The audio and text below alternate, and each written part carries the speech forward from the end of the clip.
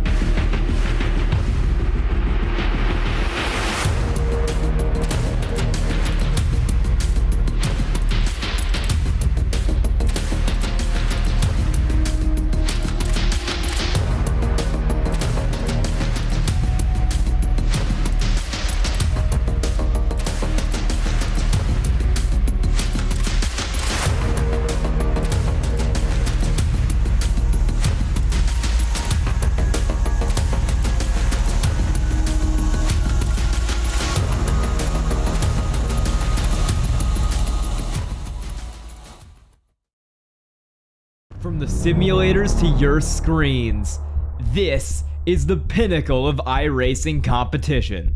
Welcome to the Full-Length Cup Challenge. Witness the dedication, the strategy, the sheer speed. The show starts now. Well, hello and good evening, everybody. Welcome back to Maconi Entertainment, and welcome to the Full-Length Cup Challenge World 600 here at Charlotte Motor Speedway. My name is Ron Mullins. Alongside me in the commentary booth is Kirk Mills. DJ Lyons is our producer for tonight's broadcast, and this is going to be a long one, the longest race on the NASCAR Cup Series schedule. Here in this sim, there is 600 miles and 400 laps in front of these drivers, with a nice $100 paycheck to the winner of this crown jewel event from this season. Kirk, we're in for a long haul here tonight at Charlotte. It is the true intermediate to end all intermediates. Charlotte Motor Speedway is a wonderful track and very historic in the NASCAR world. So I have a feeling for this race tonight, we're in for a good one. Oh, we're in for a great one, Ron. I tell you what, we're going to go three wide. We're going to have multiple lanes. However, early in this race, who knows what we're going to see? I think a lot of people like to stay calm early on, but this track is steeped in history. We got tons of things going on. Our winners here this season, we have nobody with more than 2 wins after 12 races. Phenomenal start of the year. Everybody out there every week brings something that's competitive, and they're trying their darndest to try and get a win. There's so many folks, only 8 guys out there that have won so far, and the rest of them, they all just are ready to get that first win, and they'd love it to be here at Charlotte. And there you can see the team standings with RH Motorsports currently at the top with 1,487 points on the board right now. Still a long ways left to go in this season. Still plenty of time left to go in the regular season, which we are going to be at the halfway mark come time for the end of this race. But you can't really think about the end of the race right now because there's so much racing action in front of these drivers. 400 laps, 600 miles. This series usually has a time limit for these races of, I think it's 4 hours and 15 minutes. That's been extended by an hour tonight, so we've got a lot of racing action up for you here this evening. And to get it all up and rolling, let's take a look at the starting grid. It's going to be Joey Preby starting this race from the pole position. Clayton Hoffman will join him on the front row. Looking at the cars right behind them, the list continues on with Robert Miller in the number 15 car starting in third. Ralph Hutchinson will start in fourth. Looking right behind them on the third row of this starting grid is going to be Devin Medeiros and Patrick Gitter. Looking at the drivers right behind them on the fourth row, it will be Derek Heitman and Adam Benefiel in the number 83 machine. And rounding out our top 10 will be Andrew Dyson and Jeremy Miller. Starting in the 11th place spot tonight will be from the Midwest, Matt White, and to his outside, Jacob Simpson from the Carolinas. Starting in the 13th place spot, Hunter Truell from New England, and to his outside, Bobby Anderson from Texas. Starting in 15th tonight will be Neil Pearson from Australia or New Zealand in the 62 car, and to his outside will be Nolan Hodgson from the Midwest. Starting in 17th will be Sean O'Brien Jr. from New England, and to his outside will be Nicholas Vroman from the Atlantic. Starting in 19th will be Jonathan Delaney from Pennsylvania, and to his outside, Thomas Kolmacheski from the Atlantic. And then looking outside the top 20, the list continues on with the likes of Alex Murray in the number 7, Tanner Marty in the number 29. Those two drivers make up row 11. In row 12, it's Matt DiCiani and Billy Brickley. Looking right behind them in P25 and P26, it's Dylan Kritz and Alex Princeton. And then looking right behind them, we've got Paul Hill and Ben Tracy. Rounding out our top 30 is Tyler Hunter and Daniel Llewellyn. Starting in 31st, Kyle Ammon from New Jersey, and to his outside, a 32nd car at the 51 there. Then we got 33 is William Owens, Stoney Benfield there in 34th. 35th will be Richard Kleinman, to his outside, Jeremy Clapper Newell. Starting in 37th will be Stephen Williams from Australia, and the 60 car Jedi Taylor, Cameron Stone, Ryan Jones, and Dustin Hall round out your 41 car field. 41 cars set to grab the green here in a couple of moments time, and here's the breakdown for how this race is going to work out. 400 laps, 4 stages, stage breaks coming on the evens on lap 100, 200, 300, and of course a checkered flag coming out on lap 400, unless we do have those green white checkers to talk about a little bit later on this evening. Tire limit 13, no fast repairs allotted to these drivers, open setups, and as is the usual case here in the full length cup challenge, we do have that usual incident point limit of just 17. No drive-through penalty before then. If you hit 17x, you get yoinked out of this race. Now, thus far this season, Kirk, we have seen some drivers run into those incident point violations here with 600 miles in front of them. I have a feeling we may end up seeing some drivers get struck by that bullet. Oh yeah, incident limit. When you got 600 miles, it's the longest race of the year. It's going to be the one that will most certainly get you the closest to that number. However, with 400 laps down on this race, Nolan Hodgson here, he's currently lined up. He puts on the VR headset, and he's a happy guy. He's a happy guy. He's going to go out here and try to compete at a high level, see if he can survive to the end without hitting that incident limit. Well, it's going to be a lot of fun to watch. They're heading down the backstretch with one more lap to go. As soon as they head out of turn 4, we'll get the green flag, and we'll call it out. And it's going to be a lot of fun, man. I'm excited. Yeah, I am really looking forward to this race here tonight. It's going to be a good one. We have got 600 miles of racing action, 400 laps, and a track that seems to be conducive with some pretty awesome racing here in these cars. So, with everything set up, these drivers are about to get this green flag. Let's do it here, Kirk. Yeah, here we go. Coming out turn number 4. That pace car's going to dive down into the pit lane. Here we go, coming to the Geico restart zone. Let's get this thing underway. Boogity, boogity, boogity. Let's go racing, boys, from the 600. I'm excited. Here we go. Good even start across the board on the front end. They head into turn number 1, side by side. Let's see it. Turn 1, who's got the advantage? Yeah, and who's going to pull out between these two? Preby and Hoffman still side by side. Looks like Hoffman sawing out a little bit on that high side, but he's got a mighty run heading down this backstretch. They fan out side by side all throughout the field. Some drivers even risking it for the biscuit, going 3 wide, a little bit farther in the back. Hoffman still trying to make something work around the outside of the number 87 on Preby, but looks like he's not going to be able to get it done. They complete the first lap of this race with Preby in the race lead, and drivers still battling tooth and nail all throughout the field. Yeah, great start to the race for that 87. I was surprised with the qualifying effort. Did a great job getting up towards the front. Now we just got to see how the rest of the field's able to pander out, get into a position, get into a spot where they can ride. We got 300. Oh, my gosh. Oh, around Jeremy. Oh, the Miller goes around. Hard contact into the wall. He's got that huge crash. Multiple cars. 30. Oh, no. What a disaster to start this race.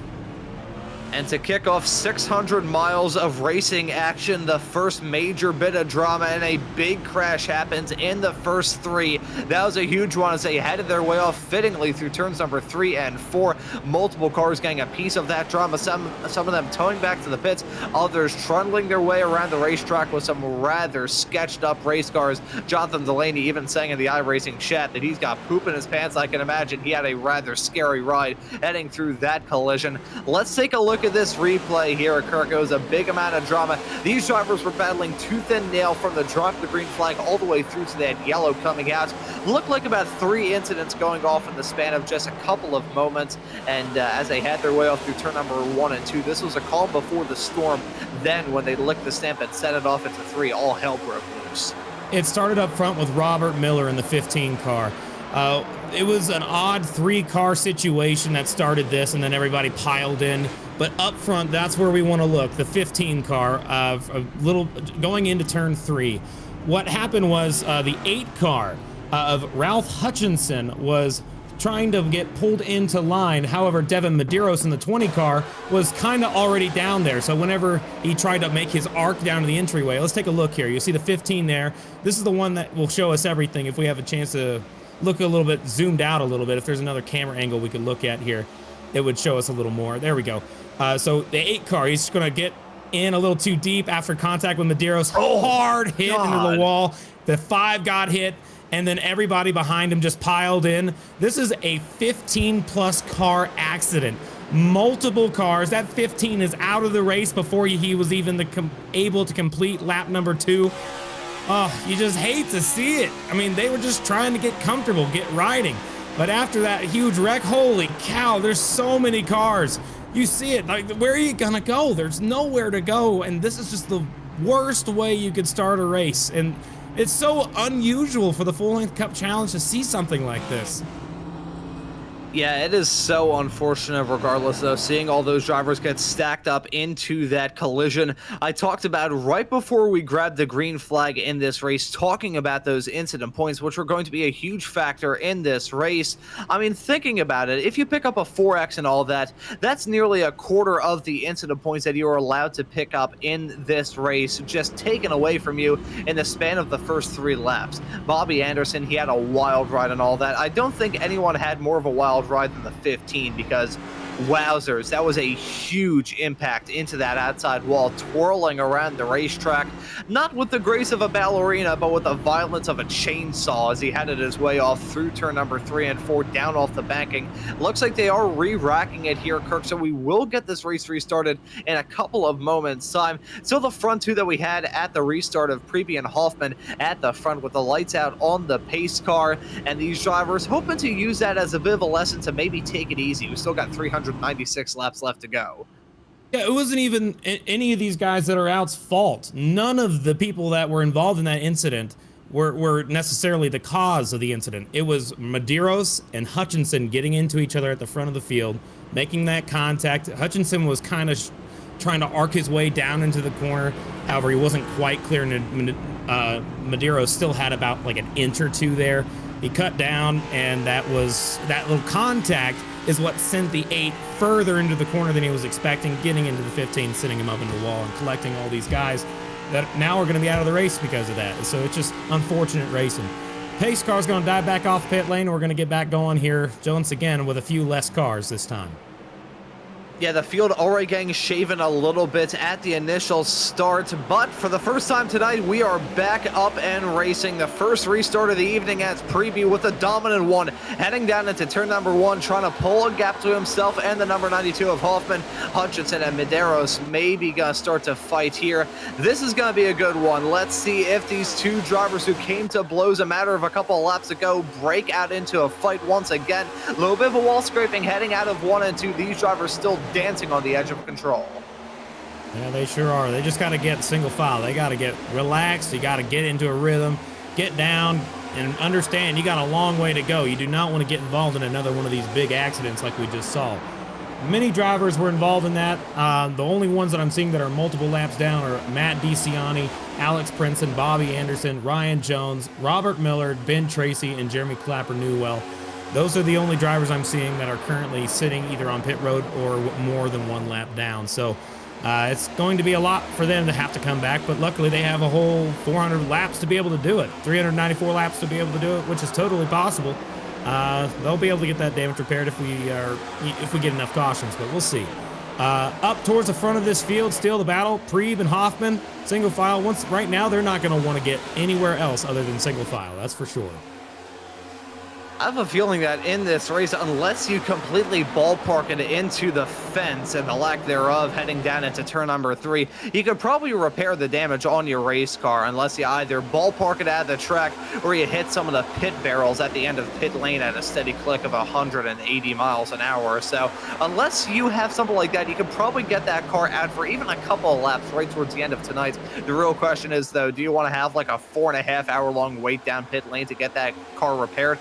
Probably not. So I think these drivers will take the preferred line to avoid any sort of drama like that at all costs. And as we are seeing this racing start to flare up, let's talk about this battle involving Benefield, Dyson, and Medeiros. It's a bit of overlap there between the 83 and the 20 as they head their way off through the quad oval. Now, Kirk, you're one of the drivers on the Friday Night Lights Xfinity series, and one of those drivers who's another fixture of this series who we're following right now, Adam Benefield, 83 driver, very, very quick, regardless of what kind of race car you put him in. He's proved that up to this point in the season, and he's proving that in the race already, currently running a P7. Yeah, running yesterday's race is completely different than today. I mean, it's half the distance. It's legitimately just 200 laps compared to yesterday. But the difference here that we have today is these guys have just got to remember that the main game of the race is just to survive. We already have 3 retirements from this race. We have Jeremy Clapper-Newell out, Robert Miller out, and Ben Tracy. All 3 of them have retired from the race or have at least manually disconnected from the server. So at this point, these guys that are out here battling side by side, I mean, it's a short-term game. Like, I don't even think there's really a short-term game here. You might be able to gain 1 or 2 spots here and there, but eventually it's going to bring you right back through the field. I mean, there's not much else you could really do this early in this race, more than just finding a spot, sitting in it, and hoping that nobody else around you makes any crazy mistakes or any crazy maneuvers that's going to end up taking you out. These guys up here, you still see that side-by-side battle. It makes me wonder, like, why are we still up here on the top? I mean, I understand they want to get towards the front, but eventually, you know, it's going to cause some issues as a driver side of things. So it's just, you know, it's hard to be able to understand the psyche of these guys. When you're in the car, it feels nice to be able to go up the outside and race hard, but in their head, there's a sense of urgency to find a hole down to the bottom. We see Truel up there has not yet found one. Yeah, and trying to find that cushion around here can be super, super tough. Yeah, he finally finds it heading down into turn number 1. Look at the 86, though, of Miller on the high side. He is still wheeling it. These drivers are still sticking it to the outside, trying to find any sort of cushion and just think, you know what, I can get a little bit more. And he does get that moved on Benefield with a very nice run heading off through the tri-oval, so well done to him.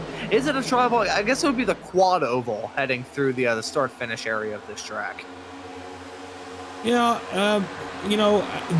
the drivers that you see up towards the front right now, I think it's something I want to mention. You'll see these guys in the top 10, Benefield, Miller, Truel, Dyson, all these guys, they're running up here towards the front.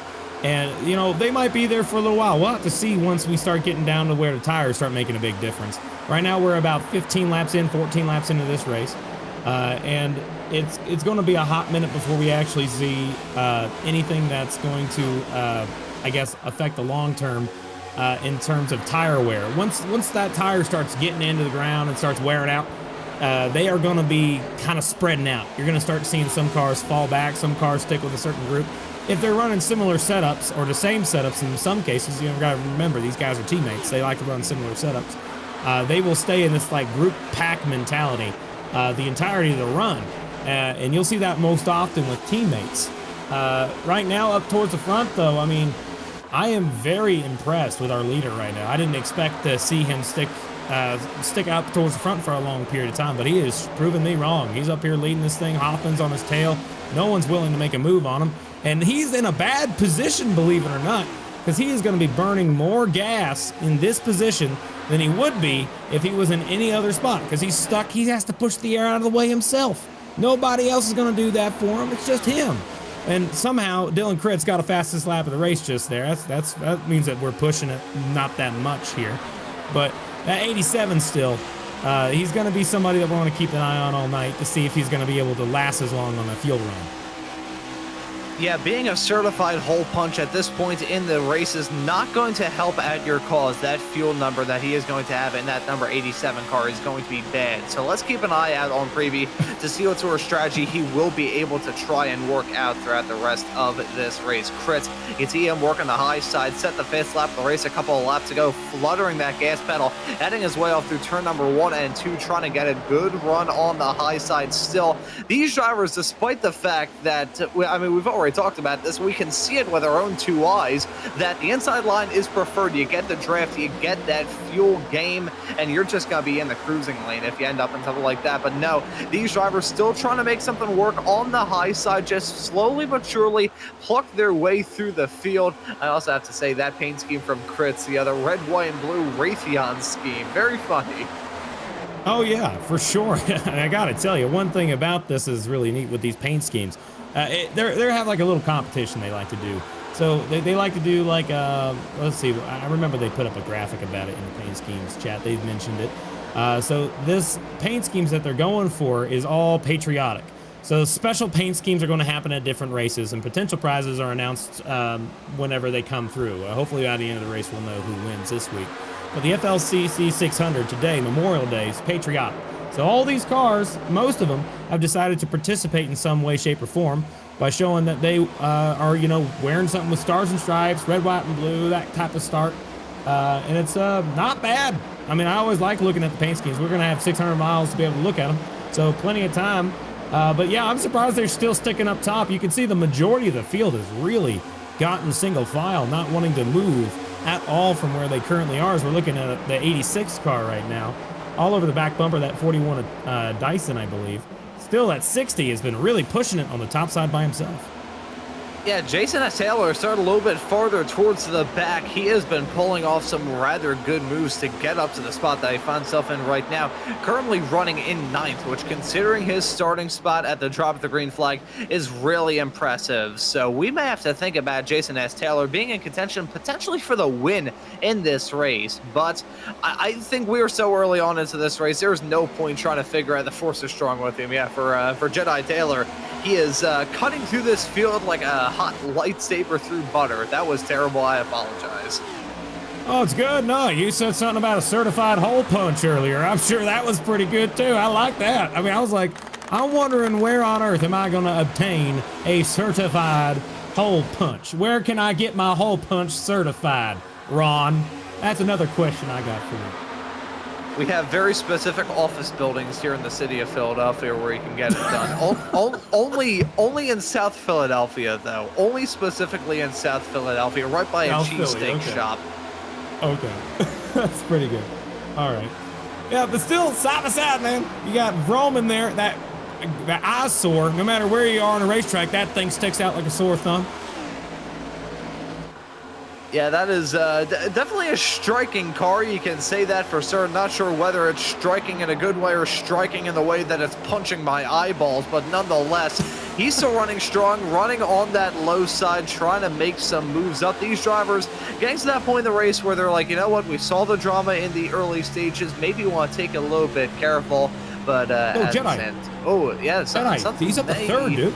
Yeah, he's kicked on the hyperjets. Holy cow. Yeah, that was so unexpected. I'm sorry to interrupt you, but take a look here. Go up to Jedi Taylor. He has been marching through this field.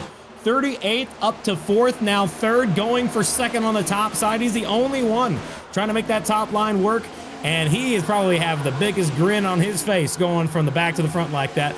But the battle for the lead, look at this. To the outside goes Hoffman, going to try and make a move on Preed. They're going to keep them side by side for that top spot. This is going to be a 3-car battle here in a moment as Hutchinson falls in behind in 4th, and that 60 car makes a move down to the bottom.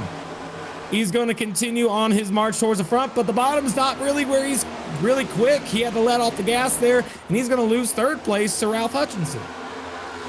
Yeah, I think at this point, Preeb is probably thinking, you know what, it's probably better for me to just slip into the toe of the number 92 of Hoffman, get some better fuel numbers. That could be part of the reason why we saw a swaparoo, but nonetheless, they're starting to feel the burn right behind them. It's an intense battle with Hutchinson, who just got that move done on Taylor.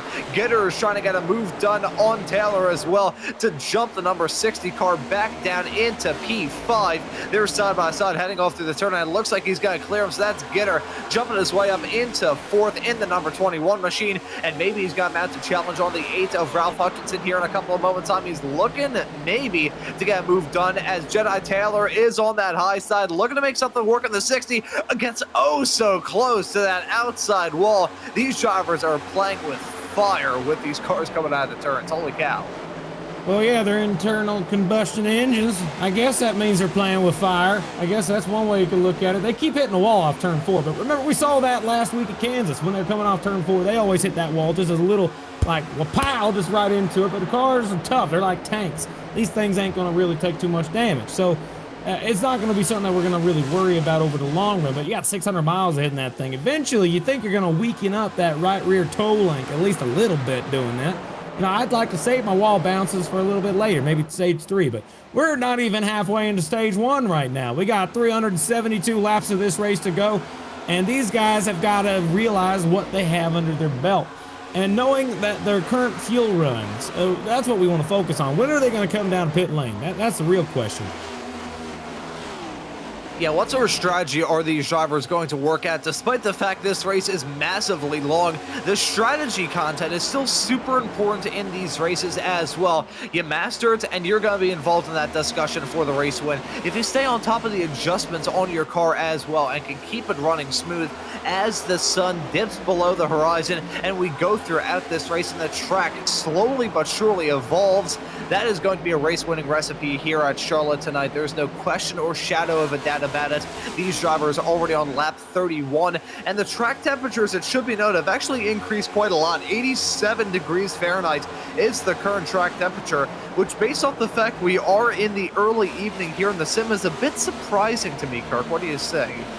No, it's going to get colder. I mean, that's the best part for these guys. I mean, we're going to go racing well into the night, so it started 6 p.m. local time. It's now 6:32 here for the weather conditions. So once that sun starts dipping down below the horizon, this is going to really cool things down. The car's going to get a lot quicker. You're not going to see so much side-by-side racing. I think they're going to... Oh, around goes the 10 car on the back stretch. He's around. That's going to bring out the second caution of the day. And if you take a look right there, 2 cars were involved. What a terrible way to start the race for that 10 car. You hate to see it. Yeah, that's Matt White and Ed Ryan coming to blows coming out of the turn. And I think it all started with a big sideways snap from the 10 of White. We're going to take a look at a replay here to see exactly what happened. Yeah, kissed that painted line on the inside and then went for a wild trip, and nothing that Ed Ryan and that car right behind could do, avoiding him, just coming to blows coming out of the turn and coming to an undignified stop on the inside of the racetrack. Let's take a look at another view of this. The 10 car didn't look too squirrely coming out of turn number 3 and 4 there. And I'm not really sure if it was the curb, not the curb whack, the painted line tap or what, separating the racetrack from that apron. Looked like the rear end just lost it on, goes for that sideways snap, and then bang, losing control. Luckily, it's not enough damage to where I think he's going to be taken out of the race. Same thing with Ed Ryan. I think these guys are going to be able to fix their stuff, get back out there. We got a long way to go. Pit stops. Here comes Hoffman down with the rest of the field. Down in the pit lane, single file, some guys. I think we're going to take 4 tires of gas. What do you say? I would say at this point in the race, with 368 laps left to go and only 68 laps left in the stage, it would probably be a good call for these drivers to make that run down pit lane, put some fresh Goodyears, put some fuel in that race car as well. Up on the jacks they all go, so you're exactly right there, Kirk. They will come in for some tires. We're going to wait to see who's going to be the first to exit pit lane, and just to wrap up the storyline surrounding that crash, Cameron Stone got a piece of that action as well, and jumping out into the lead. That is going to be a dream stop there for Hoffman. He's going to jump out into the race lead. That's how they shake out the first series of pit stops in this coverage of the FLCC 600, and we'll be right back with a restart after this.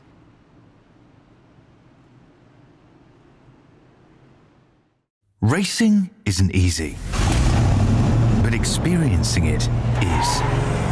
iRacing puts you in the driver's seat with the industry's leading sim racing game. Drive on laser scan replicas of the greatest racing circuits from around the world. Go head-to-head against other drivers chosen by skill-based matchmaking to ensure competitive racing at every level. Compete across all your favorite series. In officially licensed cars, engineered to deliver the most accurate driving experience possible.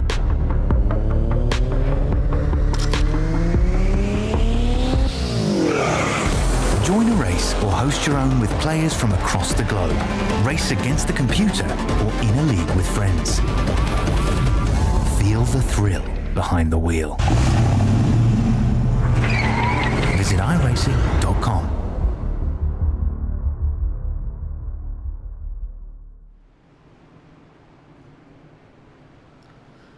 Back again here on Maconi Entertainment for tonight's coverage of the full-length Cup Challenge 600 here at Charlotte Motor Speedway. Still have 366 laps left to go. The second yellow of this race has come out for a 3-car incident coming out of this series of corners through turn number 1 and 2. It was disaster for the likes of Ed Ryan. It was himself and some other cars getting involved in that, including Matt White and the 57 of Cameron Stone.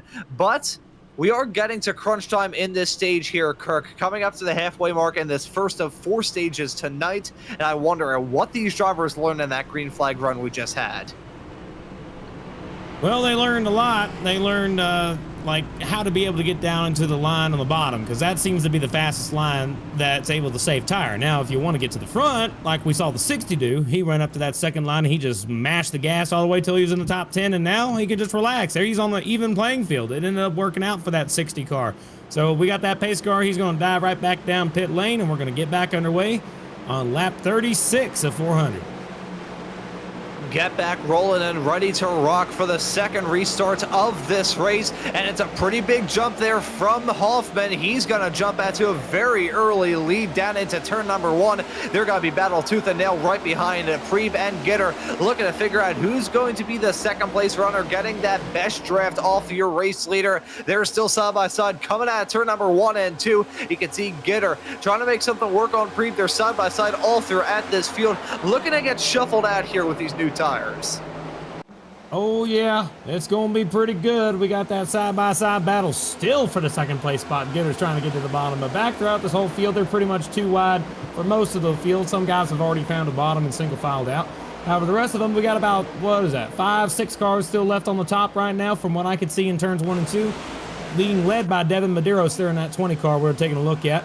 They're heading down the back straightaway. Medeiros is battling with the 71 of Hunter Truel, so don't expect him to be these guys to lift anytime soon. These guys like to race pretty hard early on, so don't expect them to just lay aside and let them have the spot. It's not a commonality, but they will have a spot open up eventually.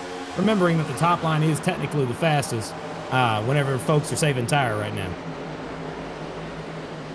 Yeah, and as much as we've talked a lot about fuel saving up to this point in this race, these drivers may have to consider saving their tires as well. Only 13 sets allotted to these competitors here tonight, so they don't have unlimited amounts of rubber. They only have a finite amount of good years they can put on their race car, and if you keep burning through those tires, you're not going to be feeling very good about your chances come time for the end of this race. Still getting into crunch time, though. Hoffman is in front of Preeb, who's in front of Gitter, who's in front of Heitman. Medeiros rounds out your top 5 for now, but they're side by side between Medeiros and Heitman. Who's going to try and get that spot? Who's going to slip in tow? It looks like Medeiros is going to get the edge on Heitman. Crit a little bit farther in the back, still holds on to the fast lap of the race, just barely outside the top 15 right now, as they get mega wiggly coming off. Contact being made with the 60 of Taylor. Yeah, Taylor got rear end contact, stacked up the entire line. They were going to be 2-3 wide going into turn 1 already. That 60 car almost absolutely lost the car.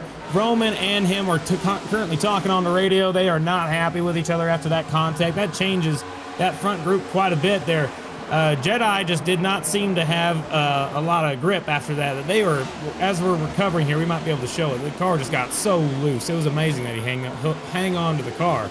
But still single file for the most part now that that's all settled out. Hopefully we can continue to see that as we try to get to the end of this thing. But one thing I did want to mention is, you know, you were right to mention tires. We got 13 sets for 400 laps, right? So that puts us on about an average of about 30 laps before you need a new set every single time, 30 laps or so. So in this case, then you would run out by the end of the race. So some folks, it's good to push them longer than 30. You don't want to have to pit for tires twice in under 30 laps is what we're saying. So with that being in the case, right now when they pitted, that was over 30 laps, so it's still technically within a tire window. If fuel didn't matter at all, it'd still be fine. They'd have an extra set here for the end of the race. They'd still have enough sets to get to the end.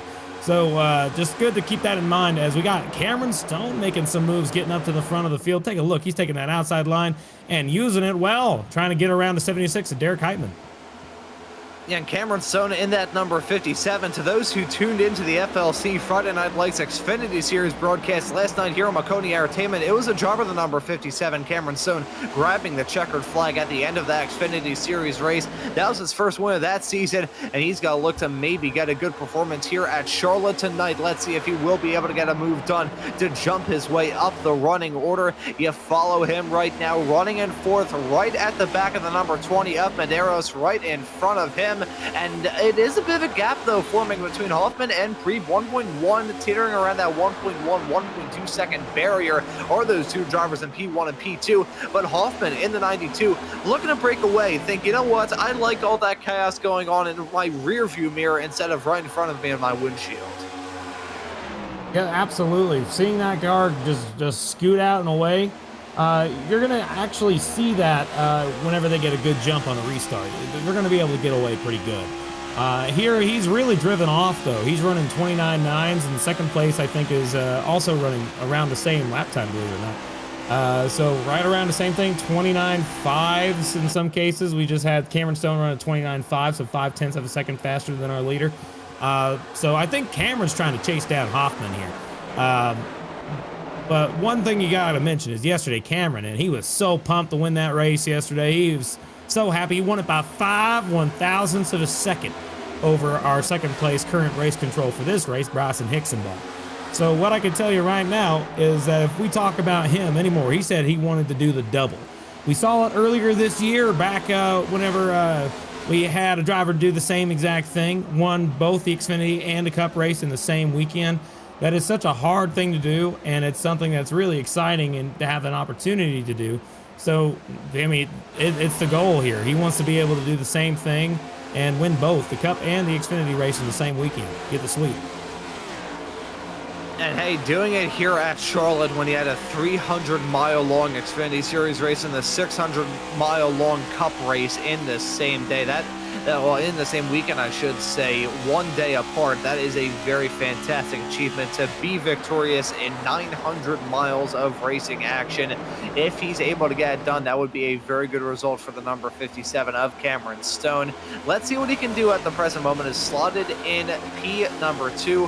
On lap 47, coming up 48 laps into this 400-lap long race, Hoffman is still your leader, although that gap has decreased quite a lot. I will say, though, the number 87 of Preeb had some speed in the early stages, but then lost the race lead. Ever since then, that car's been dropping down a little bit when it comes to pace. Hasn't fallen down like a rock tossed into a pond, but at the same time, that 87 car really does not seem like the mounted on rails vehicle that was at one point. Not at all. No, not this time around. I can tell you right now, with this being the halfway mark in the first stage, when they cross the stripe, it'll be a halfway for the first stage. We're going to be racing to lap 100, which is really nice. I mean, I like that we pick round numbers this week rather than like 45 and 90 or something like that where you have to do some math. Not fun doing math all the time, but I got a calculator up to date, so I don't need it. We're rocking it. So considering these guys are out here racing hard, Cameron Stone has caught the back bumper of our leader, I think. I think he's pretty close, isn't he? He's already moved up pretty good, already up to second, and he's zooming in closer and closer every lap. He's about a half a tenth faster there, quarter tenth faster there, but he is gaining ground, and I like seeing Cameron Stone up towards front. It's interesting because he's an excitable driver. He likes drinking. He's an interesting character to say the least. So it's good to see him running up there in top five. But another driver that surprises me running top five, we got Kyle Ammon in that 17 car, showing some speed. I'm really excited to see him out here trying to make a move here. They're trying to get around the back bumper here of trying to hang on to the car, I guess. He's right now running in fifth, it looks like, just lost a spot to Ralph Hutchinson. And pretty funny the point that he raised talking about Cameron Stone running in P2. I mean, hey, it is Memorial Day weekend, so I guess it is excusable. It's a big party here for race fans. We got the greatest day in racing coming up tomorrow, and we've got a pretty good night of racing action here from the FLCC 600. Hoffman still leading in front of Stone, in front of Preeb. And getting back to a point that he raised a couple of moments ago, Kirk, talking about calculators, I'll have to send you a photo of the calculator that I'll be using tonight, because my oh my, I bought it at a thrift store for $1, and it's a real humdinger. Well, I cannot wait to see this little rinky-dink calculator you got. So, yeah, whenever you send it over, you know, maybe DJ could even put it up on screen. Maybe. I don't know. I'm just throwing it out. I tell you what, though, I mean, this is the part of the race where we really just got to be able to sit back, relax, and enjoy watching these cars go around. It's one of the most fun things you can do whenever you're watching racing, is when they get into a rhythm and it starts looking good like this. You get to see folks decide whether or not they want to push, or if their tires are hanging on, or how it works.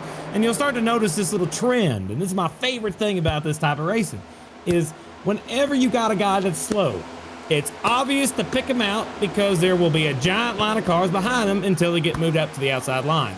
So you're going to see that running the bottom of this racetrack, which is pretty dang good. So you take a look here. You got the, let's see, 20 car currently leading this pack of cars. However, that gap there tells me that there's still little areas where everybody else is slower. Right now, the 76 of Heitman seems to hold up this entire little group here behind him.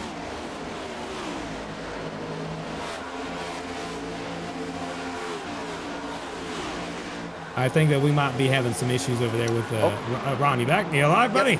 Yep, there we go. I was good to go. See, I had my mixing board unmuted, then realized that I was actually muted in Discord, so my apologies. I am here this whole time, and I was just going to say that these drivers acting like a little bit of a rolling roadblock to some of each other, and that's part of the reason why mind games are so important in this 600-mile-long race. If you can keep yourself calm, cool, and collected, you're going to be good. However, if you let that small little stuff really worry you, you're going to be mentally buried come time for the end of this 600-mile, 400-lap-long race. I've seen this said in the fortune cookie before: don't sweat petty things, and don't sweat petty things, and don't pet sweaty things. So these drivers looking to have both of those sayings written on their steering wheel so they can look at all the time in this race, and just have a good time at the end of it all. Don't let that stuff slide off you like you're a non-stick pan. That may be a good strategy to go for throughout this race. I can appreciate DJ in the production truck. Hey, don't sweat petty things and don't pet sweaty things. It's something I just said. We're racing race cars. Race cars don't sweat, Ron. Well, the drivers do. Come on. Oh, come on, man. I tell you what, it's funny, though. Your quotes, man, they kill me. They do.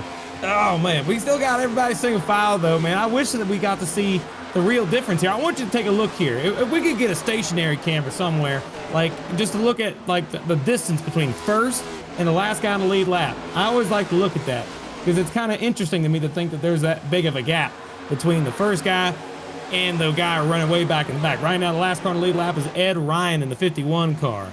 I mean, Ed Ryan, he's a really nice guy, but I mean, he got involved in that accident earlier. He still has some damage he's got to repair. But take a look. There's the leader. Here comes everybody else. Just gone. And it takes about 10 seconds. You're sitting here watching all the vroom vrooms go on by until you get to right about there. And that's everybody that's on the lead lap, and they're all over the dang racetrack. It's something I always like looking at. I like seeing that fly by. It's so nice to look at. But Preeb, hey, look at this. That 87 is gaining ground on that 92.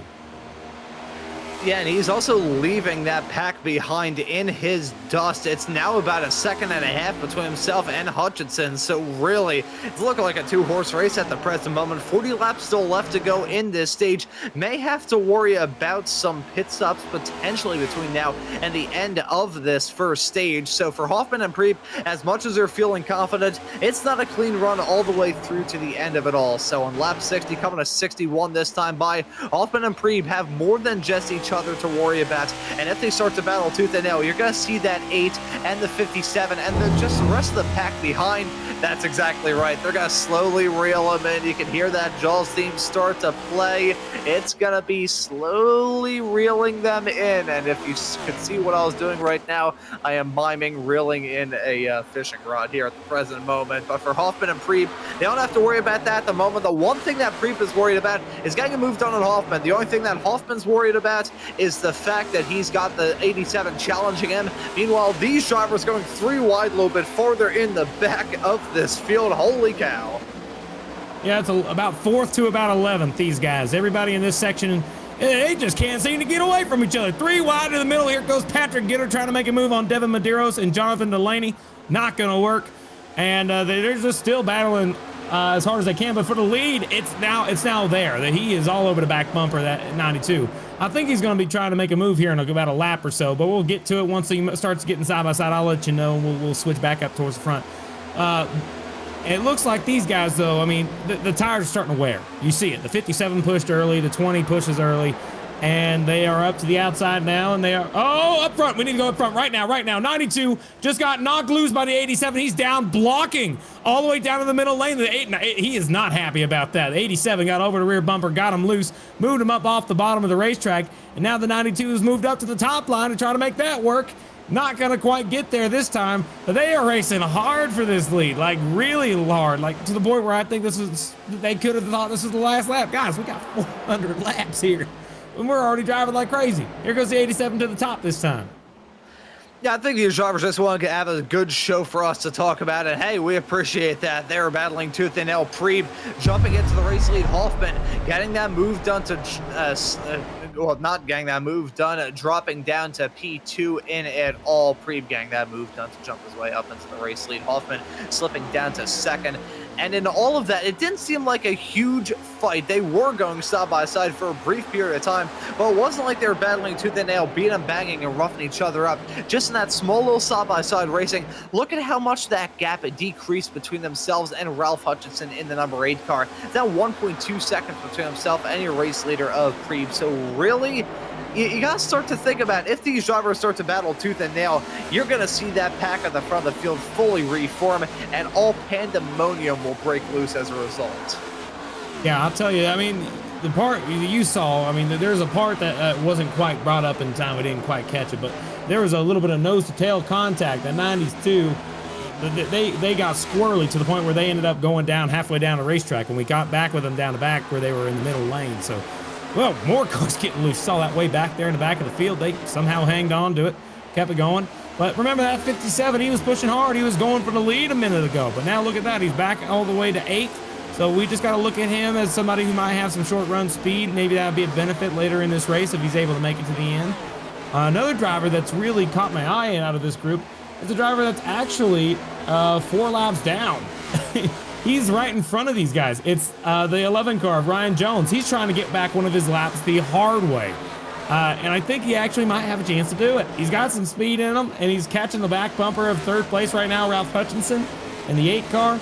And if he's able to get by the leaders, and that 11 car is able to stay out front when that stage caution comes out, he will also be the lucky dog recipient. He's the only car more than a lap down. So in this case, he would get 2 laps back if he's able to pass the leader. So this is his best chance he has at getting back into this race from being 4 laps down if he's able to get to the leaders and get on by, which is what he needs to do right now. Yeah, get these moves done and get them done soon, because if you drag your feet on it all, you are going to find yourself in a lot more hurt than you possibly could.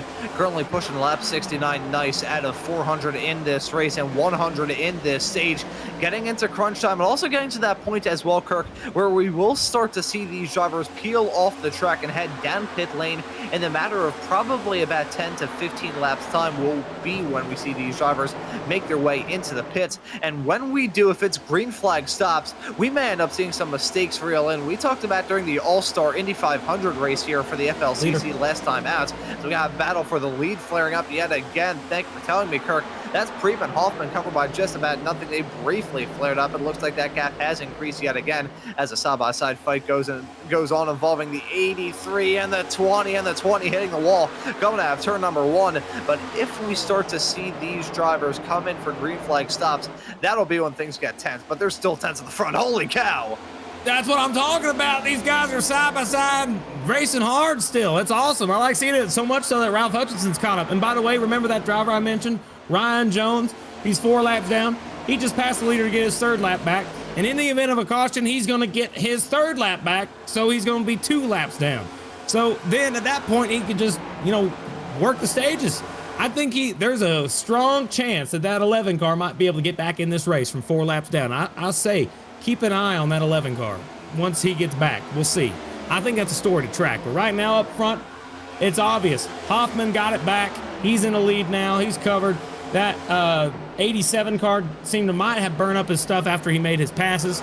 We got more cars coming down pit lane. Thomas Kulmacheski just came down pit lane. So that actually might throw a little wrench inside of Ryan Jones' plan to be able to be the first one to lap down. He's pitting a little earlier. So that will change things in terms of Lucky Dog, but at least he's got 1 lap back so far. Other than that, I mean, Preeb's going to start dropping back, I think, after he warmed up his tires a little too much. Yeah, I think Preeb in that number 87 car has been a very fine line that driver has to run to get the most amount of pace out of that car. And at the moment, that line is certainly crossed. But when we see these drivers come into the pits, a point I was going to raise before the pack up at the front decided to battle tooth and nail. We talked about this a lot during the All-Star race, which, I mean, in fairness, it was completely different cars at a completely different racetrack that we won't be visiting for the FLCC until later on in the summer.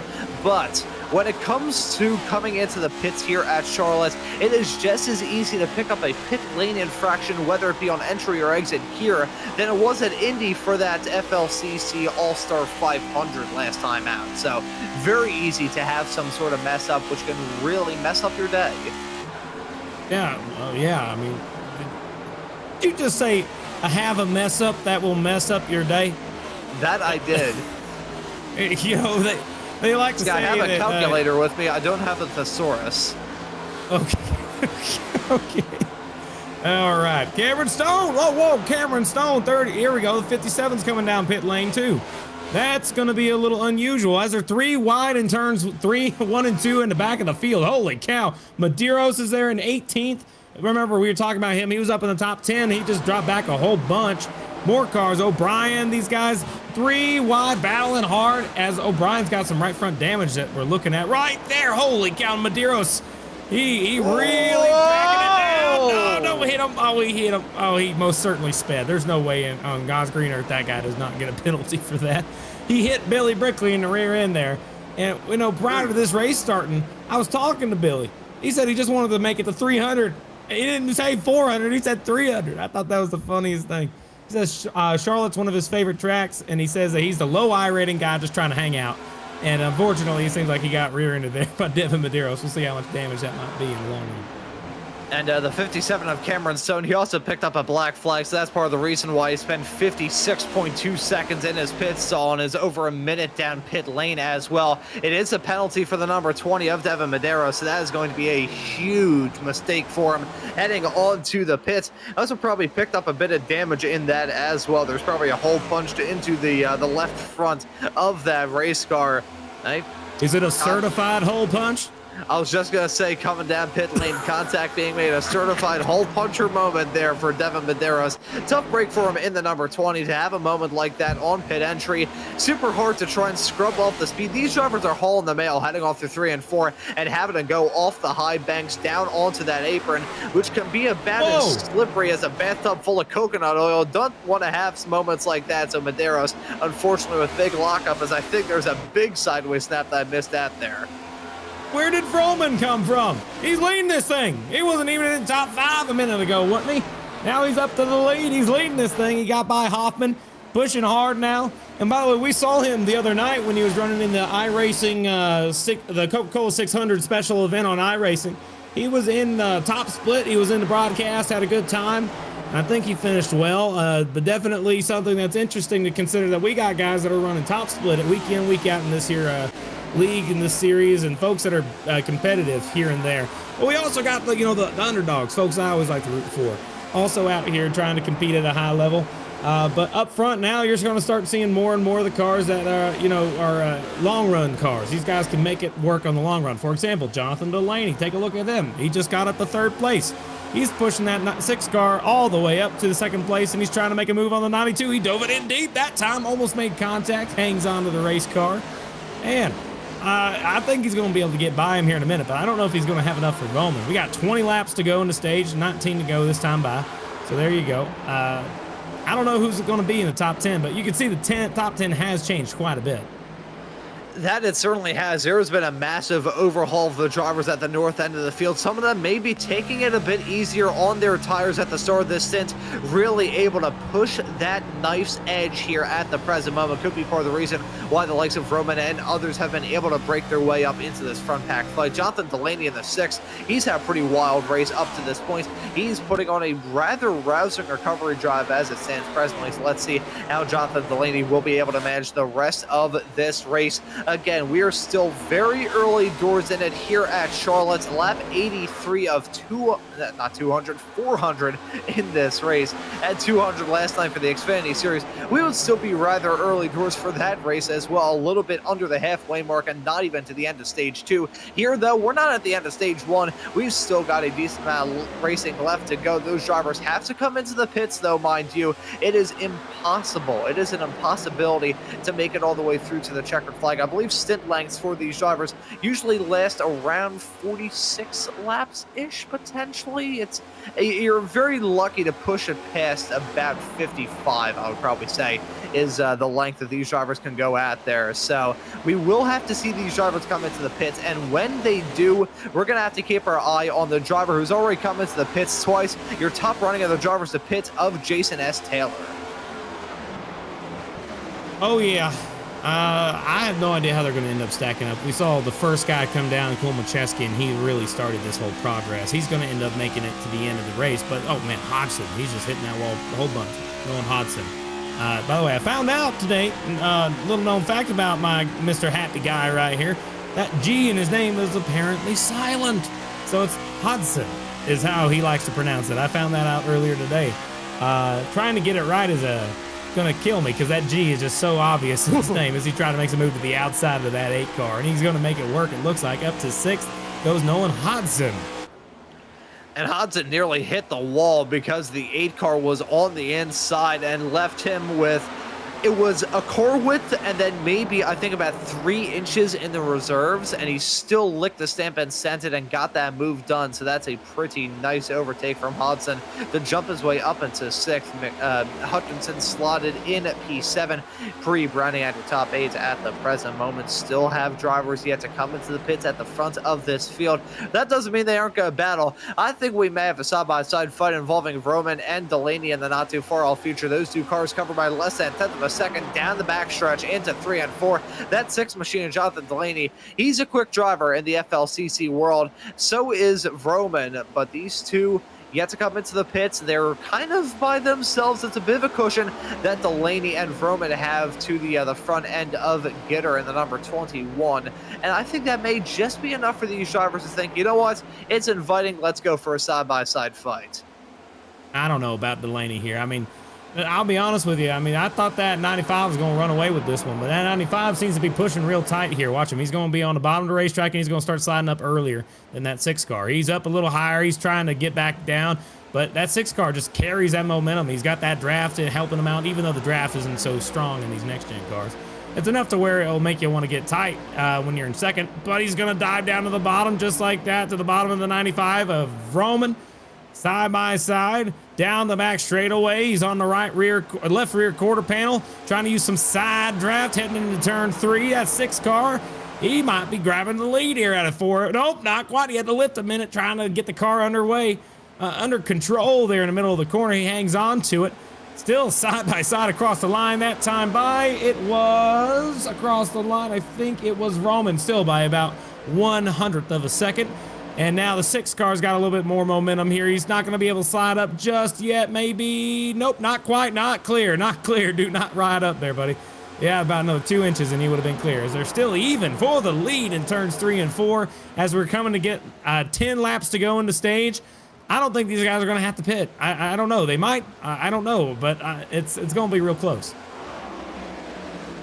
Yeah, and if they do decide to stay out to the end of this stage, they will be clutching at straws and running on fumes. That or they're taking a trick and a leaflet out of the Smokey Unit book and having a fuel line wrap around the car about 16 times. But regardless, Jonathan Delaney leading in front of Roman. That gap that they had between themselves and Gitter has gone down a little bit. However, Gitter is shaking off a challenge from Hoffman in the number 92. So the front three kind of forming their own pack as it stands presently. A couple of laps left to go in this first stage of this race, and it is still a close battle at the front.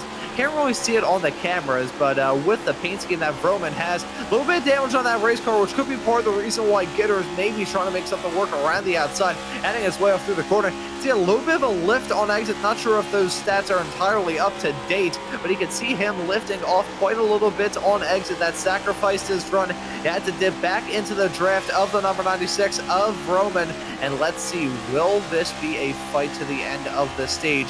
Lap 92 now of 400 in this race. Jonathan Delaney leads it in front of Roman, in front of Gitter. All these cars covered by a tick over a half a second. Hoffman, don't think he's going to get involved in this pack. He's about 0.6 of a second behind Gitter, and then from there, it's Heitman a further half second back. So looks like it's going to be a 3-horse race at the end of this stage, and as much as these drivers are going to battle with each other, they also have to battle with their cars as well. Will they be able to make it to the end of this stage? Hey, if you think these drivers aren't worrying about those point situations, considering the amount of different winners we've had up to this point, they're willing to put it on the line just to be able to grab a stage win.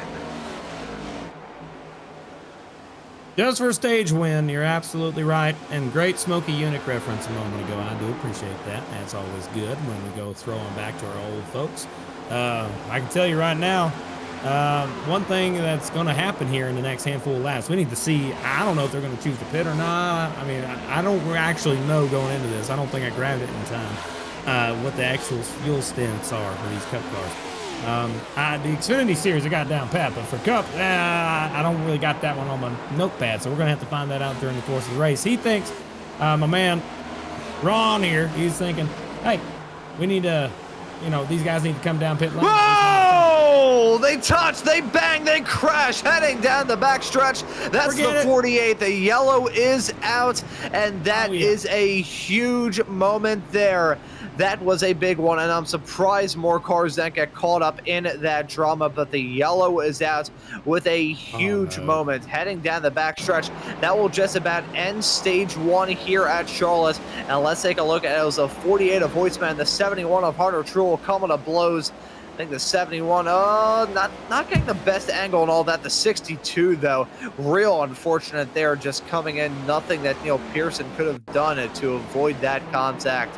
But I couldn't get a good view of it from that first angle. Let's have a look at it here from the second. You can see the 48 of Hoytsma and the 71 of Truex. Truex maybe running a little bit up. It looked like those two cars were just merging into the same parts of the racetrack at the exact same time. My apologies, that's Hunter. Yeah, exactly. No, that was wild, man. I was talking about gas and all that, and all of a sudden, kapow, we just get a wreck like that. So it looks like that it was just a side drafting thing. That 71 was side drafting the 48, and when he made contact, it got him loose, and he spun himself out there. So it's unfortunate. You hate to see that type of side draft contact, but it's just what it is. It's, folks, it was a little early for that, to put it bluntly. But it still happened. So let's go ahead and talk about those. Some folks chose to come down pit lane. Some chose to stay out. Might be better for them in the long run to stay out, but we'll see. Hoffman coming out of the pit lane. It looks like he will not win the race off pit road. It's going to be Delaney, followed by Vroman, Gitter, Heitman, and Hoffman. That will be your top 5 other of the cars that have 4 tires. We got some cars that chose to stay out. Let's take a look at some of them and make sure we got who they are. Number 1, we got Alex Princeton. He's 10 laps down. We got Ryan Jones. He's 3. He's going to get a wave around these guys. Next one is going to be Stoney Benfield. It looks like -1 lap. And Devin Medeiros is 3 laps down. Something must have happened to Devin that took him out whenever he got that penalty. That's what it was. Cameron Stone's 2 laps down. He's going to get one of them back. Maybe. Billy Brickley is 1 lap down. And then we got Jeremy Miller, who's running 13th. He's on the lead lap. So if he and Nolan here If Jeremy and Nolan choose to stay out on the racetrack, those guys do not get their wave around, and they will not get their laps back. So they are trying to keep these lap cars more than one lap down. We'll see if they choose to pit or not. As an end-of-line penalty goes the way of the number 51 of Ed Ryan, so that's going to be a real tough break for him. He's already in the pits by 1 minute and 1 second already. So really, this is not going to be good for him. But we will stay with the action because despite the fact I said that it was going to bring this stage to a conclusion, that it will not. The lights are out on the pace car, and we are on lap number 97, coming to 98 this time by. So going to have ourselves a green-white checkered to bring this first stage of the race to a conclusion. And if you are the number 12 here, how do you attack this restart? Do you think, okay, I've got some cars with some fresh tires right behind me, so maybe just take it a little bit easy? Do you try and fight this, or do you maybe just lay back? Yeah, I don't like this one bit. This 12 car and the 86, these guys are on old tires. Everybody else, brand spanking new tires, are going to be quick. They are going to spin their tires on the restart. That 12 and the 86, you can guarantee it. They're going to spin some tire. And that's going to check everything up behind, and it might cause chaos. Well, we'll have to see. But what I can tell you right now is it's a planned move. I don't know if I like it necessarily. It keeps a lot of guys that are a lap down locked a lap down. I mean, it's a strategy move there. If they can get out of the way, then that's a net gain for them. But well, I don't think that it's going to be very good. They have a full second to fall off compared to the guys behind them. So we'll have to see if they can survive it. That's the answer. Survive. Get out of the way and survive. Here we go. Getting that restart.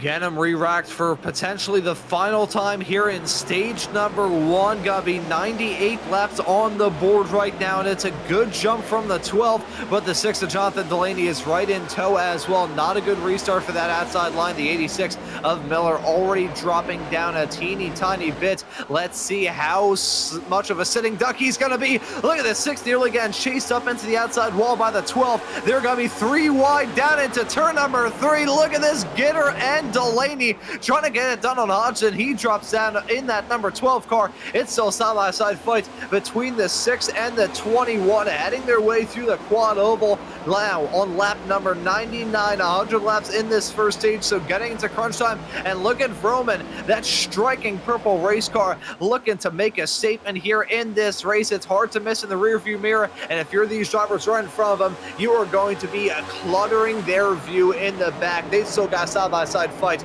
down into 3 and 4. It's the 6 of Delaney on the outside, the 21 of Gitter on the inside line. They're 3 wide, a little bit farther in the back, but as they come to the white flag in this first stage, it's gonna be Delaney in front of Gitter just barely. It's a matter of feet and inches between them, heading down into 1 and 2. The 6 going to dip back in tow. The 21 having a fantastic run. The 6 scrapes the wall. He will have to hope for a miracle heading on through 3 and 4 to be able to get this stage win. Gitter leads them through.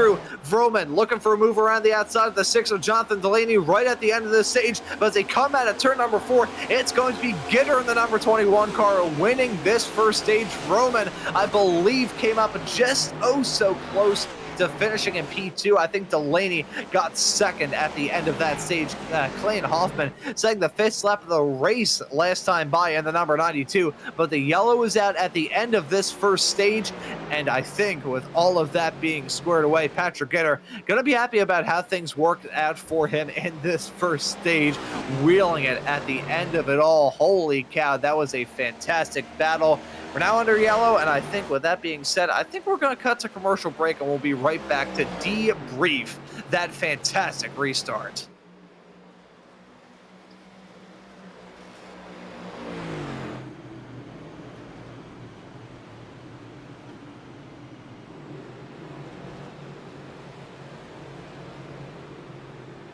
When you want to be the best, you can't settle for the rest. For anything on iRacing, there's just one name you need: Maconi. With the launch of Maconi Entertainment and Maconi Competizone alongside Maconi Setup Shop, we now provide the best of the best in setups, paint schemes, coaching, broadcasting, and event organization. With cars across all 4 license classes, we have what you need to hit the track with confidence. Grab a subscription and save money while going fast at MaconiSetupShop.com/subscriptions. And remember, at Maconi Setup Shop, there are setups, but your victories.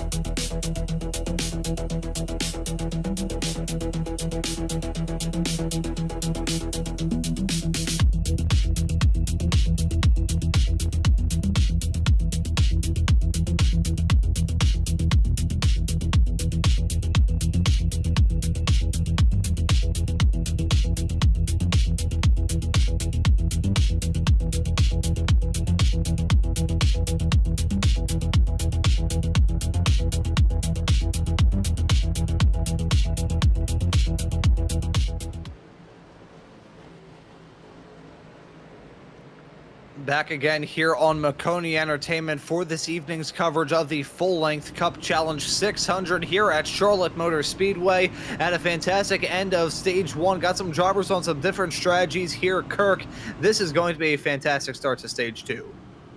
It's not too much different strategies. Everybody seemed to came down either prior to that last like 5-lap dash to the end, and some folks chose to go during, like after that 5-lap dash. And those are only 2 cars, and that would be the 12 of Nolan Hodson, and of course the 83 of Jeremy Miller, I believe. So these 2 guys, they're on a different setup, but everybody else is on the same deal. And because the way it's cycled out, we only have 32 cars out of the 41 that started this race on the lead lap, so we still have a lot of cars still out there trying to compete and get a chance to win this thing. They're coming through turn 4 right now, trying to get that restart, get back underway, and start the second stage. We got about 95 laps to get it done. Get them racked up and ready to rock and roll. The start of Stage 1 was hectic. We had 3 cautions for incidents. Let's see how this second stage goes to ring in the first half of this race. It's Gitter at the front of the field, getting off to a good restart. Delaney going to be slipping in tow. We've got Vroman and Huffman side by side, heading their way off through turn number 1 and 2. Lots of racers deciding that now is the time to pounce on their rivals. They want to end the first half of this race off strong, and they're looking to get any sort of spot they can, heading their way off into 3 and 4. Look at that rip in the outside. That's Ralph Hutchinson, the 8 car, trying to get a fantastic run and maybe looking to clear the number 76 of Heikman. Not going to be close enough, heading his way off through the quad oval, but I think he may have a fair shot to do it down to 3. We'll have to see it. These guys are, that 8 car is really pushing to make that top line work. We'll see if that continues throughout the run. But now that folks have really gotten settled down, we hope that they get single filed out for a little while and get to, ride a little bit, get to make sure those tires are nice under control here. Nobody's doing anything crazy on the gas. So we'll have to see what's going to happen here. But that outside line, Ralph Hutchinson, still trying to make that thing work. I don't know if it's going to be the line to run for long. He's got to find a hole, and he's got to do it quick. And now that's Tyler Hunter up there on that 48 car in the USA Army up there. He has now migrated his way up to the top. Very similar looking race car to Ralph Hutchinson if you look closely at it. Those things are both running the military canvas on the front end. From a distance, it was easy to mistake those two cars. But you see the outside one is the 48 car of Tyler Hunter, and the inside is the 8 car of Ralph Hutchinson. And very nice looking race cars battling their way off through into turn number 1 and 2. Gotta say, one fantastic thing about Memorial Day weekend, both in real life and the sim, is seeing some awesome red, white, and blue cars all throughout the field. I'm always a sucker for some red, white, and blue race cars. In fact, I should have probably raised this last week during the All-Star race. I've got a IndyCar diecast of J.R. Hildebrand's car from the Indy 500 a couple of years ago when he was racing for A.J. Foyt in a sick-looking red, white, and blue All-American race car. I've got that about 3 feet on top of my head at the present moment. I've also got Dale Earnhardt's old 1996 All-Star race car when he ran red, white, and blue for the 1996 Atlanta Olympics. So I'm a stickler for red, white, and blue race cars. I used to have one of my old go-karts in red, white, and blue. So very nice to see some good-looking race cars all throughout this field. Despite the fact they've got clean-looking race cars, they are still throwing everything, including the kitchen sink, at each other to get some moves done. There's only one car right now I think that's really going to be making much moves right now. That's Jeremy Miller in the 86. You can see him up there on the top lane in the back of the field here. He's actually moving his way forward. He's trying that really high top line in turns number 1 and 2. He's the freshest tires out there. He stayed out in old tires, came down, got a new set, and now he is going to be marching through the field to the front because he'll always have about 3 or 4 lap fresher tires than everybody else. And he's trying to make that top line work to get to the front as fast as he can. Look at him. He's all the way up against the wall. It's fast for now, but wait a few moments. That ain't going to last for long. He's going to be starting to drop. Wish he would have found a hole a little sooner. I think once he gets up towards the front, I think he's going to try and take the lead away. I mean, that's what I'm thinking right here. Yeah, I have a feeling he has some aspirations of grandeur to jump up into the race lead. A pretty good time to do it as well if you are him. So let's see how it's going to work out. These drivers at the front of the field, they were not at the front a matter of about 75 laps to go. So these drivers looking to stake their claim and enjoy some clean air. But here comes a run from Miller down the inside off into 3 and 4. He's going to have a mighty run on that inside, and it's going to be Miller jumping in front of Gitter to take the race lead. Delaney going to be slotted in third, but Miller having a mighty run, the charge of a lifetime to jump into the race lead. Well, we'll see how long it lasts. I mean, it's a great move to get up to the front for sure. If you want to lead this race and get the folks talking about you, that's definitely the move to do. I learned it myself, same way. It's the most fun you get to have is when you decide you want to just run up the top and just push hard the whole time. It's such a fun way to do things. And you hope for a caution right about the time whenever your tires start to give up. But, I mean, he's still doing pretty dang good. He got up all the way to the lead. Now he's even making a gap. He's about 5/10 ahead of our leader, our second place guy now.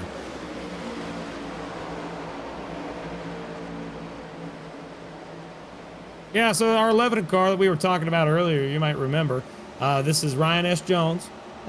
He is an interesting character tonight. He's still about 3 laps down. Last time by, remember the last caution. I want to watch him all night. I want to keep an eye on this guy because I'm hoping he's able to get these laps back. I think he has a good shot.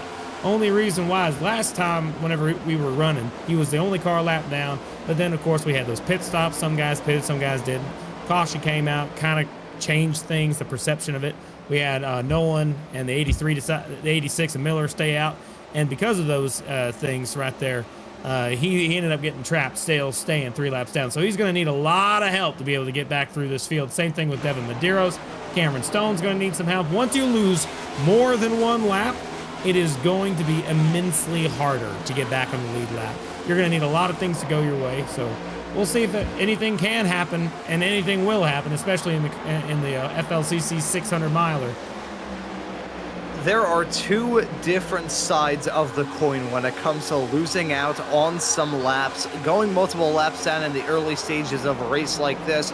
With 600 miles and 400 laps in total for these drivers, if you're, let's say 3 laps down at this point, it can either snowball from there and you're going to lose out on even more time, or you're going to find yourself feeling pretty all right and be able to jump back into the race lead in the not too far off future. So it's then the yin and the yang yang. It can either go worse from there or it can steadily improve. And having the right mindset to say, you know what, may have had that drama in the early race, but that doesn't matter. I've got a lot of time left in my back pocket to be able to push hard and get back up into a front running position.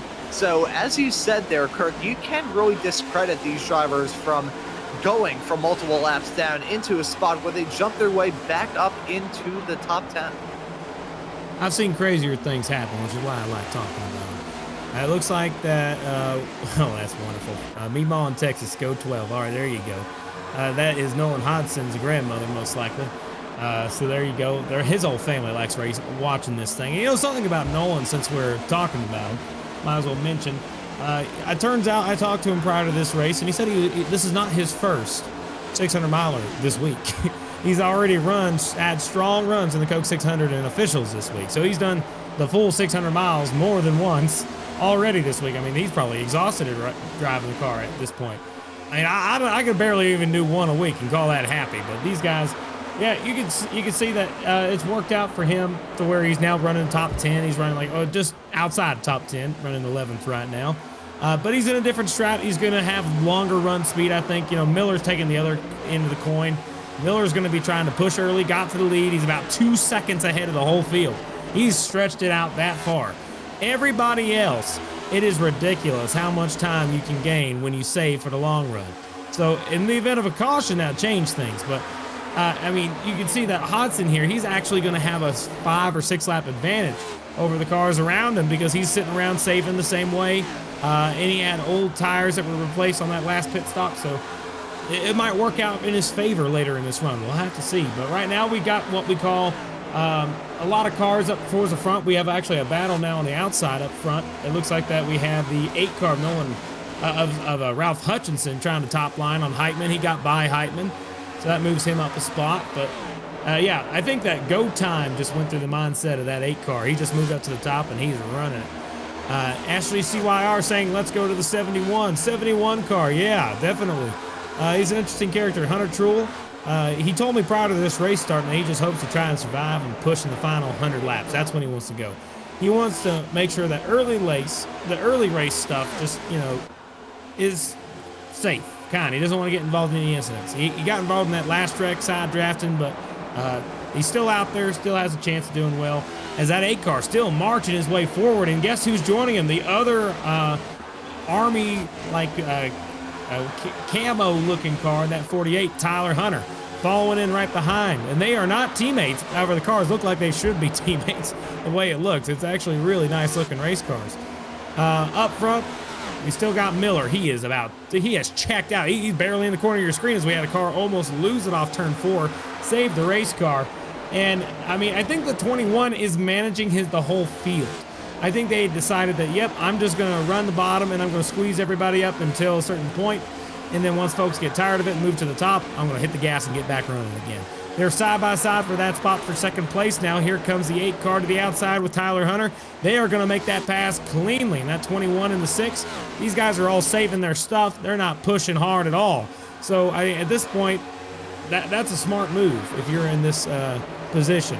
To be able to choose to just ride on your own, make it out, and don't need to push. That's what these guys are deciding to do. But guys like Ralph, guys like Tyler, these guys are just wanting to do one thing and one thing only: get to the front and make sure that that gap is not 2 seconds.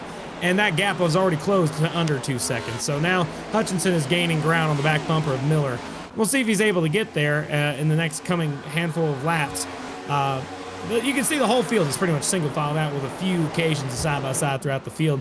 But the 8 and the 48 have yet to leave the top part of the racetrack. I'd be interested to see what the track temp is right now in that corner, considering that that's where the grip really is made.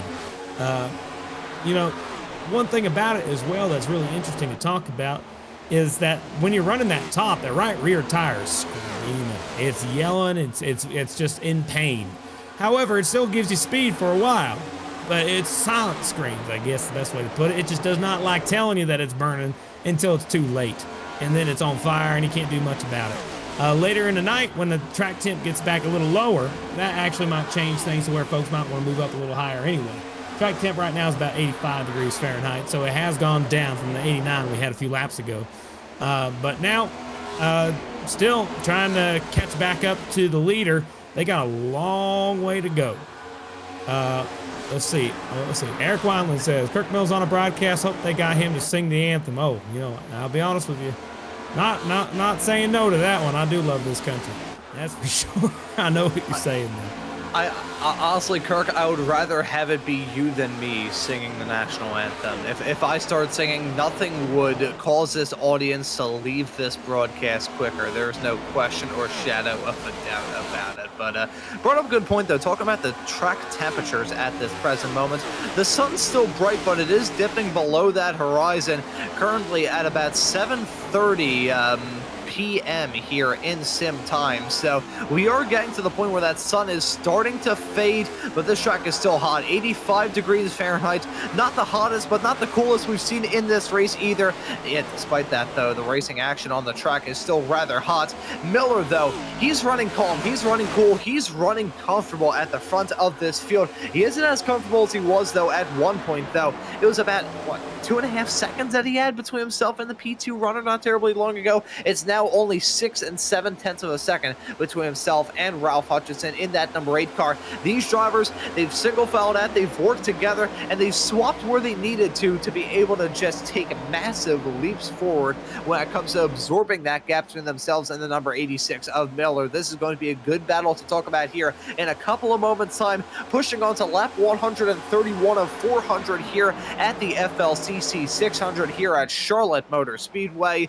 It is so a long ways left to go for these drivers, but by the end of this 200 lap by the end of this stage, by the end of it all, we are going to be officially halfway through it. So we will have a pretty good idea as who's going to be the good runners. But again, the ever-evolving conditions of this racetrack, the track rubbering, the track starting to feel a bit different, and the temperature changing as well, making these cars drive different, as that's Hutchinson going for the dive down into 3 and 4 to take the race lead. He had a fantastic move, did Miller, to jump into the race lead earlier on. Now Hutchinson looking to do the same on him. Look at that contact being made. That's a 12, hitting the wall, scraping, and a puff of the smoke coming up in the air as they come out of turn number 4. They're side by side, 2 by 2, and nearly 3 by 2, heading their way off down into turn at number 1 and 2 right now. Miller was able to withstand that challenge from Hutchinson, but now we may have more drivers getting involved in that. Oh, look at that, Delaney nearly making a 3 wide down the backstretch. They were all over the dang place on the backstretch. That 48, Tyler Hunter, his tires are starting to screaming, but so is the leader. So everybody's tires are starting to scream, with the exception of Nolan Hodson. Nolan, like I said, he was running back in 10th when I said that's just outside top 10. I think he was waiting for the long run because he had a few extra laps less on his tires. He's going to be able to take the lead here in a minute, I think. But you got the 21 car who was also leading this thing for the entirety of the beginning first 30 laps. He's on the tail end of that 12 as well, and he was just riding slow on the bottom of the racetrack, and now that they have decided to go, that 12 car is making a move to the bottom of the racetrack for the lead on the inside of Miller. They are side by side off of turn number 4. Cross the line, they might be 3 wide. Here goes Skinner to the middle, 3 wide for the lead. We're on lap 133 of 400. That is insane. That 21 car, he has just turned on the jets and he is going. Trying to make it work. 12 car slides up in front of the Miller car. Does a great job of making sure to hang on to that race car. That could have ended in pure unbridled disaster. There's no other way to describe it. That's 3 wide racing action. Look at Vroman splitting the difference with himself, the number 96 of Miller. And who was that he was going side by side with? I think that was himself and Hill. That completed it all. That was unbelievable stuff. Heading off through the turn, and Miller scraping the wall yet again. That 86 car is dropping down like a rocket. Wow.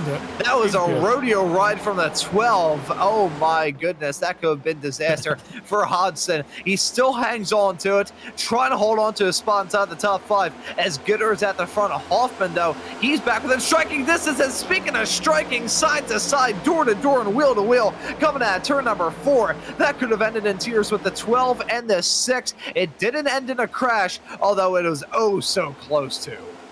Yeah, that 12 car is loose, really loose right now. He can barely hang on to the race car at this point. He's dropped back after he, burned up the right rear there when he got loose. It wasn't his fault. He was saving his tires really well up to a point, but then he just got loose. 86 is so loose as well. You can see that giant line of cars behind the 86. That's because whenever you got a slow car, it stacks up everybody behind him until he can get out of the way. So now Ralph Hutchinson, who was trying to take the lead a little bit ago, is now dropped back almost outside of top 10. Same thing with the 86 of Miller. And, man, he's just hitting the wall. It's not fun to watch here in the back of the field. Battle is now for second as it looks like Nicholas Vroman trying to make that bottom line work. It does, and he will get on by Clayton Hoffman. Vroman moves up to second. Someone turn on the lights. Yeah, you're right. It is dark. Take a look out here. I can't see nothing. I'm looking out in front of my hands right now, and the only thing I can see is a whole bunch of blackness. Can't see nothing.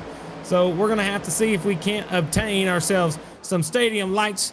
It is getting dark out here. And that's just good for the track temp because remember last time we talked about it about maybe 10, 15 minutes ago, track temp, it was like 85.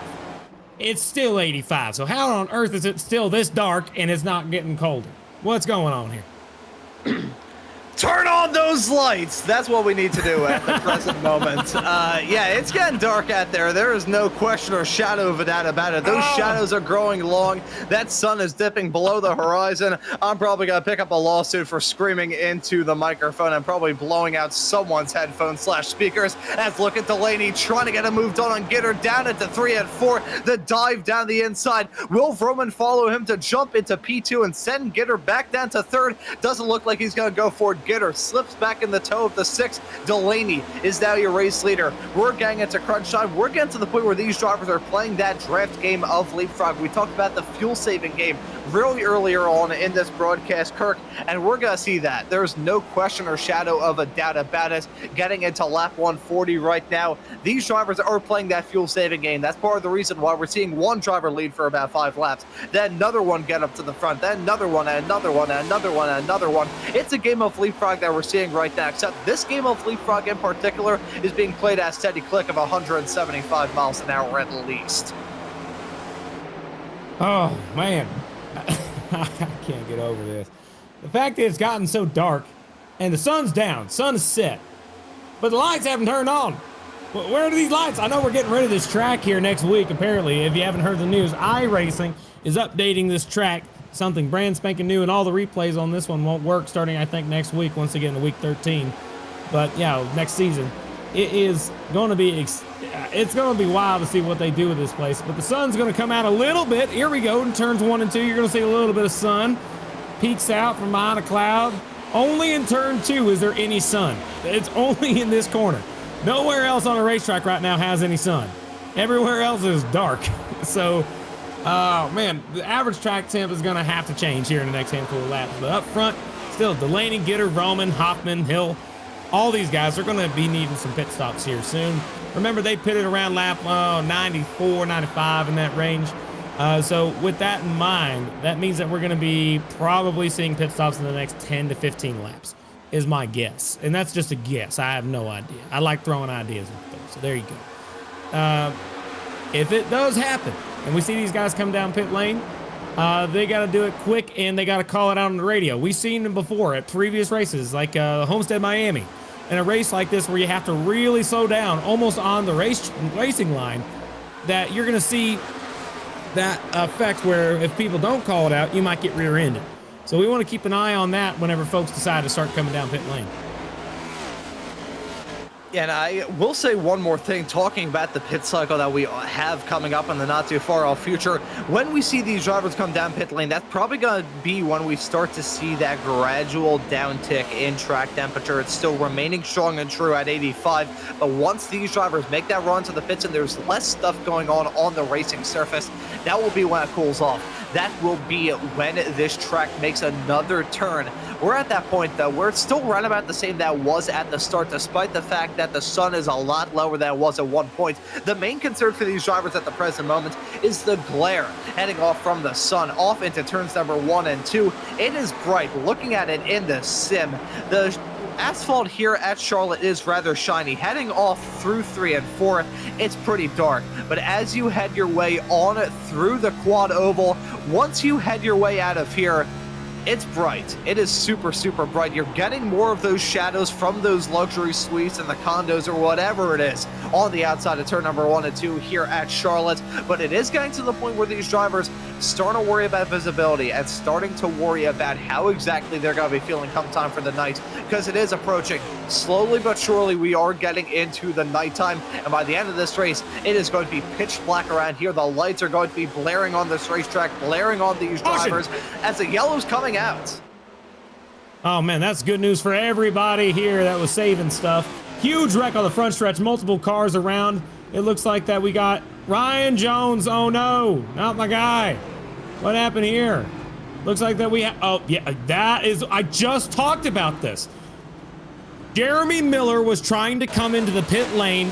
He did not call out his stop, or if he did, it was very late, to the point where the rest of the drivers on the bottom of the racetrack did not know he was coming down, and he got rear-ended and spun out. Exactly what I was talking about. Oh my gosh. Huge contact. That takes out Jedi. That takes out... Ryan might have a little bit of damage. He might be able to come back, but he's still multiple laps down, so this ain't helping him. And, oh man, you hate to see it. Oh man, it's so frustrating when this type of thing happens. A simple key up might save you. You never know. You know, I used to do race control for a pretty big multi-class sports car racing league here on iRacing, and I would always specify in the drivers' meetings, doesn't matter if you're running by yourself, make it a tradition to call whenever your car number is pitting. Make sure you make your intentions clear, and that was on road course racing. Here on ovals, it is so much more important to do that when these cars he did are call going it out. about 185. He did call it out, so Yeah, he called it out in turn 3. Not like right in the middle of turns 3 and 4. He's like, it was like right at the last pit board, right about here is where he called it out, right at that last pit board. So with that in mind, I mean, where are you gonna go? I mean, Tanner, he had a heck of a view. He got through the grass. He decided, you know what? Let's take the roval this time. he decided to go. Oh, he shouldn't have done the roval. No. Oh man, that's sad, man. I hate to see it. Who did he hit when he came back up on the racetrack after that? I'm not sure who he hit, but I'm pretty sure I have been in that exact same situation before, albeit it wasn't on iRacing. It was some on some old F1 game lobbies trying to drive my race clean, and someone comes in for the kill. We'll say we have had some pit stops go on with the 6 of Jonathan Delaney leading them out of pit road with 149 laps into this race, and man, that's going to sting for all those drivers involved. And yeah, as much as he did call it out, it was too late. You should really be calling that stuff heading down pit lane. Well, not heading down pit lane. That'd be very, very late. Heading down the backstretch is where, yeah, heading down pit lane. It's like coming into the pits, exiting your pit stall, 5 coming down pit lane. I am pretty sure that Windows Internet Explorer is quicker than that. So, maybe. Well, what can you do? But we are under yellow for the 4th time in this race. And with that being squared away, we're going to take a quick commercial break and be right back with the restart.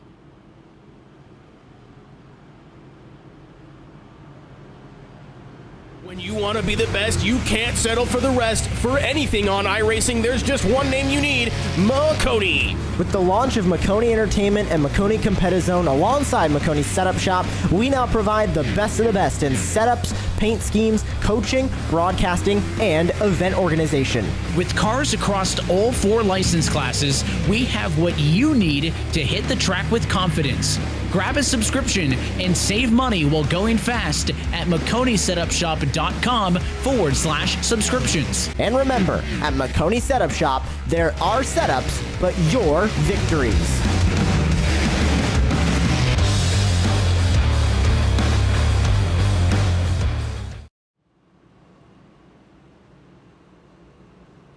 Back again here for the restart of tonight's coverage of the full-length Cup Challenge 600 here at Charlotte.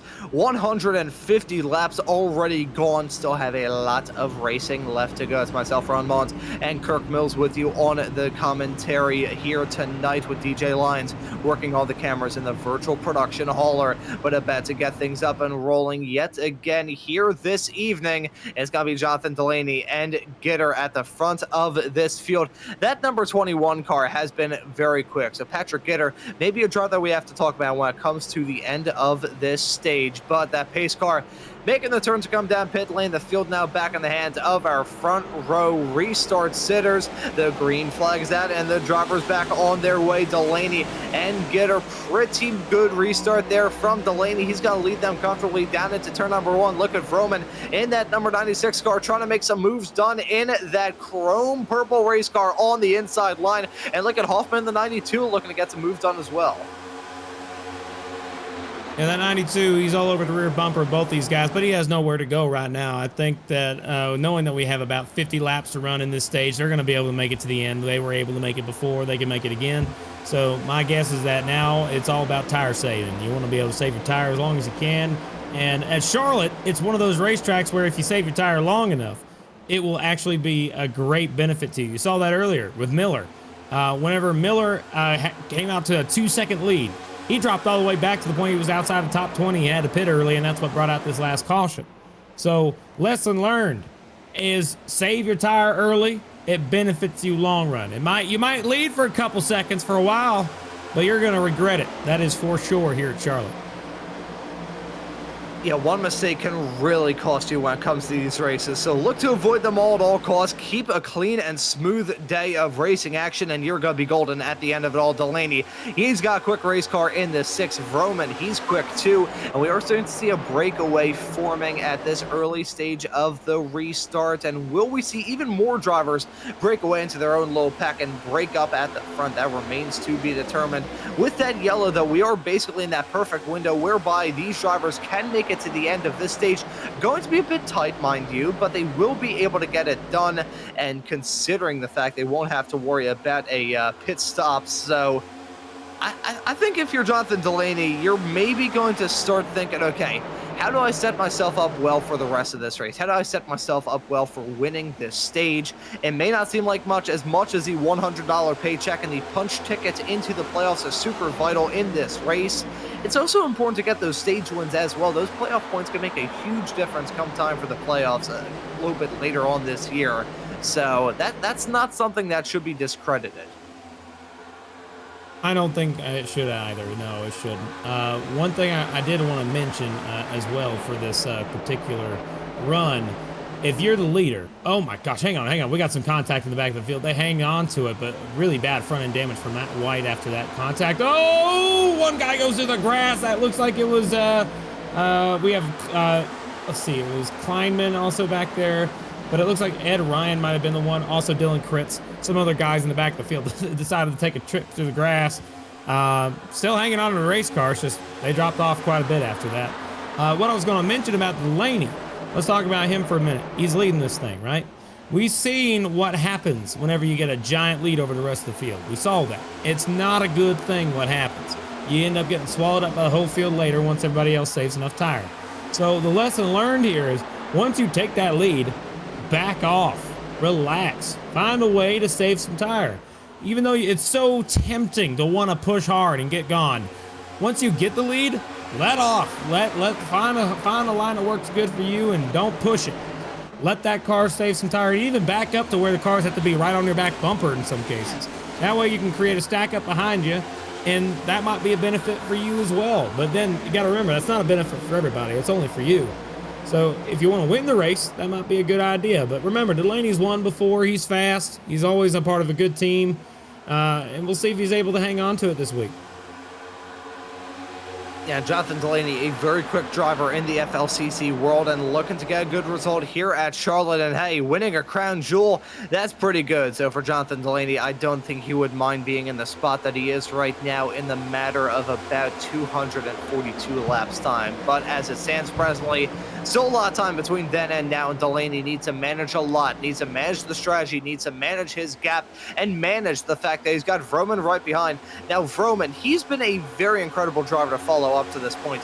He's been fantastically exciting. He's been going for the vibes. He's been going for the moves, I should say. He's had the vibes of a very challenging racing driver, and Vroman, he's going to be a good driver to keep our eyes on throughout the rest of this broadcast. He's got the speed, he's got the pace, and he's just bringing the thunder to the front of the field. Well, you can put that in a commercial right there, the way you talked him up. That's for sure. You went super good on him as like buddy over there. I tell you that. I'd vote for the guy. Yeah, that's right. DJ in our production booth just said he'd vote for him. So I guess we'd vote for him. Here we go. We're voting for him now. Thanks for that lovely, convincing speech on that guy. Endorsements? That's what it looked like. Yeah, sounded like an endorsement. Sounded like it. I just think he's a great driver to follow. I always love having a driver who may not be the one going out for the, going and grabbing the wins all the time, but just being the flashy one in the races with a flashy race car and some moves that really leave your jaw on the floor. That's what we've seen up to this point for a lot of these drivers, as that's the 20. Had some pretty major moments. I wonder if that was some sort of incident or potentially just decided to come down pit lane. No, he's been sitting in pit lane. That's just a graphical error, I believe. It happens. So the sim thought he got a black flag right there, but no, he's had a black flag for a meatball for a while. But right now, take a look at this whole mess right here, right behind Nolan Hodson. I mean, there's like cars going 3 wide. Look at that, 26 Paul Hill through the middle, trying to make that middle line work. He's gaining so much ground on him. I don't know why we're going 3 wide right now. It's a little early, don't you think? I mean, we're not even halfway yet. Pushing. I like going 3 wide. Don't get me wrong. But it's just like, what's the risk here? What are you trying to get here? Just an extra spot or two, and you got to remember it also is about saving your tire. If you push hard down, let him cook. I don't know, man. I don't like it. I'm just commenting, man. That's what I do. I comment on the action, and I'd say right there, I don't know. I wouldn't do the same thing. That's all I gotta say. You want them to cook, but you don't want them to burn down the kitchen. That's basically what you've got going on right now. That's it. That's right. It's like me when I try to cook anything at all. I burn down the whole kitchen doing it. That's unfortunate, But when I'm in a race car, it's a little different. But, you get the gist. See, that's kind of the same deal for me, but like in the opposite way when it comes to sim racing. Caution, when it comes to again. A yellow coming at yet again 164 laps into this race. Stoney. What's brought it at this time? It may have been, you said Stoney having some major drama, and there you can see him very slow, and there you can see a car spun. So Sean O'Brien Jr. Let's take a look at Sean O'Brien. Sorry to interrupt you, buddy, but it was contact between Sean O'Brien Jr. and the 30 car of William Owens. William Owens, I don't think had anything to do with that, but Sean O'Brien Jr. is the one you want to look at and you want to ride on board with him. Take a look. See this moment, you can see a bit of a pace disparity from those cars. The yellow is already out at this point in time, so I wonder if there's some extracurricular drama that went on during it. As here we go. This is under green flag running through turns number 1 and 2. Is it side drafting gone wrong like we saw a little bit earlier on the race involving True on the 48? No, I think the 30 maybe just tried to go for a gap that was always going to disappear, at least from my view. Let's look at it again. I guarantee you it was side drafted, 100%, no doubt in my mind. That 30 car, he was there the whole time. 65 came up and touched him. The 30 car didn't turn down at all. It was 100% a side draft. They didn't quite make it to the corner, and that included Bobby Anderson, owner of the league, was involved in that incident. If we can get a shot from down like at turn 3 looking down a backstretch, if we can get that shot, it would give us a clear picture of who was moving where. I don't know if we can get that. I think that we might. We'll have to see. That 30 car is like not quite looking the best right now. Here, let's look up from high above. Maybe that would be good. Or we might move. We'll see. From the end of turn 3, there we go, down the backstretch. If we could scoot to the right, that'd be so good. Here we go. See if we can get a catch of it. It's right there in the back. We catch it. No, not quite. We're not going to be able to catch it from that camera angle. It would have to be, yeah. Oh my golly, though, that ain't fun to look at. That's coming right at you at 180 mile an hour. As much as Atlanta may be the intermediate super speedway, we're getting that same vibe here at Charlotte tonight. These drivers have a massive draft, and one driver touches, and they just stack the whole field up. I gotta say, kicking the shins yet again to the 5, the series admin of Bobby Anderson. He got involved in the drama right towards the start of this race. It was on lap 2 when they stacked it up big time heading off through this section of the racetrack, and it's going to happen to him yet again, this time on lap 166. So we are under yellow yet again in this race, and I think here, Kirk, we've been looking to maybe have a chat with one of these drivers. So I'm going to give you the handle to drag one of these drivers here into the booth. All right, yeah, let's see if we can't do that. Let's try to get in touch with Paul Hill up here. Hang on just one second, okay? We're gonna drag him up, Paul Hill. Paul Hill, this is Kirk up here in the booth. You got a copy? I do. What's going on, guys? Hey, man. Hey, wasn't that wild? You having a good time out there driving? How's it feeling? It's feeling very pack racy, if I want to be honest with you. It's interesting. I can't seem to get away from anyone. You just kind of all bundle up 5-6 cars deep at a time. It's chaotic. I agree. Yeah, definitely chaos induced. Now, tell me, on this restart, what's your plan? You going to go to the front, save tire? What's your deal here? What's your plan?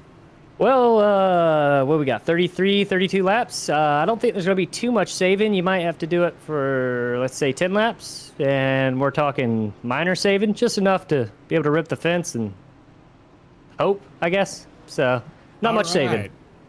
Yeah, well, man, you're about to get back green. What chat do you want to get back into? Drop me an 1110 E-mods, if you could. You got it. Thanks, sir. I'll put it down there. Hang on. All right, that was our man, Paul Hill. We're getting that restart back underway. Here we go. It is going to be a grand total of 32 laps left in this second stage before we get things ready to rock and roll yet again. It's going to be the 17 of Eamon leading us back to green here as the green flag is out and the drivers back on their way. Delaney getting a pretty even keel restart with the 17. Gonna maybe try and get something to work heading down into turn number 1 and 2 to retake the race lead and shuffle that car back on the high side. Look at that bright purple machine of Roman looking to slip in tow as well. He gets that move done to jump his way up to P2. Kolmacheski also making some moves as well. He jumps his way up to third as Gitter getting a move done on Eamon as well. He's going to drop down like a rock. That 17 car, maybe a bit of a choke point to some racers, may spark some 3-wide drama here as they head their way off through the quad. Although it is 3-wide racing with the 76 and the 4. That could have ended in tears with Heitman and DiCiani going 3-wide with themselves and Eamon, but it ends off rather strong. Still battling tooth and nail for every single spot they can grab. These drivers on split strategies, different strategies, everything that you could imagine here right towards the end of this second stage. They're still 3 wide. This time it's with the 17, the 12, and the 92 heading their way off through 3 and 4. Delaney's jumped out to the lead, but right behind it's still pandemonium. Yep, that's about right. That 17 car, when you stay out like that, it's going to be a pain. However, luckily for him, he had a handful of laps on those tires, but not enough to where it really mattered. The reason why he stayed out, obviously, just to keep those cars a lap down, staying a lap down. They don't no wave rounds when someone stays out like that. So it's a common tactic used at these speedways by some lead lap cars in the back of the field to be able to trap those a lap down even more. So it's unfortunate to see, but it's what we got. What I could tell you, though, a little bit of news. The only car that is more than a lap down right now out here, there are 2 that I could see. We got Alex Princeton and Ryan S. Jones. Both are 4 laps and 9 laps down, respectively. So, I mean, if you get a lap down, you might get a lap back. That's good for them. Battle now for the lead. Look at Hutchinson on the top side. Got on by. Pushing right on through. That 6-car Delaney on the bottom.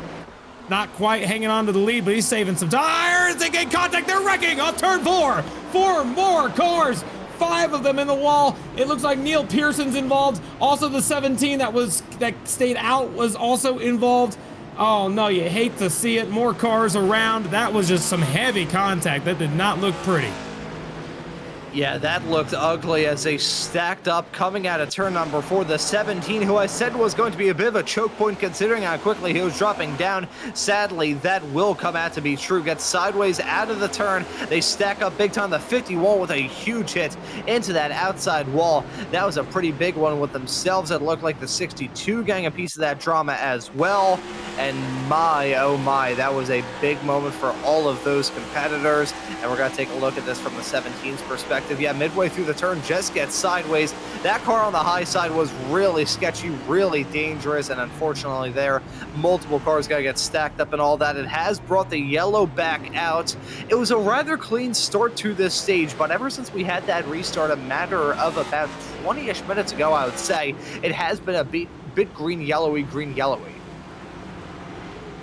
Sure has. It's going to make this race seem like it's taken a year to complete, it seems like. We'll have to see. I don't think anybody's going to come down pit lane this time. But, hey, I got some news for you. Guess who got that lucky dog this time back? Do we have one more car getting one more lap back? Yeah, it's my guy, Ryan Jones. He got a lap back. He's back down with 3 laps down. He was involved in an accident earlier. I really want to see him get back to lead lap. If he can get back to lead lap, he wins the race. That's it. He's done. He wins it. I don't care if he finishes first or 30th. As long as he's back on the lead lap, counts as a win to me. I hope he does. I hope he doesn't give up tonight.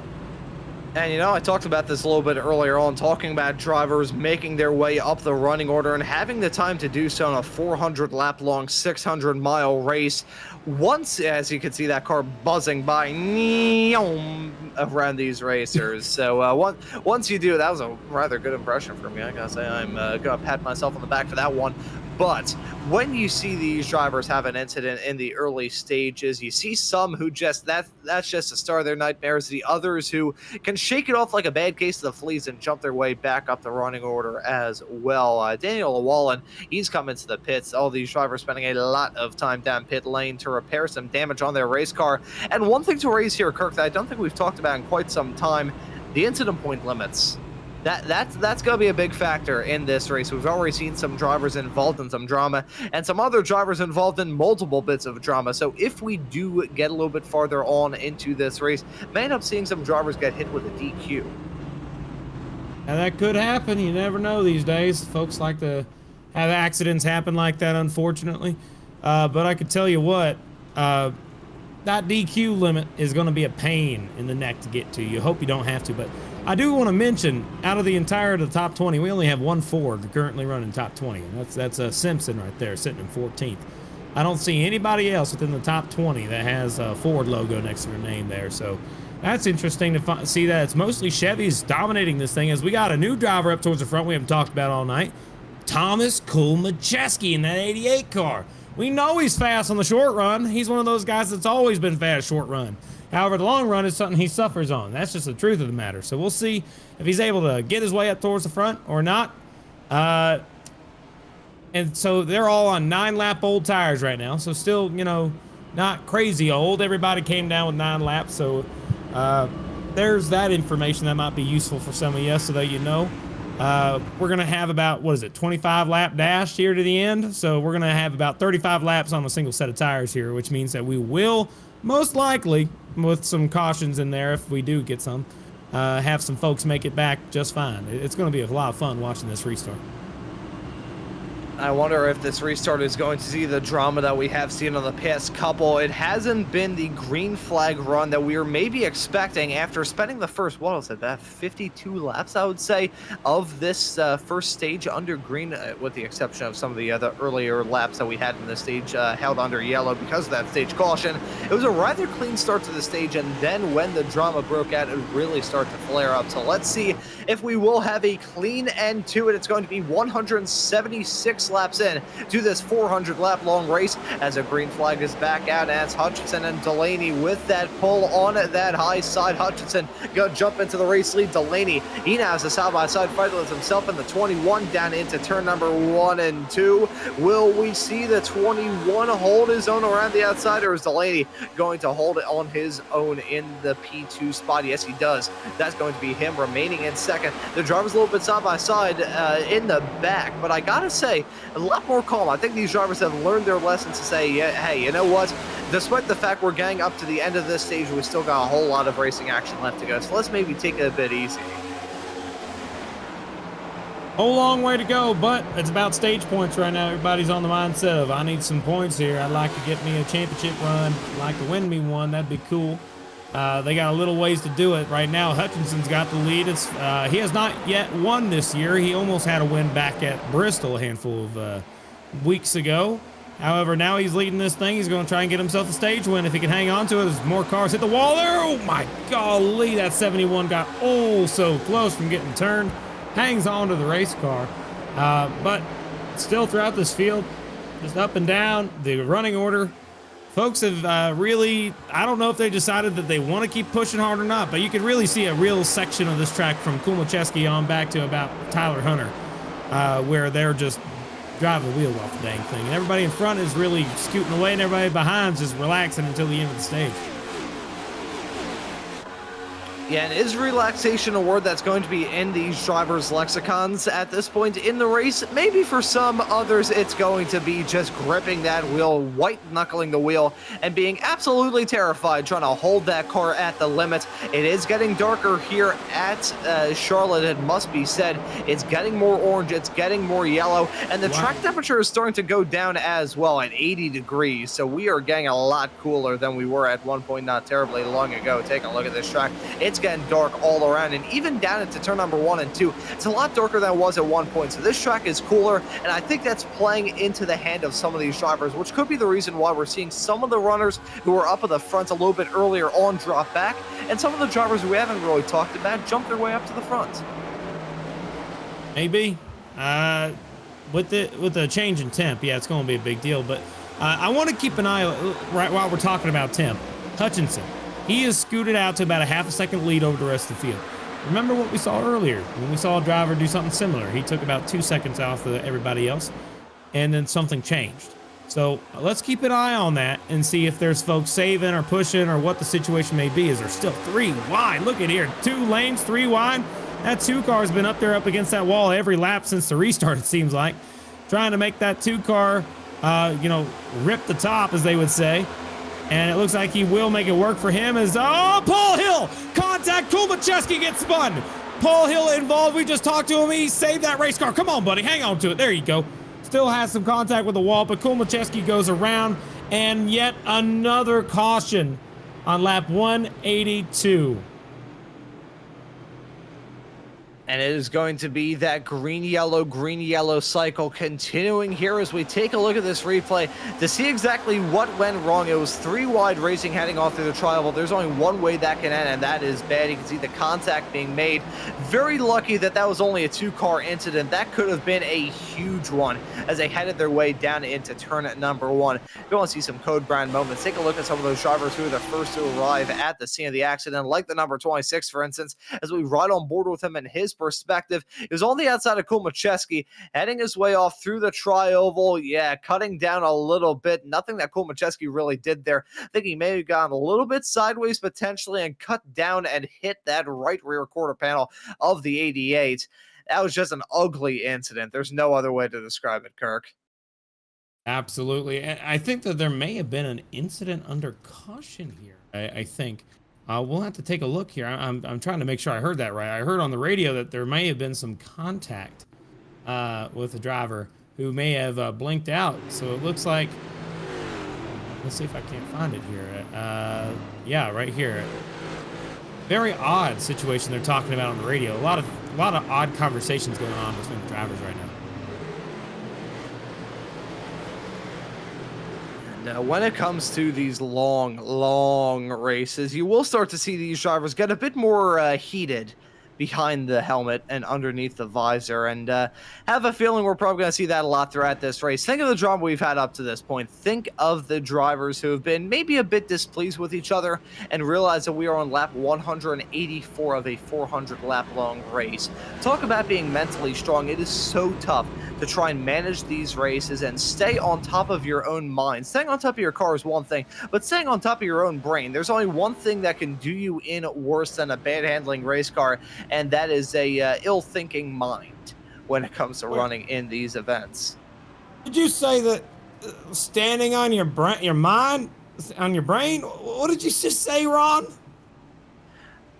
There's only one thing that can be worse than ill-handling race car, and that is ill-standing in your mind. Dude, we've already been on the air for about 2 hours up to this point. I can't even remember what I had for dinner tonight. It's fine, Ron. I just gotta say, I've never heard someone say stand on your own head. I mean, that's talent.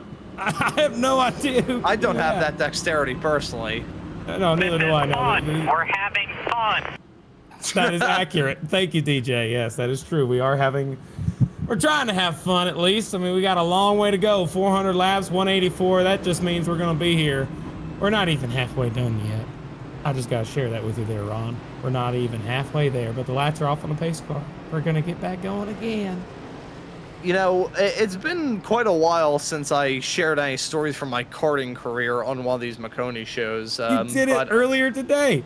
Did I do it earlier on today? I think I shared like a slight anecdote. It may have been when we were under commercial break talking about why I'm usually behind the microphone instead of behind the wheel for a very good reason. I think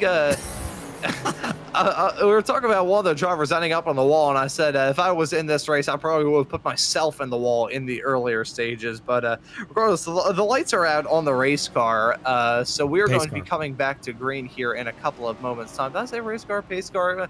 The car at the front of the field. Yeah, race cars don't need headlights, Ron. Because the track is always lit. Yeah, you got it. Sorry, that's funny, man. I'm having a good time. That's a good caution. I like this caution. All right, let's get back green. Let's get back going. We got racing to do. Come on, Ron. Yeah, let's get him re-racked and ready to go. It's going to be Ralph Hutchinson and Gitter at the front of this field. Now, we've talked about a lot. I think I raised this on the latest restart, but the number 21 of Patrick Gitter, been a very good driver to follow up to this point here in the broadcast, and I have a feeling we will be keeping tabs on him in the second half as well. That car's got some pace, and let's see how he'll be able to manage the rest of this race. Hey, I'm a Poet, and I'll know it. The green flag is out, and the drivers are back on their way. Hutchinson getting off to a flyer on that inside. Delaney, though, in the 6th, getting a good jump on the 21, that outside line, not getting off to a good one. The 21 slips in tow. It's the Pied Pipers of this race back up at the front of the field. The 21, the 6 have been just about inseparable in this race, and every single time they restart, we keep on seeing it happen. Yeah, it's just one thing right after another, it looks like. Man, it's exciting, though, to see this now that we've gotten calmed down a little bit. Hopefully we can get to the end of this stage. But back in the field, oh, they're still beating and banging on each other over here. That red car in the middle, we're talking about them. We got some fans watching this race. Nolan Hodson, he's in the middle, contact with Preeb. He's door banging with him down the back straightaway. He's still hitting it. They still make contact. Oh, and the 87 banging into the side of the 12 there. That could have ended in pure unbridled disaster. The temper's already flaring, and hey, it's not the driver with the red car who's seeing the red mist down the back stretch. That could have been oh so close to a big stack up down into 3 and 4. I think they should be counting their lucky stars, the fact they got away with one there. Jonathan Delaney just at the 5th lap of the race last time by. So this track is getting a lot better for these drivers. The handling's different. The drivers are feeling different. Oh, that was a big one. Yeah, no, he got out of the wall. He's still in it. He's 3 wide now on the top. He's got to be able to find a second to calm down, relax. We got a long way to go. Don't need to peg out your anger on nobody. He didn't get too much damage. He slid into the wall a little bit. Not crazy hard contact, but enough to where he dropped back maybe 4 or 5 spots. It was not the best of situations. He was behind Heitman, but now he's dropped back even further. So, now, I mean, we're getting down to the end of this thing. We got about 10 laps to go when they cross the stripe.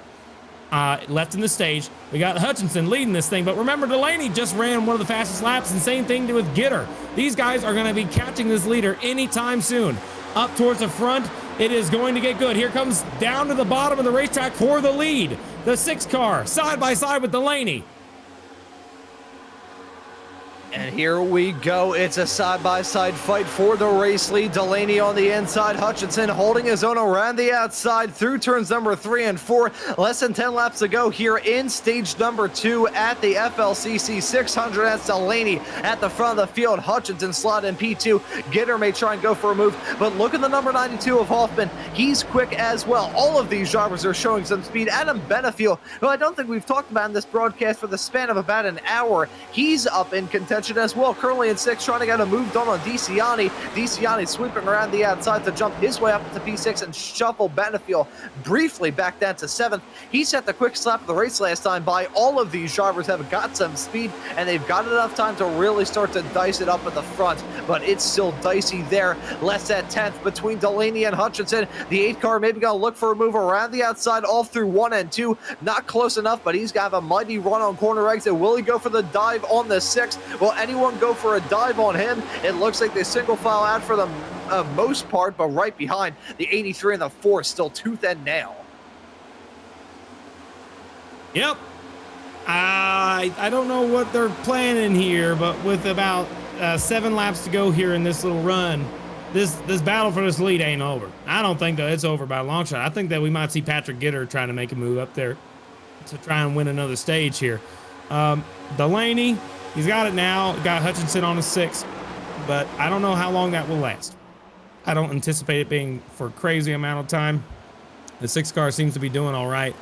But again, we saw it. Once someone takes a lead and starts pulling away, everybody else seems to just suck right back up and catch up, and they're good to go.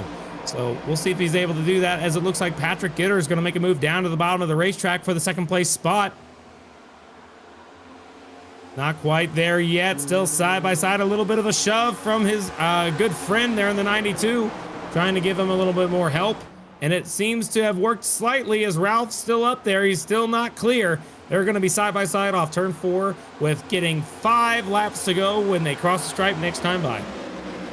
Getting into crunch time here in this stage, these drivers are going to start to push it a little bit more, figure out what they have. And for Jonathan Delaney, the sight of Gitter and Hutchinson side by side off of turn number 2 is going to be music to his ears and a wonderful sight to his eyeballs. He's got to try and pull that gap as best as he can. It's 0.3 of a second between P1 and P2. In an ideal world, he'd want that to be a little bit more, but considering the number 92 of Hoffman's looking to get involved in this battle as well, I don't think it's going to be over just a bad yet. Delaney, he's going to look to try and run away as these drivers are running into each other down into turns number 1 and 2. It's getting physical. These drivers have been racing for a steady click of about 2 hours at this point. They're running out of patience. There's some smoke coming up in the air from that wall coming out of 1 and 2. These drivers' cars are certainly handling out a lot different than they did a little bit long ago. They're long into their stint. These tires have a lot of heat cycles in them as well. They're probably not handling as well as they did a matter of 40 laps ago. That I can absolutely confirm.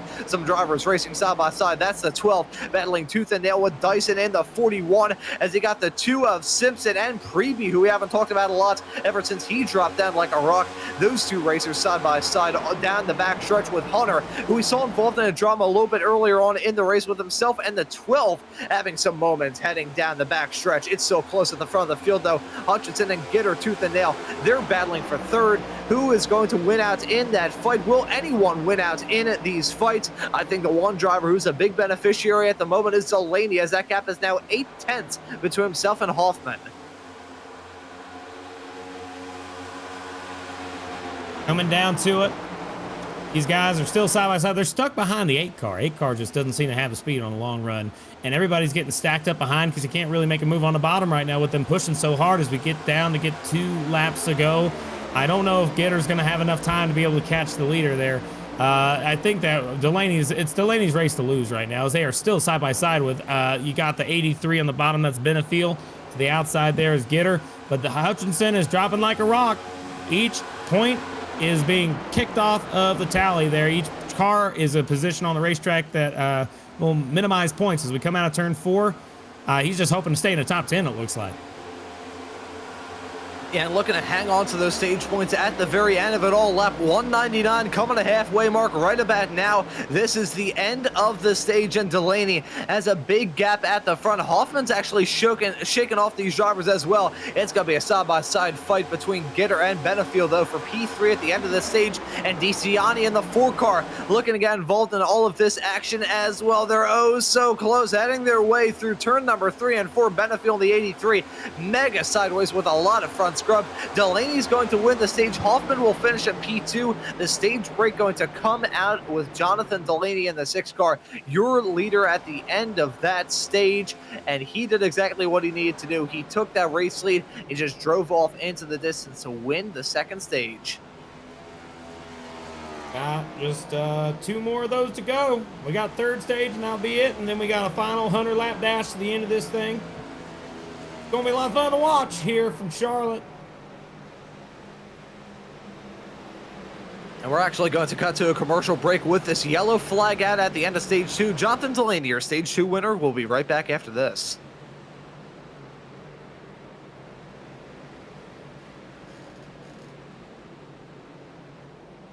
When you want to be the best, you can't settle for the rest. For anything on iRacing, there's just one name you need, Maconi. With the launch of Maconi Entertainment and Maconi Competizone alongside Maconi's Setup Shop, we now provide the best of the best in setups, paint schemes, coaching, broadcasting, and event organization.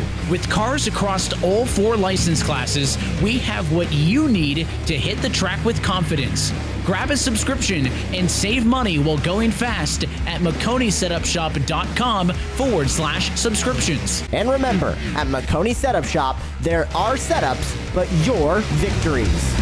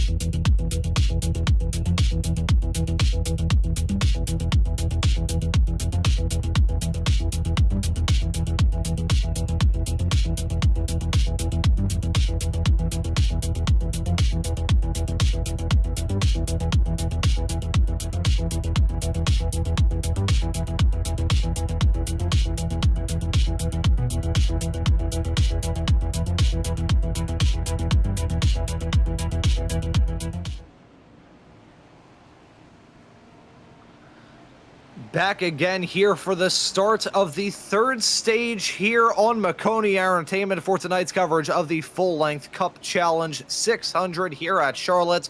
It's myself, Ron Mullins, and Kirk Mills with you on this broadcast, with DJ Lyons working all the cameras and the graphics in the virtual production hauler, and also having to listen to me blabber my mouth for the past 2 hours, and 2 hours still left to go in this race. At the very least, I think we still have a lot of racing action left to go, if I do say so myself. It is going to be Jonathan Delaney and Clayton Hoffman making up your front row on this restart. Right behind them will be Patrick Gitter in the number 21 and Adam Benefiel in the number 83. Some very quick racers at the front of this field coming to this restart here to get stage 3 up and rolling. It is going to be a 95 lap dash to the end of this stage. That very highly will run the whole thing through into green conditions, but we are green and we are back racing. The 6 car getting off to a flyer, a bit of a tap to the back bumper, it must be said, and it looks like Patrick Gitter trying to make some moves up to jump his way up to second. As I said a little bit earlier on in the show, Kirk, those 6 and the 21 seem to be absolutely inseparable. They're like itchy and scratchy here tonight. Absolutely. They are essentially like that, almost identically. But now that we got a new driver up towards top 10, you got to say Benefiel up here. I mean, it's good to see him back up towards the top group, and now he's going to try and get some stage points for the 3rd stage here.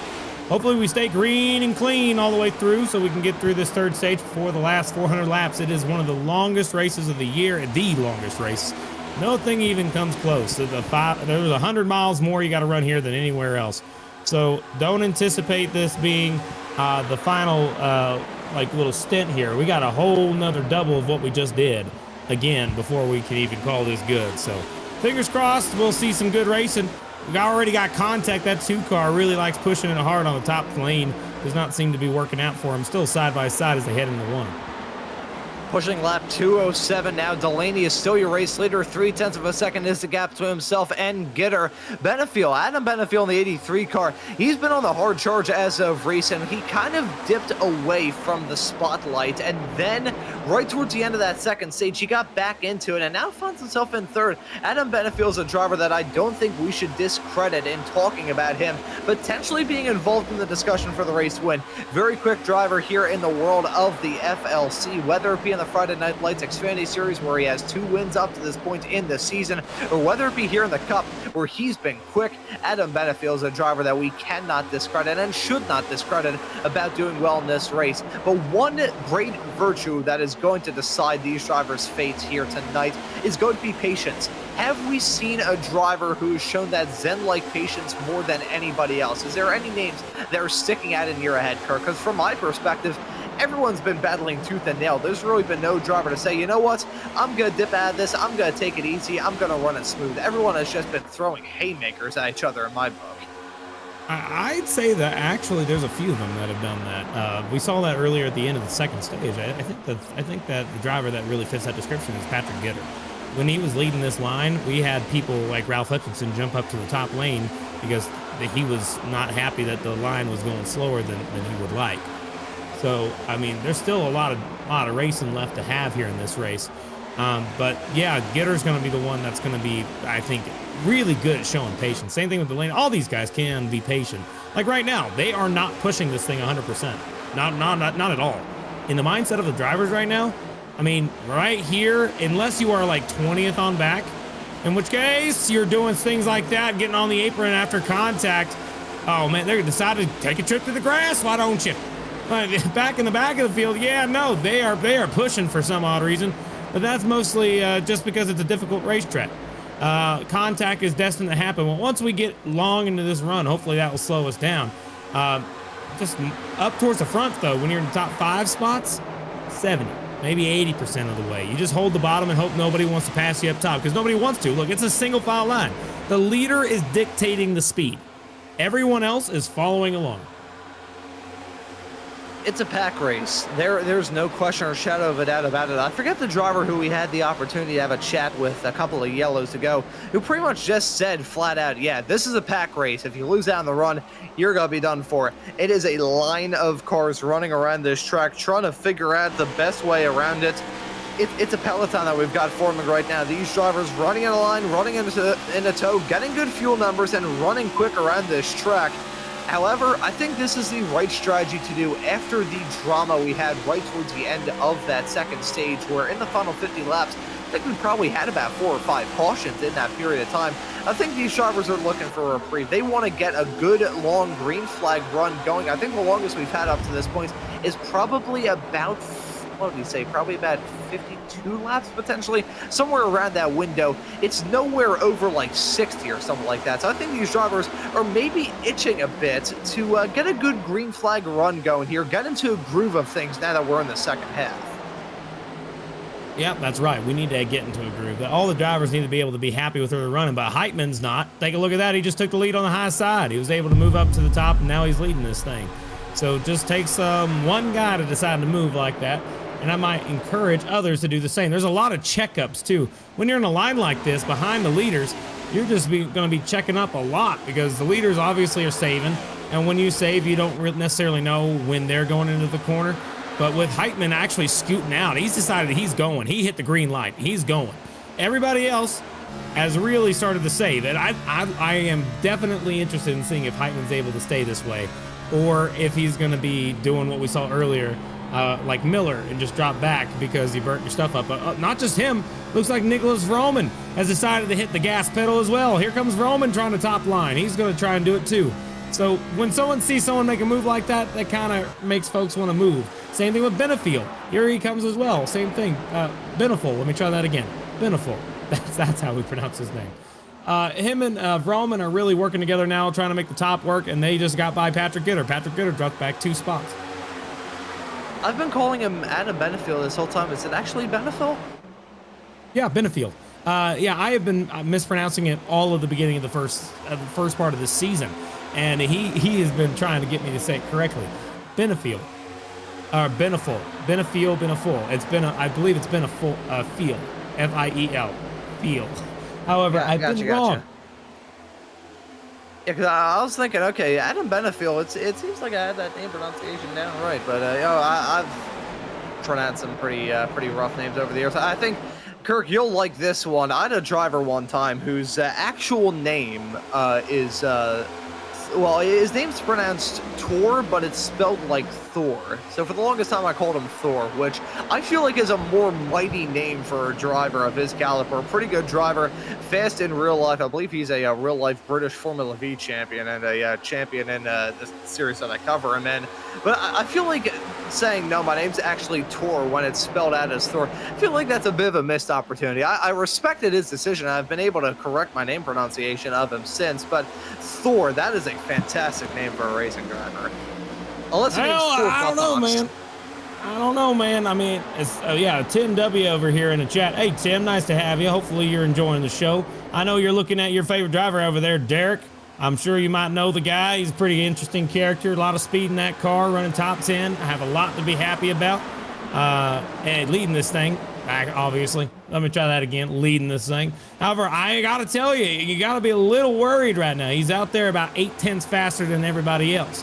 So that gap over the long run is going to be a hard thing to keep.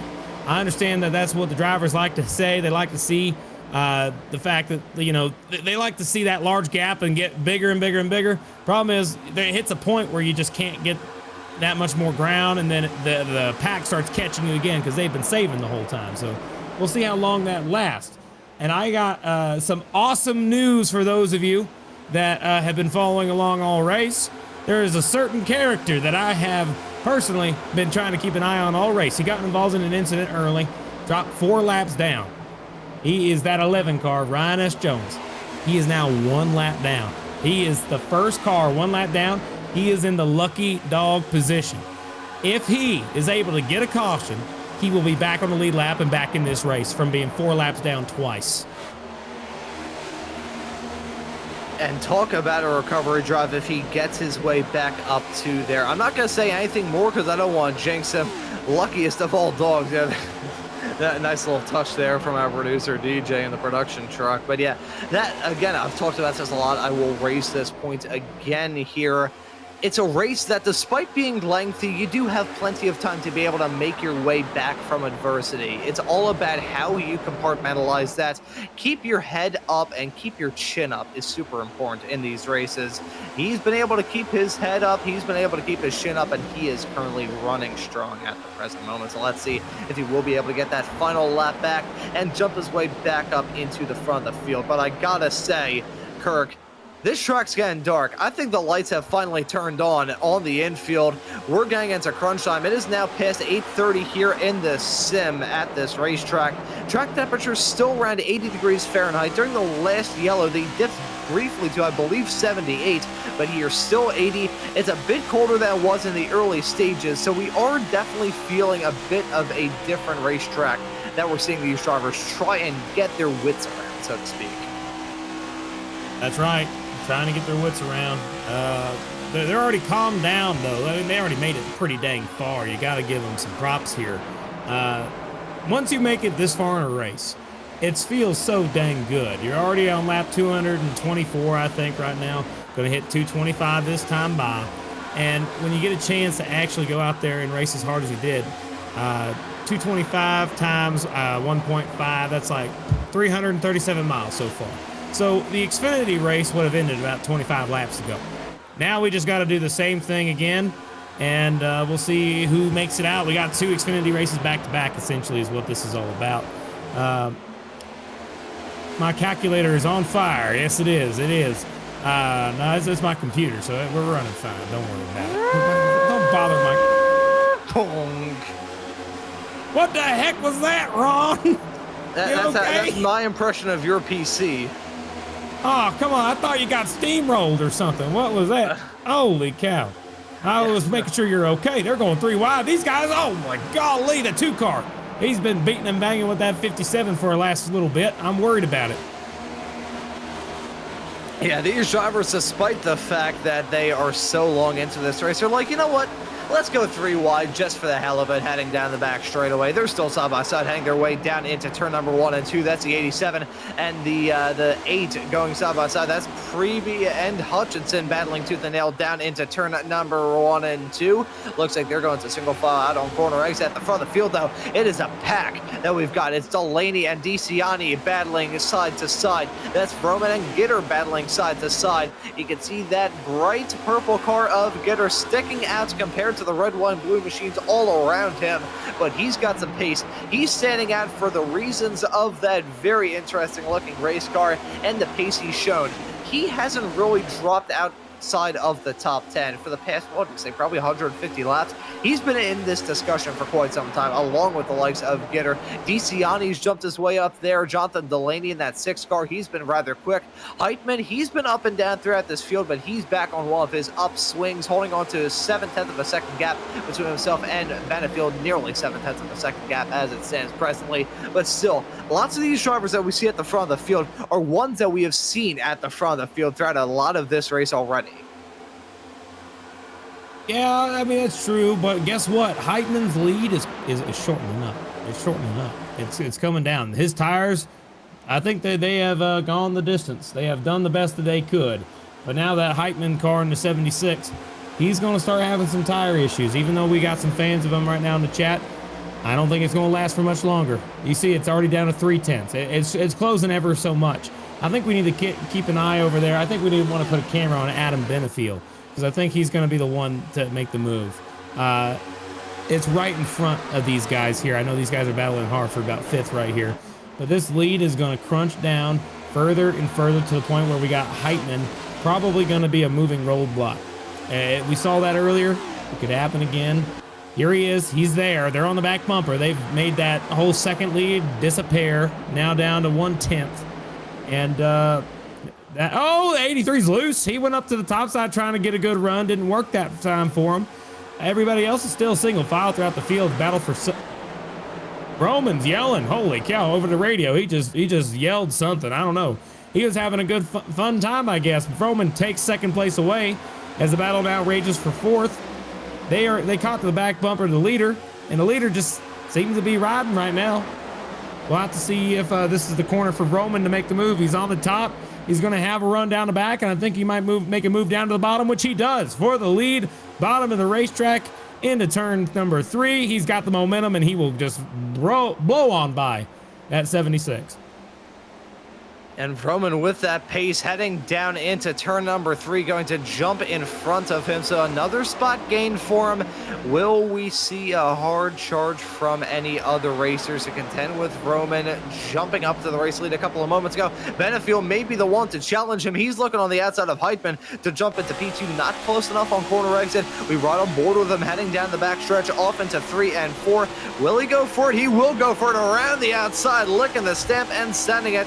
Not going to have the pace mid-corner, but on exit, he's going to have a whole ahead of speed heading down into turn number 1. Will he go for the outside? Will he go for the inside? He's going to go for the inside. Dive down on the 76. Here comes Adam Benefield in the 83. And look at Gitter maybe trying to make it 3 wide on the outside line as well. These drivers are not giving us a single no point in this race. Roman is your race leader. Benefield jumps into P2, and now Heitman is going to feel some pressure from Gitter behind.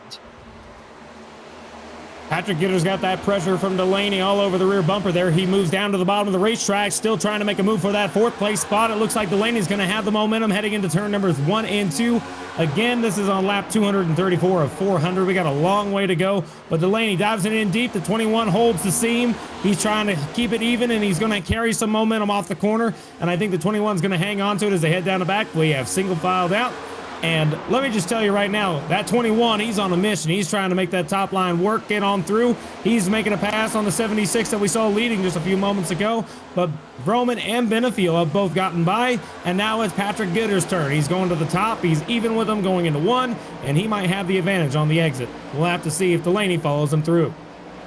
Yeah, will the 6 follow the 21? They've been itchy and scratchy. They've been tied together with a rubber band. And will it happen again? Heading down the backstretch on the outside of the number 76. They follow each other in the 12 looking to follow. That's Hodson looking to jump his way up into the top 5 as well. He's still side by side with the 76 of Heitman heading out of the turn and scraping the wall a little bit is the 12.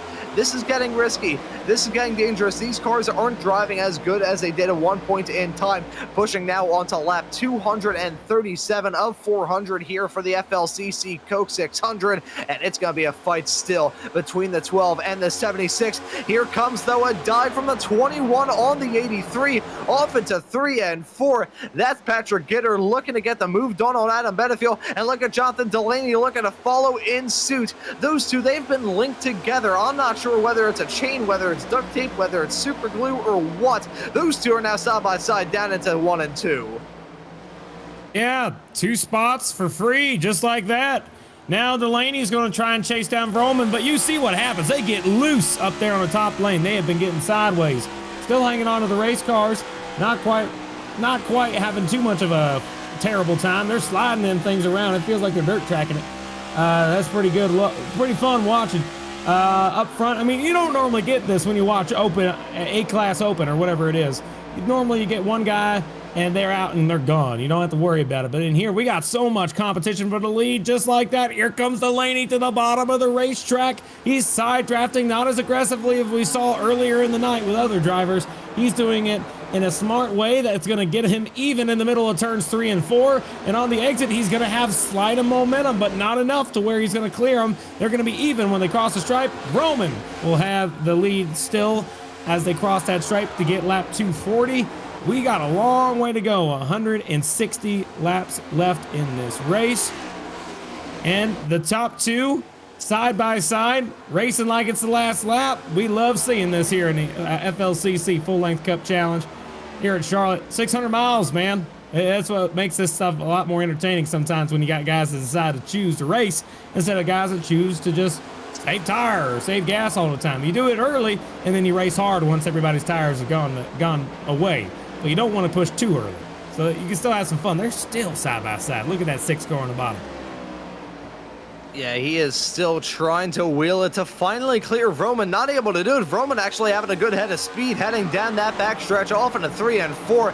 Vroman, he is trying to vroom his way past the number 6. Will he be able to get it done, though, is the real question. They are just about evenly matched when it comes to speed, just about evenly matched when it comes to pace. That's Vroman trying to extend that gap a little bit. He's got about a half a car length in front of him, still alongside, heading down into the turns, just not able to fully clear him. The 6 is keeping that momentum rolling as they nearly touched. That was definitely contact, heading down into 3 and 4. And Hoffman, he's going to get involved in this battle soon if these two drivers don't get it settled soon. Delaney, yet again, on the inside. Vroman still on the outside. It is a tooth and nail battle between these drivers. They've been going side by side, I think, for probably the past 5 laps straight. It's been fantastic to watch. Has been music to the ears of Hoffman. He's trying to reel in that gap, and look at the 6. He finally clears Vroman, but now Vroman got to fight back on the inside into 3 and 4.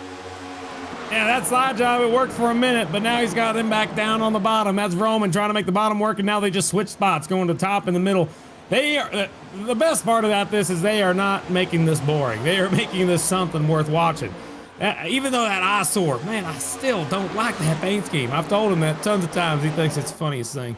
But Delaney on the top side, he's still making it work. I don't know if he's going to have the momentum. He hits the wall slightly. He does have the momentum, and he will be side drafted pretty aggressively. Roman's going to get on the rear quarter panel. That brings the 6 car back, and they are still side by side for this lead. And look at this. Hoffman has caught this pack, and now it's going to be Delaney up front with Roman in second, Hoffman in third, and that 4th place of none other than Mr. Happy Guy. Here comes Hodson, going to catch back up in 4th. And these 4 drivers, I should say, at the front of this field have broken away from everybody else. The gap between Hodson and Heitman is about a half a second. So it looks like these 4 going to be the ones to battle it out at the present moment as we rapidly approach the halfway mark of this 3rd stage of the race. Lap 245 coming to 246 this time by Jonathan Delaney is your race leader. Roman slotted in P2. Hoffman, Hodgson, Heitman, Dyson, Benefiel, Gitter, Preeb, DeCiani round out your top 10 at the present moment, all covered by a tick over 2 seconds. An incredibly competitive field here in the FLCC, and they're proving it right now. They went side by side for about 5 laps in a row. Delaney and Vroman still covered by less than a tenth and a half, adding their way out of 3 and 4. Ed Ryan going to make that call to come into the pits, and that brings up a good point here, Kirk. We have to start wondering about the strategy, because a lot of these drivers, they're getting to that point where they need to maybe consider a green flag stop. I mean, so far, we've seen already all race that there's been cautions. Just right there, look at that. Down and below the blue line. Who is that? That looks like that is Benefiel. Almost lost his race car all the way down to the bottom of the apron after contact. He hangs on to it. But the point I was going to say was that we have seen cautions stop the chance of green flag pit stops all day so far. I mean, if the trends continue, we'll see another one.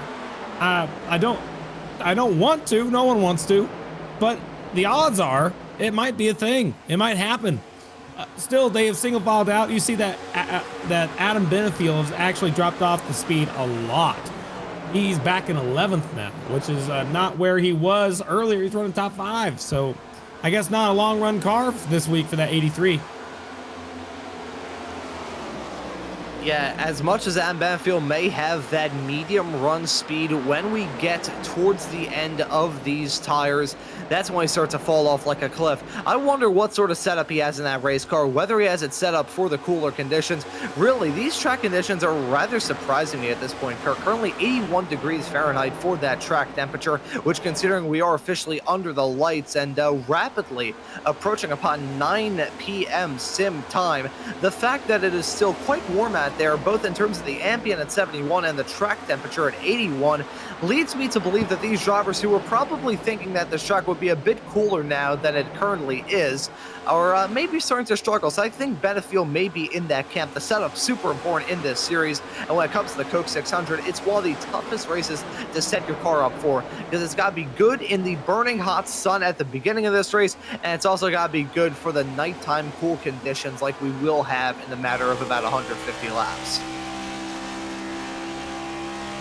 Yeah, we're getting down to the nitty gritty. I think we're getting close to the last quarter. We got about another 50 laps before we get there, 49 laps before we get there. I tell you what, man, I don't know about these conditions. It's wild. It's still going to get colder, of course. Track temp just dropped the temp while we're talking about it. But yeah, you're right. It is kind of surprising that it is still staying pretty hot out there. And now we're going to start thinking about pit stops. It's going to happen if we don't get a caution. We've already had a couple, and with that in mind, that's going to change I guess, the battle for the wave round or whatever like that. Ed Ryan is actually currently sitting 6 laps down, so when he came down pit lane, he lost multiple laps. Oh, here goes Patrick Gitter to the pit lane. Yep, Patrick Gitter down the pits in the number 21 car. He hits his marks as best as he can. The right side's up in the air. Let's see if the lefts follow in suit, bouncing up off the jacks.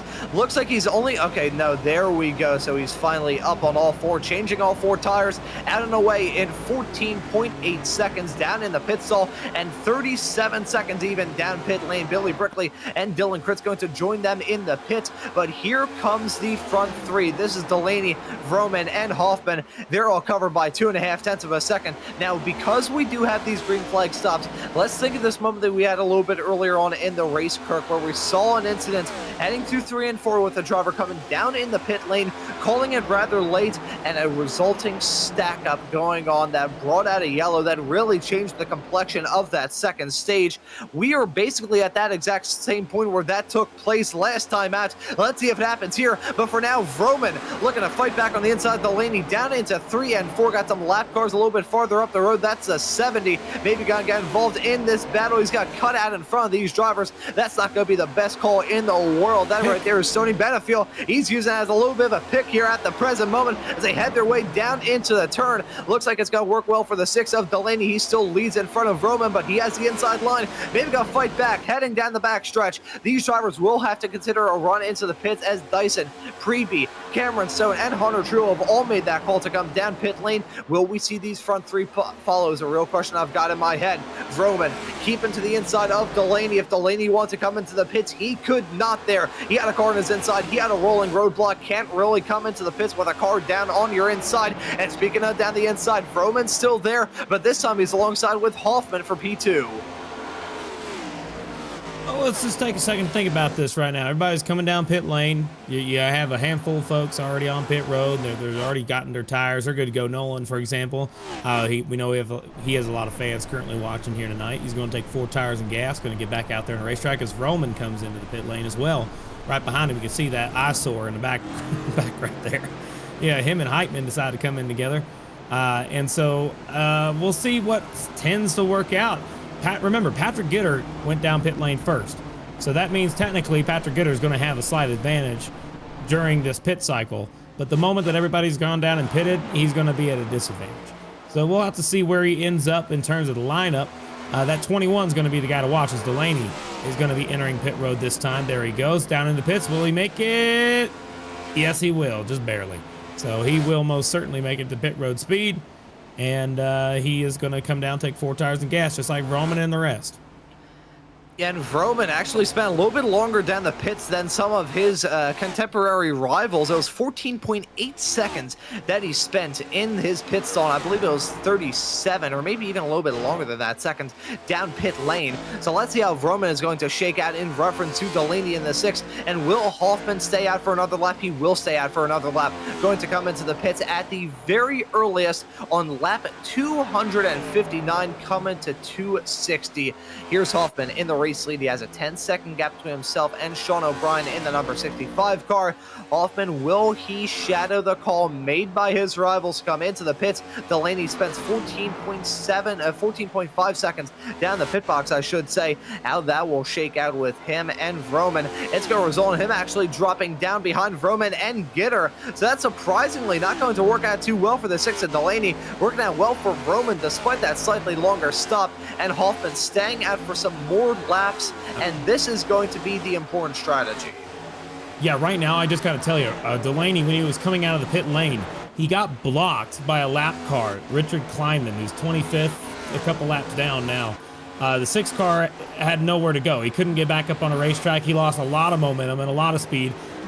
That's why he's so far back compared to where he was running.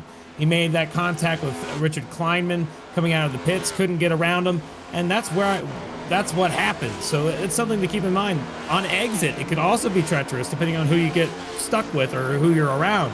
So in this instance, the 6 car was not happy. He voiced his displeasure in the chat saying, "Oh, come on." And so he just was not happy about it. And can you necessarily blame him for something like that? I certainly cannot. So that's going to be a real tough call. But hey, it's racing. That sort of stuff is going to happen. You got to give and you got to take. And remaining calm, cool, and collect is super vital in this very long race. 261 laps on the board. Hoffman has made that call to come into the pits. He's going to be dropping down behind the likes of himself. He's going to be dropping down a lot now behind Dyson, now behind Preby. Will he drop behind Benefiel as well? That remains to be determined. Not a good run through the pits if you're the number 92 of Hoffman. He's losing out on some more time as well. This is a disastrous series of events for the 92. Eamon, he's in the race lead, but he's yet to come into the pits. Vroman is the leader of the drivers who have come down pit lane, as here comes a 17, and very careful, heading down to that pit lane speed limit line. Again, these next-gen cars may have a diffuser, may have some modifications that can be made to it that make it faster than a GT3 car at Le Mans, but it does not have that pit lane speed limiter button. So these drivers have to do it the old-fashioned way, manage that throttle, manage the brakes, and manage the gears to make sure you don't get called out by the speeding police. Well, what I can tell you right now, after all this pit cycle has gone through, you could see how much everybody has spread out. This is actually so good for racing whenever this type of thing happens. Everybody gets spread out, and this allows us to avoid having too much chaos on the racetrack. And when you're a driver, you're leading the race like Vroman, you can't really determine based off of where you are how fast you should be running. You don't have any other cars to really judge you off of. So the rest of the cars here, you got Delaney and the 21 of Patrick Gitter. Delaney has caught the back bumper. I think Delaney had to get on the gas a bunch to be able to catch back down that 21 car. But remember that 21 also pitted way earlier than the 6. So the 6 is going to have a lot fresher tires. Therefore, they're going to be quicker. They're going to be they're going to be a driver that's just going to be fun to look at.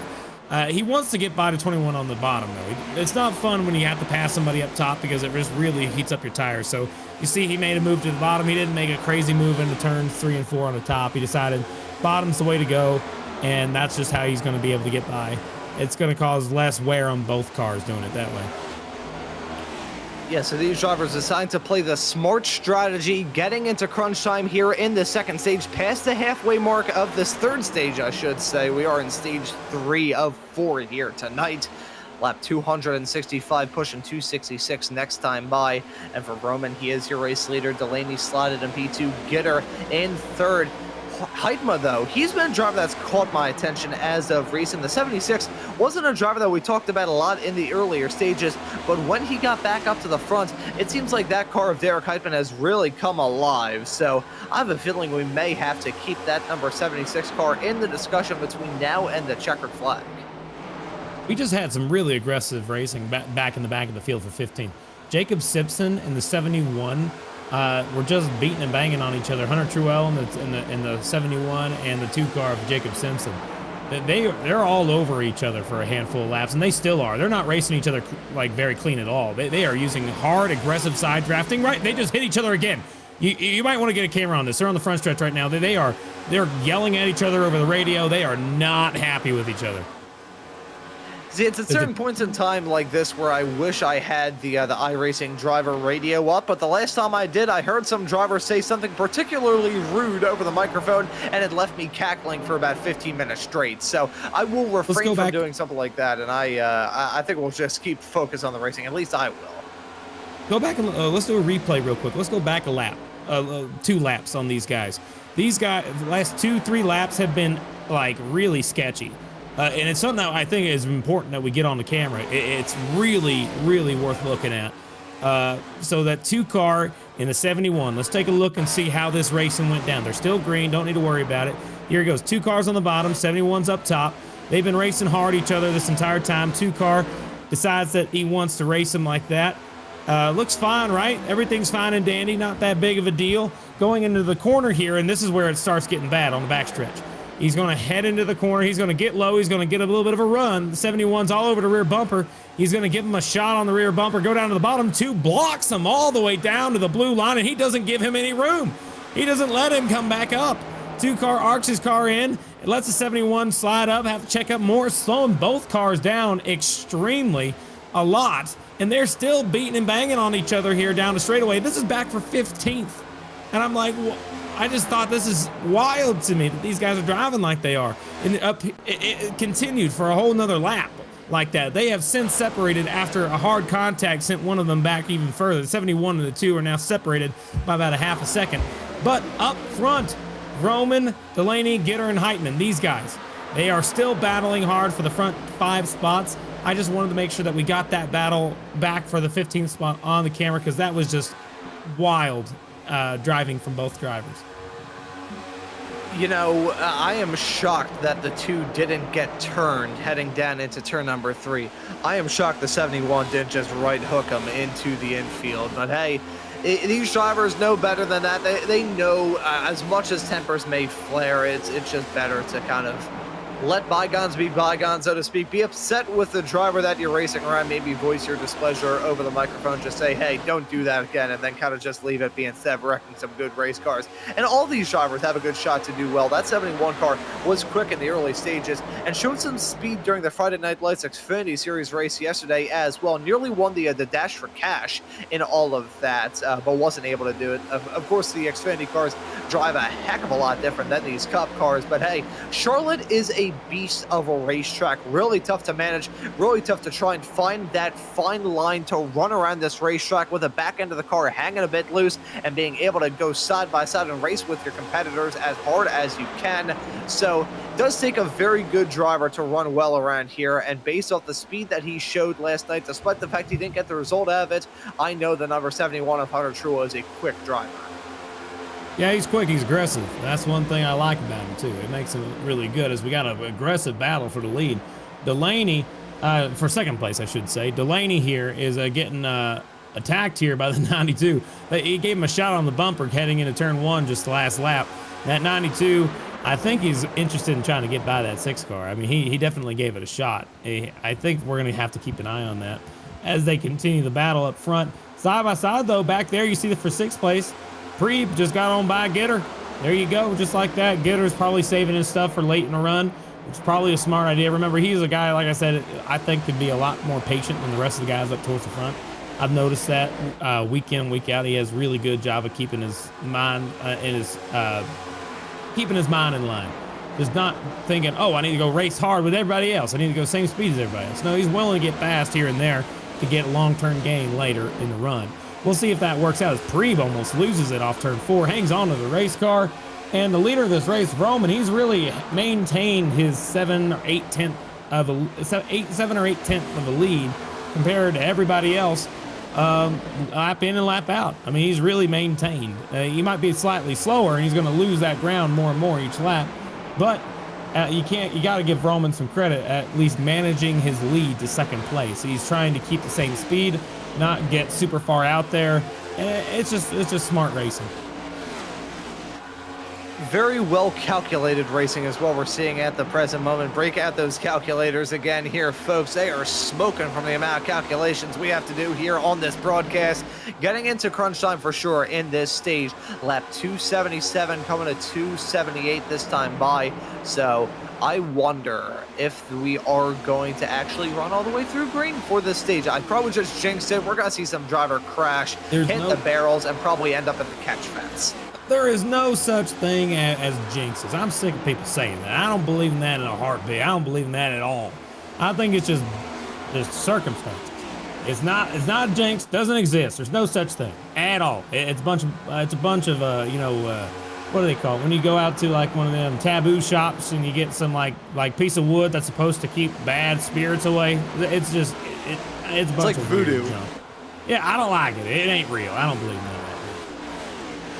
Yeah, I gotta say, if you've ever seen our esteemed Maconi Entertainment colleague, Howie Burrows, and some of the commentators' jinxes that he's pulled off, wow, they've been pretty rough. I've pulled off some bad, Kirk, what kind of shops do they have in your neighborhood? I mean, I thought it was pretty weird here in Philly how they have that place down in South Philadelphia where you can certify hole punches. But what sort of stores do you have around your neck of the woods? I was thinking more like Mardi Gras. You go down to like, New Orleans. You get to go see those voodoo shops. I watch too much Princess and the Frog myself. I'm a big Disney fan, unfortunately. It's something I don't necessarily need to be doing, but there you go. It's fun. And they talk about voodoo in that movie a bunch, and so that's what I was thinking about, actually. Still single file up until you got Preeb making moves, but yeah, that's the type of shops I got. Nothing near my house or nothing, but just stuff that's like, was on my mind at the moment. So I hope that explains it. I just don't believe in none of that whole jinxing thing. You talk about racing all day. Eventually, you're going to be talking about a wreck when a wreck happens. It's just how it happens. I never believe in the jinx. However, people always feel bad as an announcer when they talk about it. But no, I don't think so. Yeah, I think one time I was talking about some drivers. I think I said I have a bad feeling about this, and about a split second later, as I was wrapping up that exact statement, they crashed. So it may be. I think that's a good point to raise there, though, Kirk. It's just law of averages and all that. Full transparency, folks. This is my 160th broadcast thus far this year here in 2025. So with the amount of shows that I have done up to this point, thank you very much. The amount of shows I've done up to this point, I've probably just pulled off, not even commentators' jinxes, just summoning a moment as it happens and being there at the exact same time. There's only so much stuff you can do on a broadcast before you end up saying something right as it happens. Like, I don't know, let's just say an asteroid's got to come down in turn 2 right about now. Oh, no, that ain't gonna happen. Don't say, oh, come on, man. I don't need no dang asteroid. I mean, come on. These two are battling really hard, though. I do gotta mention Preeb and Heitman. Like, holy cow, they just been on each other's doors for the last handful of laps, and they just settled it, looks like. Roman, though, his lead is cut in half. He's down to 5/10 now. It was at 8. It was at 4 a second ago, and it went back up to 5. We'll see if it jumps back down to 4 again. Yeah, it did. So, yeah, getting cut in half just like that from 8 to 4. And, yeah, it's closing. I think that we might see Delaney on the back bumper of Roman here in the next 10, 15 laps. Considering that's the end of the stage, that makes sense. Yeah, and now with 284 laps on the board, this is going to be the final sprint to the end of this stage, and then everyone's attention switches to the end. 100 laps being awarded, $100 being awarded to these drivers who can complete the 400 laps in first to win this crown jewel race here from the season of the FLCC. Been a fantastic season up to this point. The racing action will continue in 1 week's time when the series rocks up to Nashville. That's going to be a good one on Nashville Super Speedway. Kirk, I think the first show that we ever did was of Jeff Maconi's Boot Camp, a series that we had here on Maconi Entertainment, as our esteemed boss, Mr. Jeff Maconi, was getting ready for his ARCA debut some weeks ago. I think it was probably about a month ago at this point when he strapped himself into that race car. And we were doing some races with ARCA cars around the Nashville Fairgrounds Speedway, and those were always fun, but I think that Nashville race in 1 week's time, that's going to be a pretty good one as well. A nice little way to decompress after the pressure of this crown jewel event. That is for sure. You know, find a way to relax after this. I mean, these drivers are going to need to have something like that, you know. I always say we got a battle for second, though. Here goes Delaney going up to the top, not working. Apparently not enough speed for him. He's got that 92 car on rails. That's Clayton Hoffman trying to make a move forward. You know, Hoffman, I spoke with him prior to this race actually starting. He's an interesting character, that guy. I got to tell you that. He said he wants to avoid the wreck. He says he can contend if he stays clean. And he's absolutely right. He's sitting here in second place. He's had a lot of rough luck in the most recent races, so he's just trying to get a good recovery and finish well here in the 600.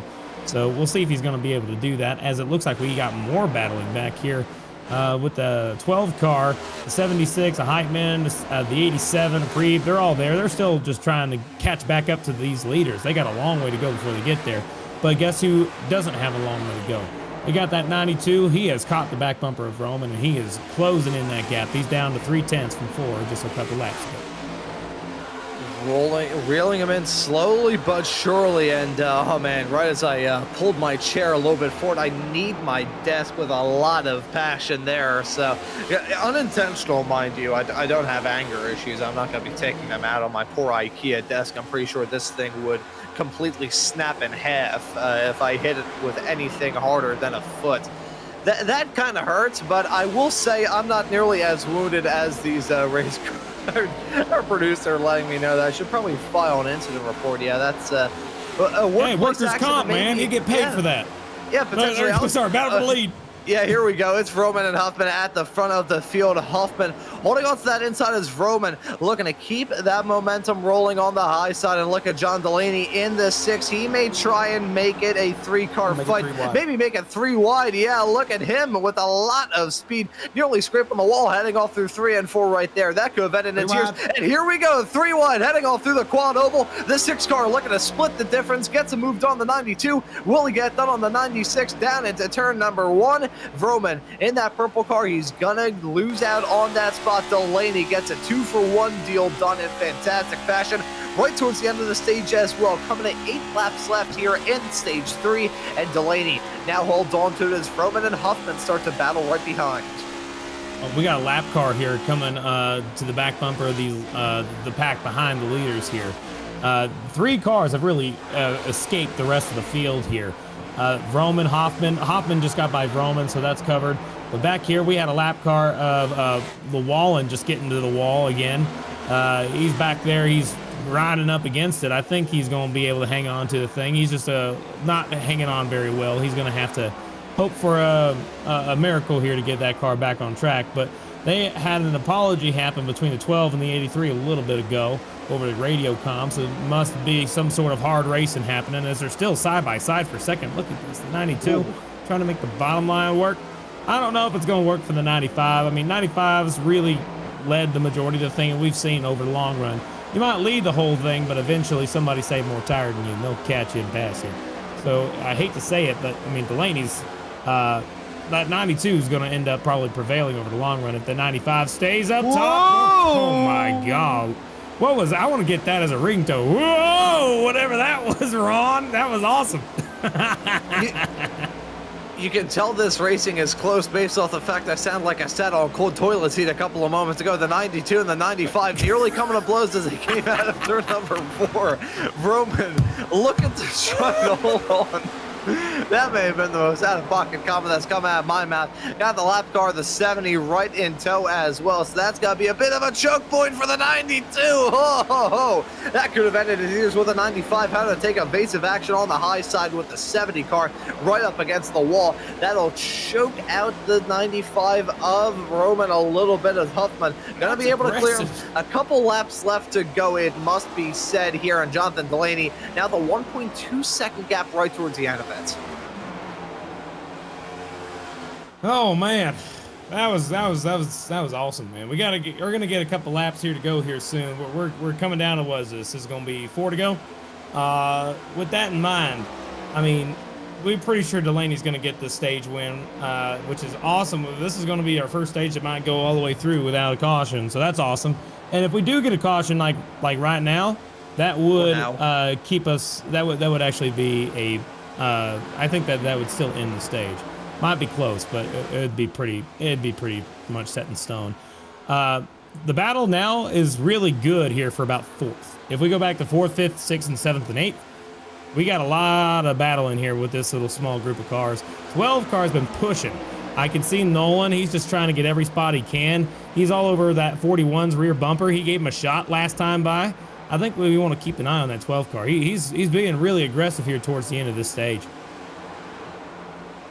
Yeah, we may end up seeing these drivers start to battle tooth and nail, and if they do, this will have big implications because a lot of these racers have some good race cars, and a lot of these cars that you see in this pack, they're rather good. Oh, as that could have ended in disaster coming out of turn number 4. Oh my word, that's the 76 looking to get something to work on the 12 down into 1 and 2, and maybe looking to make something work as well on Dyson. They are 3 wide through turn number 2, a scrape of the wall, and contact the 12 into the inside wall goes Hodson, and that's going to bring the yellow out with 298 laps of 400 completed. That will end the stage with Jonathan Delaney in the race lead, Hoffman at P2, Vroman rounding out your top 3, but Hodgson in the 12. He's had a fast car up to this point, but that's a first incident he's really gotten involved in and got the short end of the stick in. Yeah, we'll have to look at that. I'm not exactly sure what may have happened. 76 is loose, but I think that 76 is like a whole entire lane up higher than he should be. Let's take a look at that again. Preferably from behind the 12. If we got a way to do that, I'd like to just see where his line is. The 41's up against the wall. He hits it. He's still fine. 12 car is straddling the top white line, and that is perfectly fine for where he is. But that 76 of Derek Heitman looks like that he just came up and decided to turn him. May not be intentional, but I can tell you it most certainly was not respectful. That's for sure. Yeah, that was a tough moment for those two racers coming out of the turn. It's close quarters racing right towards the end of the stage, but hey, that's gonna sting if you are the 12, but hey, there's still the final stage left to try and make up some time. For now, though, we do have some pit stops right at the end of this, so this will not completely decide it. This is a run down the pits. Jonathan Delaney, he is going to look to try and get a good run here. Ron, they said on the radio that would be the stage, so Gotcha. they were allowed to pit, so this is going to be the stage. So that will do it for us there, and so the one thing I do got to mention now is we got 100 laps to go. 100 laps to go. Now it's going to be a heck of a run here to the end. You know, now that they've made it to the final stage, this is when all hell's going to start breaking loose. Man, I hate to see that wreck. I really do. I didn't like that at all. I just. It's not the best, but we're going to go ahead and take a quick commercial break, Ron.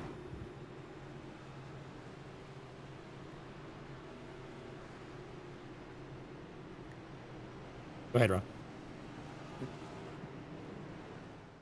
Racing isn't easy, but experiencing it is. iRacing puts you in the driver's seat with the industry's leading sim racing game. Drive on laser scan replicas of the greatest racing circuits from around the world. Go head-to-head against other drivers chosen by skill-based matchmaking to ensure competitive racing at every level. Compete across all your favorite series. In officially licensed cars, engineered to deliver the most accurate driving experience possible.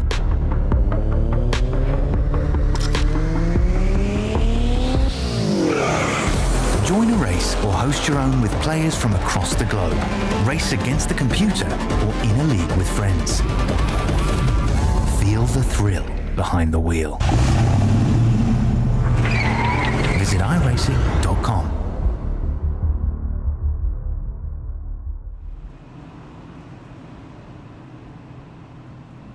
After hours of racing action, it all comes down to this. We have hit the final stage of the FLCC 600 here in 2025. It's Jonathan Delaney at the front. Vroman set to join him on the front row here for this restart coming up.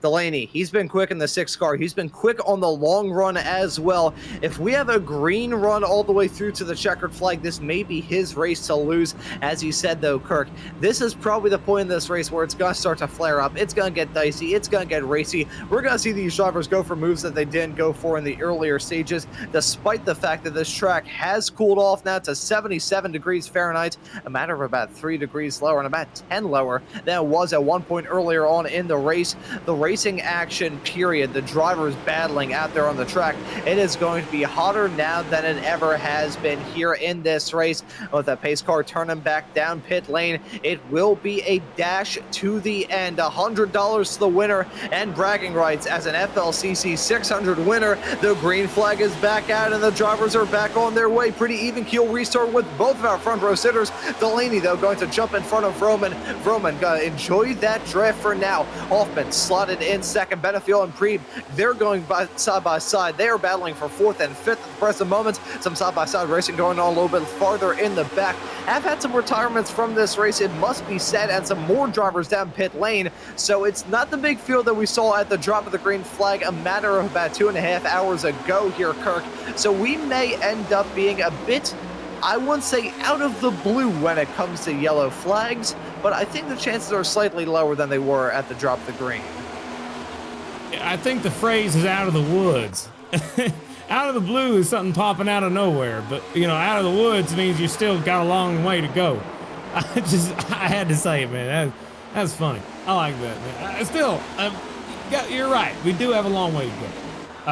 And the best part about it is now it's all from here to the end. We have no more planned cautions. It's your race to lose.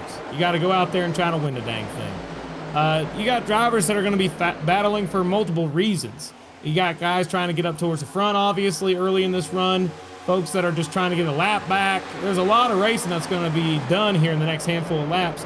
And they have had 300 plus laps of just getting on each other and racing each other hard to the point where they will have some grudges from earlier in the race. I guarantee you that 71 and the 2, they want to keep an eye on them. They're nose to tail right now entering one.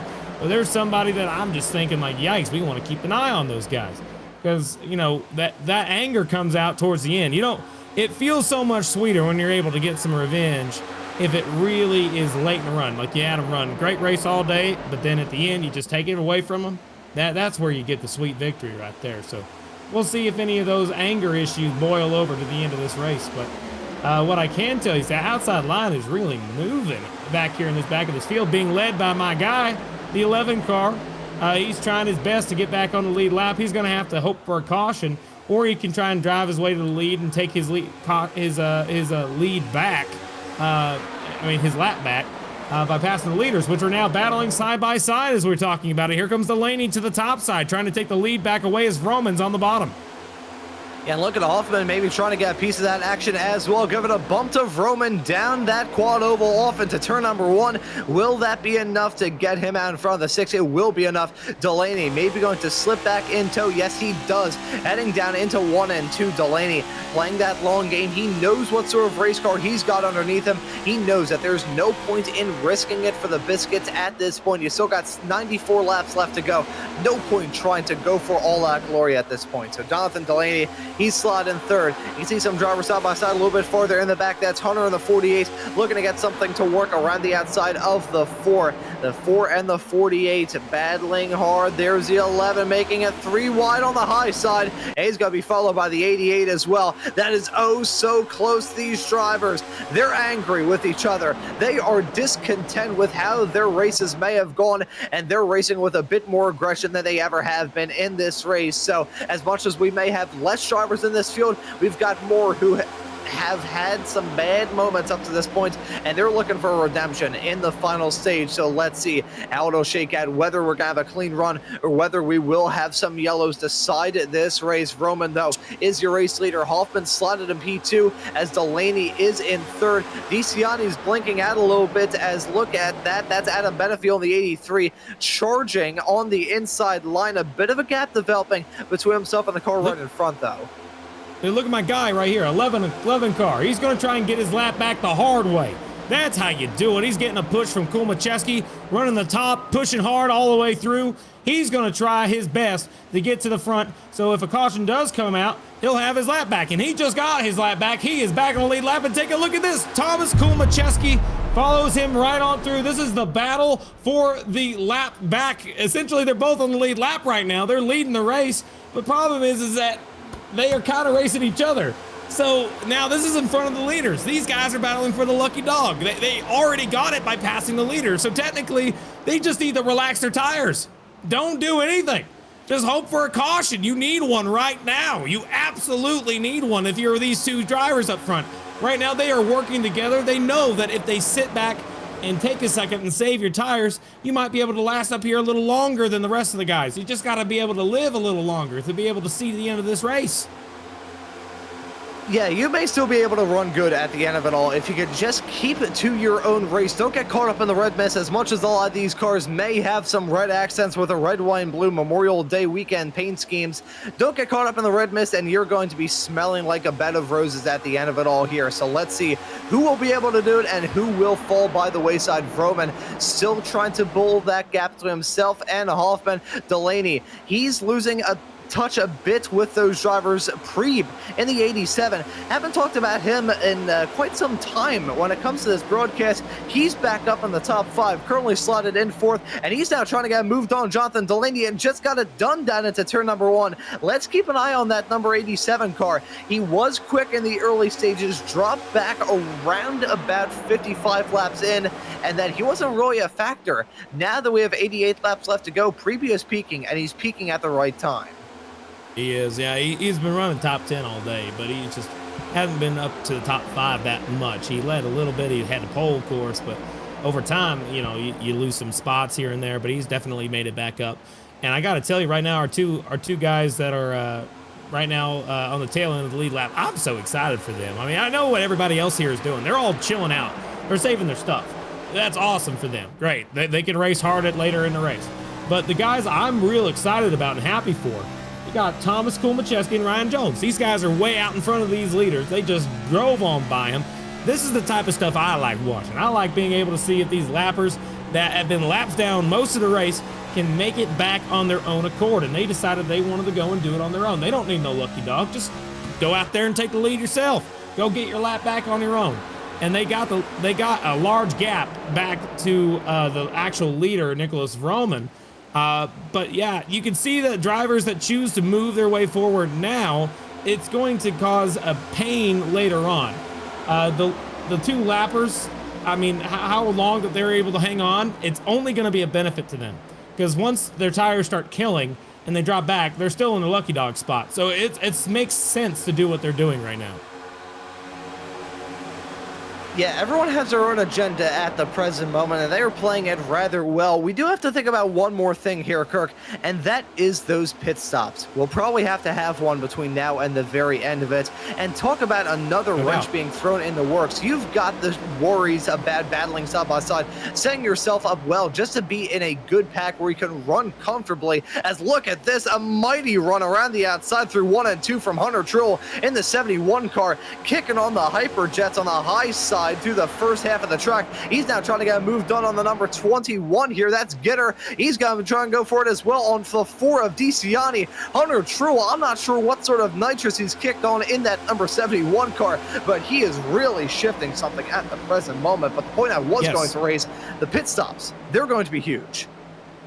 Yeah, exactly. Pit stops are going to be huge, but what we got to focus on right here is this 71 right now. 71, the reason why he's able to get these runs is because everybody else is saving their stuff. 71's got that run. He's pushing hard. He's trying to get further forward, but he's killing his tires doing it. Everybody else around him, they're going to save their tires. They're going to have enough gas to make it to the end. They're going to be fine. Man, I got to tell you, I don't know how long that 71's going to last. But I hope it's a long time. I hope that he's able to keep it going. It makes it interesting when they push hard like this. They with it being so cold from the track temp, it's actually going to be a benefit. Right now, the track temp has dropped down to 78, partly cloudy, 70 degrees right now outside. So with that in mind, the tires are going to wear down more slow. So it's going to not be as quick, even if you are pushing. It's not going to be as quick as we saw earlier. Battle for second. We got the Preeb. He just made a move for the second place and the lead. He's side by side on the outside for the lead. He just dove it in deep one corner, and he was side by side with the lead.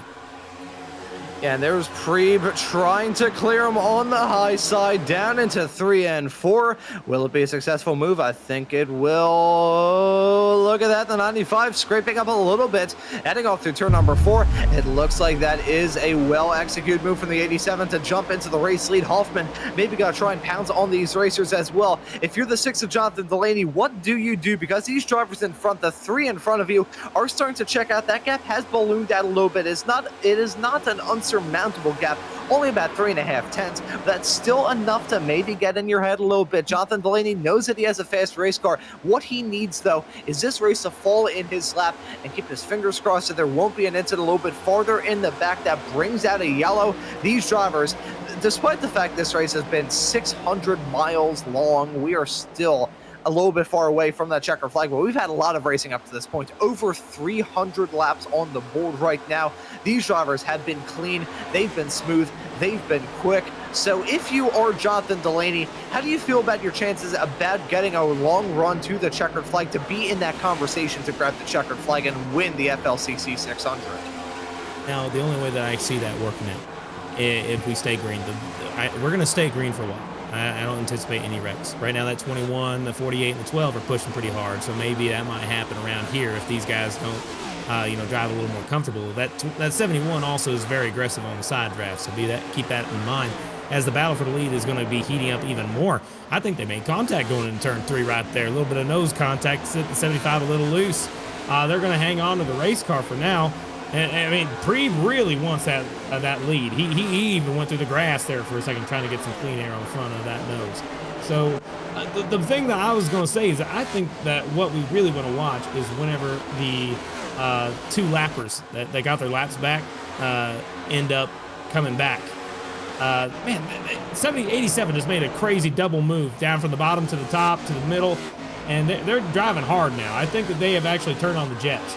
They're running 29.6s. Remember that like the fastest lap of the race for them is right around, let's see, the fastest lap for these guys is 29.2s. So they're only about 5 tenths off of what their fastest lap of the day was. So with that in mind, they're pushing.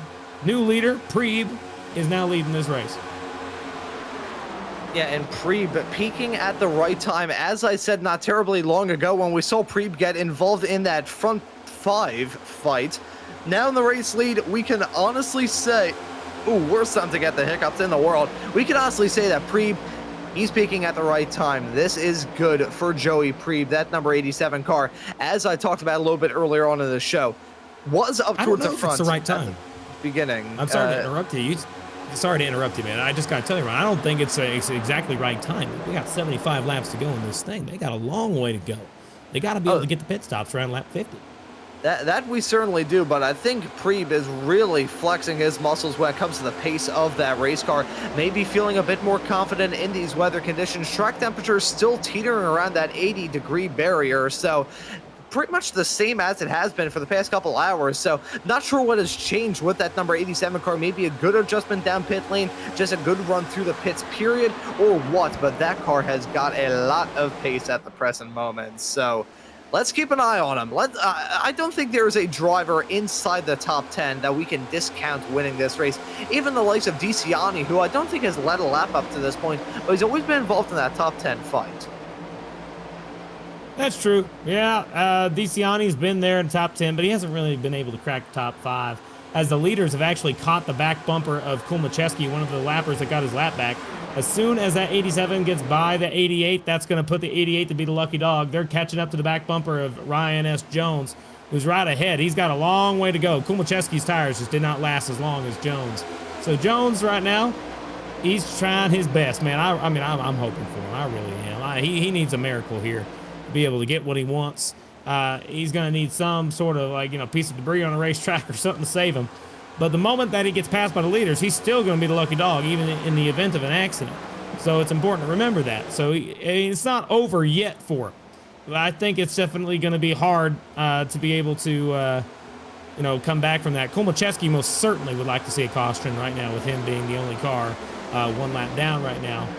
They got more battling going on back here. Look at that 48 Tyler Hunter on the U.S. Army sponsored vehicle. I mean, it looks a lot better at night than it does in the day, I gotta say. Look at that. I like the reflections off that thing. Doesn't it look pretty? That is a very good looking race car, I gotta say. Those gold numbers on it, that paint scheme period just looks absolutely awesome. So I mean, again, as much as I've said throughout this show that I'm a fan of the red, white, and blue, that is so a very nice looking U.S. Army scheme on that number 48. Also, that's a pretty good looking. Is that Dale Earnhardt tribute scheme? The green and the white with the red numbers there. I'm pretty sure that's he runs that every week. Yeah. He runs that every week. That's Kulmacheski we were talking about a minute ago. Yeah, he's a big Dale Jr. fan. He runs the 88 car in a series. I mean, that's just what he does. So he's running that old Amp Energy looking car from like 2010. But the battle for the lead, picking up. Take a look at that. A little bit of contact, hanging on to it. Roman and Preeb side by side. They're coming up on the lap car of Ryan S. Jones. So this is actually going to put a little bit of a dapper into this, as it looks like Roman got loose on the bottom of the racetrack. Going to slide up. Here comes Hoffman now. We got the 92, I think. Hoffman. Hoffman's all over the rear bumper. It's a three-car battle for the lead, with one car that's about to be at the tail end of the lead lap right in front of these guys. That's just causing some dirty air to where everybody's catching back up to the leader. And now it is definitely a three-horse race, but it's rapidly becoming more than just three cars side by side between Preeb and Vroman, heading off through the turn. Vroman trying to keep it very tight to the inside of that number 87. It's a matter of inches between those two cars, heading their way off through into turn number 1 and 2. They're still side by side through 3 and 4. Hoffman looking to dispatch of that lap car, and Jonathan Delaney maybe going to use this opportunity to reel in those drivers. You can see them there in the 6. There's not a gap now. It's a small cushion at anything between Hoffman and Delaney. That 6 car, he's come to battle hard, and Benefiel, he's going to get involved in this action as well. Still holds on to the fast lap of the race, does the driver in the number 83 machine as they scrape the wall coming out of the turn. These cars aren't driving fantastic. They're getting to their end of the stint. They're running out of fuel, and these cars are driving nowhere near like they did a matter of about 40 laps ago. So if there would be a time for a yellow to come out, it'd probably be around this point, but nonetheless, we are under green. Vroman, Preeb, and Hoffman. Looks like they've gotten that lap car taken care of and have started to grow that gap again between themselves and Delaney. I keep harping on this point, but I will continue to mention it. That 6 car of Delaney, he probably is playing the patient game more than anybody in this race, as Preeb and Hoffman battle tooth and nail. Hoffman on the inside, Preeb on the outside. Let's see what Hoffman can do on the inside line. I don't know if he's going to be able to make the move necessarily. Roman's still got this lead by a bunch now. That 92 definitely is a little quicker after that 87 took over the lead a little bit ago, and he kind of burned up his stuff a little bit. We got about 65 laps to go in the race, right? We pitted about maybe 150 laps ago. So we're actually going to see earlier pit stops. It's going to happen a little earlier, maybe a lap or two, but not by much, but enough to where it's at least noticeable, considering the caution came out a couple laps earlier than expected. So right now, with everybody where they are, the main battle on the racetrack is these 3 cars up front. Everybody else, I mean, sure, there might be some side-by-side for like 7th right now. I see looks like 1 car Patrick Gitter's racing with somebody right now. DeCiani, it looks like. But behind that, everybody else is pretty much just trying to, get to the pit stops. We got Kleiman saying he's going to pit in here in just a moment. So I think we're going to see one car down pit lane. He's already down there on pit lane. It looks like a few moments ago he already came down. But what I can tell you as well is that pit stops, when they do happen, we have to remember what we saw before. We got to watch the call-outs, make sure people are awake, they're paying attention.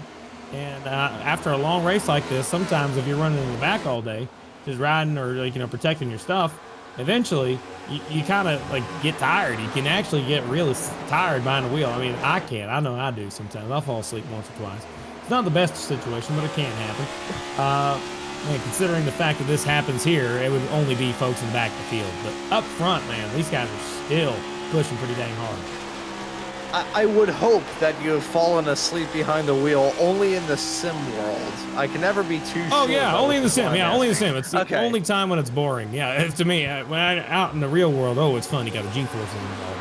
But in here, I mean, you can just, to me, I don't know about you, but, instead of a white noise generator folks like to use, you can just get yourself a race car, put it on like 10-hour loop, and, man, you can just fall asleep after that sound right there. It's the best sound there is. There's been many points and times, either at an indoor go-kart track or back in my karting days, when I would fall asleep behind the wheel of the car while I was sitting still, mind you, not out there on the racetrack. That'd be a little bit terrifying. Man, I don't know what it is. Those form-fitting kart seats just fitting in there smooth and snug, especially on a day where it's like 60 and you're just toasty warm with that suit on. You fall asleep like a baby pig in the bucket of a tractor, I can tell you that much. Here's Hoffman. Maybe got to try and get a move done on Delaney, side by side down into 1 and 2 the 6. Looking to get a move done. This is going to be some good stuff from Delaney, and this is going to be bad news for the 95 of Roman if he can get this move done. A wall tap from Hoffman, and that's P2 for Delaney. Did you just say a pig falling asleep in a tractor or something? What did you just say, Ron? What was that? I don't understand the concept. Falling asleep like a baby pig in the bucket of a tractor. But where's the what? Okay, fine. I'm just gonna skip right on by it. No one heard what he just said. Don't worry about Ron. He's fine. He's still alive, not having a stroke. What we need to focus on right now, I think that 2 car. We need to get to the 2 car for a second. He's battling with a couple guys. He got up under the wall a minute ago. I think he's racing pretty hard. The 2 car and 65 of O'Brien. That 2 car likes to dive it in deep like that, but it's going to kill his right front compared to what he's been running before. He got up in the wall a few times. He did it again just there. Another car in front of him did as well. This is back in the back of the pack running for 22nd. Remember, these guys are still on the lead lap, of course. But actually, no, right? These guys, let me try that again. Just make sure I got the positioning right. For 18th. There we go, 18th. Just outside the top 15. These guys need to get a move on. Come on, we can get up front. Got a long way to go. We got some racing to do. Get up out from behind here. Come on. Still up front. Again, one guy you're going to look at, Patrick Gitter, I think, is all over the rear bumper of Heitman. Heitman's tires have given up, I think, and Heitman's going to start having some problems. Let's see these drivers start to hustle. One driver who was maybe going to try and get something to work was Vroman. They were briefly side by side, Delaney and Vroman, but now Delaney at the front of the field. So that will be him in the race lead. Some side by side racing going on with the 76 and the 21 down into turn number 3 and 4. The 12 also looking to have a good recovery drive. Last time we really saw Noah Hodgson, he really dropped down like a rock after an incident coming out of turn number 1 and 2 onto the back stretch, tapped the wall. He's repaired the damage on that race car. He's still got a good machine behind him. It must be said that Chevy of Hodgson is looking quick. We really need to think about that 12. Yeah, and don't just think about that 12. Think about that 76 and that 12. Remember who wrecked the 12 coming to the end of the stage earlier? It was that 76. Like, they made contact. So they ain't happy with each other, I guarantee you that. They already door banged earlier in a couple corners ago. You saw it on the exit of the corner. They hit doors. So I think that we want to keep an eye on those two because they are not happy with each other for sure. Yeah, there's definitely a bit of discontent there for certain. So if these drivers start to get a little bit dicey, we may end up having to think about how different the end of this race will be. We have a crash and a yellow and a restart to come along with it. But with 55 laps left on the board, I have a feeling we're getting into that pit window here soon. And we're already seeing these drivers come down pit lane. That right there was perfectly timed with Brickley making that run into the pits.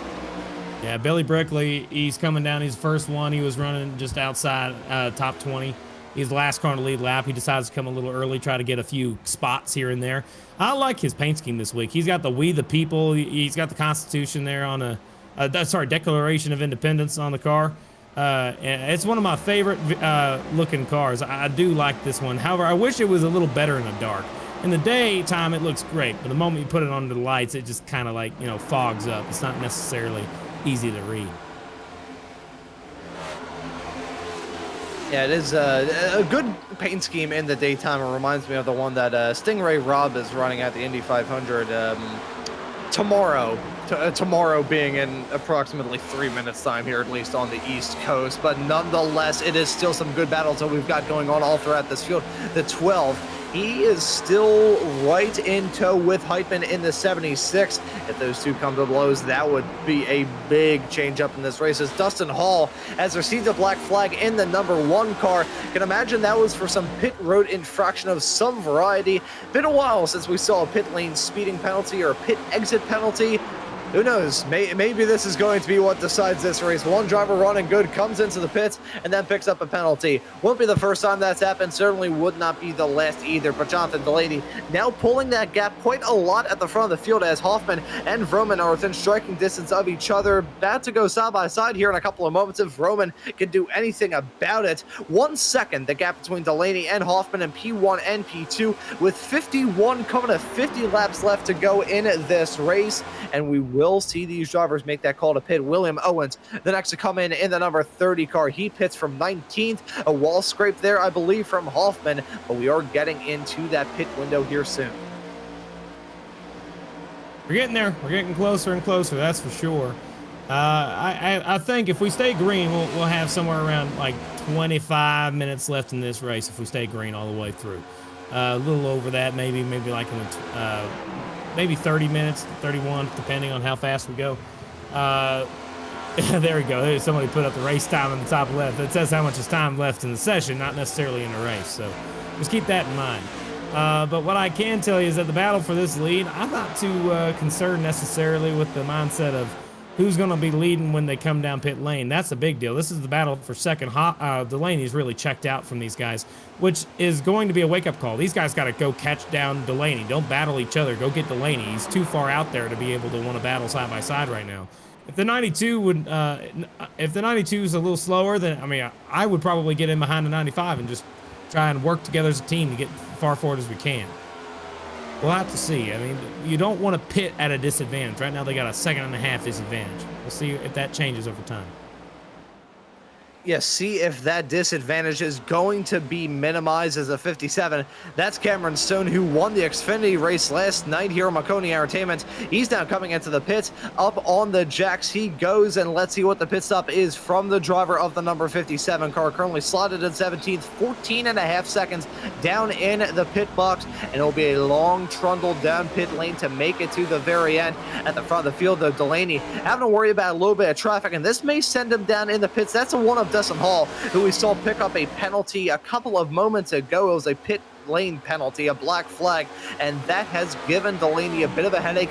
Still 2 second gap to himself and Hoffman, so nothing too much to worry about. But I gotta say, I think Delaney is maybe going to be eyeballing a run through the pits here in a couple of moments time. If you are these drivers right behind, you gotta try something different to defeat Delaney, and that's the reason why. That's Vroman coming into pit lane with a whole lot of speed onto pit entry. I'm gonna keep my eyes open to see whether or not he picked up a black flag and all that. I think he may have gone away with one there potentially. Jacob Simpson has picked up a black flag. That's going to be a stinger for him, but looks like we may have seen Nicholas Vroman get away with one there as Joey Preep has followed them into the pits. Everybody's coming down pit lane. It's time to show what you got. Here we go. It's a really quick one. Around goes the 12 and the 76. They wreck each other again. Contact. That's going to be black flags for both. and that will most certainly take them out of contention and with the event of no caution. We still got the 76 sitting on the inside of pit road. Don't know why. They both came in hot. You see it right here. Just holy cow. 76 ended up just turning the 12. I mean, neither of them were gonna make it. I mean, they were going in so dang deep. That did not bring out any caution, so we're still under green, but that puts those two in a very bad position. Yeah, I think I said had the 6 and the 21 were super glued together. I'm going to amend that statement. It looks like the 12 and the 76 were magneted together, just snapping together on multiple occasions. Gonna bring them down pit lane. They've got penalties and they've got some damage to fix. Jonathan Delaney, he's in the pits right now, up on the jacks, out and away, 14.4 seconds down in the pit stall, pitting from 7th right now. He was in the race lead. How will this shake out with the rest of the drivers around him all coming into the pits? We are into the closing stages of this FLCC Coke 600, and it will be a right fight to the line. That is still going to be Delaney's race to win, though, as far as I'm concerned. Let's see how that strategy worked out for him. Is it going to work out well? Is it going to work out poorly? Only time will tell. We've got a fight going on right now involving that right there on the inside of the number 21, trying to get the number off that car. Is that the 4 that I see on the inside of him right now? Ignore that. That's the 41. It's Dyson, Andrew Dyson. I did see a 4 in there, so I was partially correct, half correct. I'll give myself a 50%. Yeah, pretty close. He just took over the lead, though, Andrew Dyson. We hadn't seen him up front most of the day, but now him and Gitter, I mean, we were talking about this earlier, and I'm thinking that they might be trying to stretch it as long as humanly possible. Gas only, or 2 tires, something like that, and then go to the end, see if they can make it. I mean, that's a smart idea to do, but right now you're losing time if you're going to do it that way. Everybody's currently a lap down with the exception of Dyson and Gitter right now, is my understanding. So keeping that in mind, as soon as these guys, you know, they come down pit lane and they get their pit stop taken care of and done, things will change. But we'll see if they take 2 or 4, or what the situation is. Delaney's got Vroman and Hoffman and Benefield. That's the current thing once these guys decide to come down. Looks like both of them are going to come down together, and that will relinquish the lead as Delaney will take it away. But we'll see if they choose to take 2 or 4 or what the situation may be. I mean, if I were in these guys' spots, if I want to win the race, take 2 tires, see what happens. You know, try something. You can't just ride around all day and expect to be able to win these things. Let's see what he does. They both come in. You can get them both in the picture, so let's see. Right sides are up, and they're going to put them back down. Are they going to go to the lefts?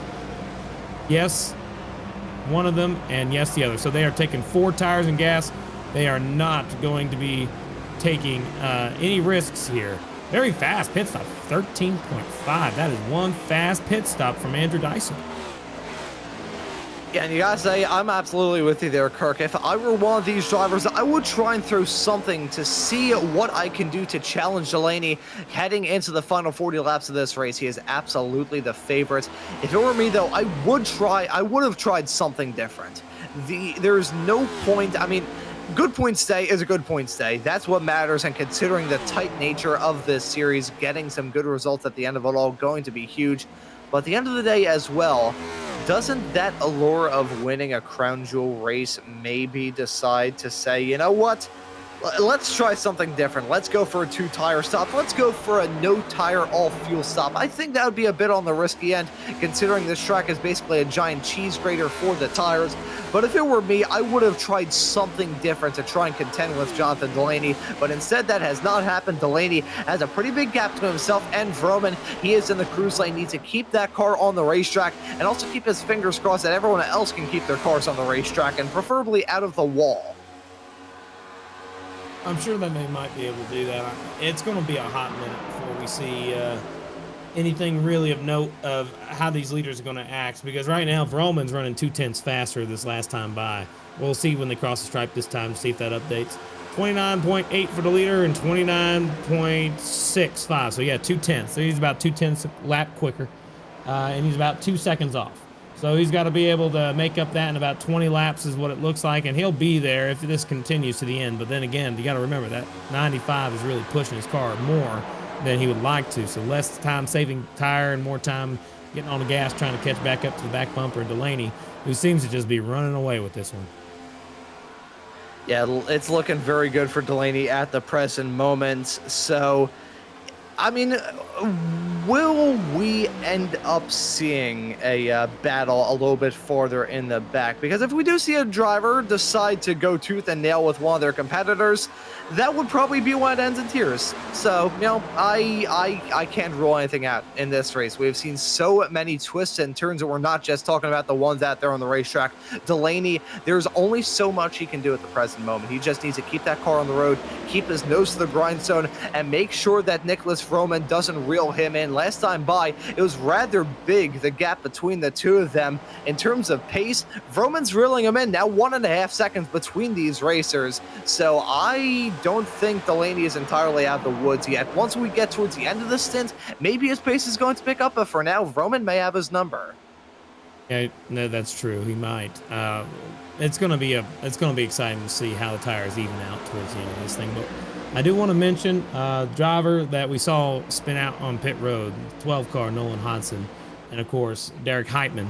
Derek Heitman ended up diving in real deep. He did not get his car back going. He decided to cut his losses right then and there immediately after spinning the 12 out on pit entry. 12 car now is currently sitting in a position where he most certainly did not want to be. He's now more than a lap down. He's just 1 lap down, but he's not in a free pass spot, which that still, for the majority of the last stage and the last handful of laps, was Ryan S. Jones. He still is the last car on the lead lap. So in the long run, if we can get a caution for Ryan, that'd put him back in the lead lap, and we might have somebody to contend up front. But we'll have to see if that does happen. He's got a long way to go. That 12 car, he most certainly is going to need a lot more than just one to be able to get back into this race. And as we get into crunch time, 32 laps left to go in this race. For Jonathan Delaney, he needs to find something because that gap is getting lower and lower with every passing lap. And it's not just Roman.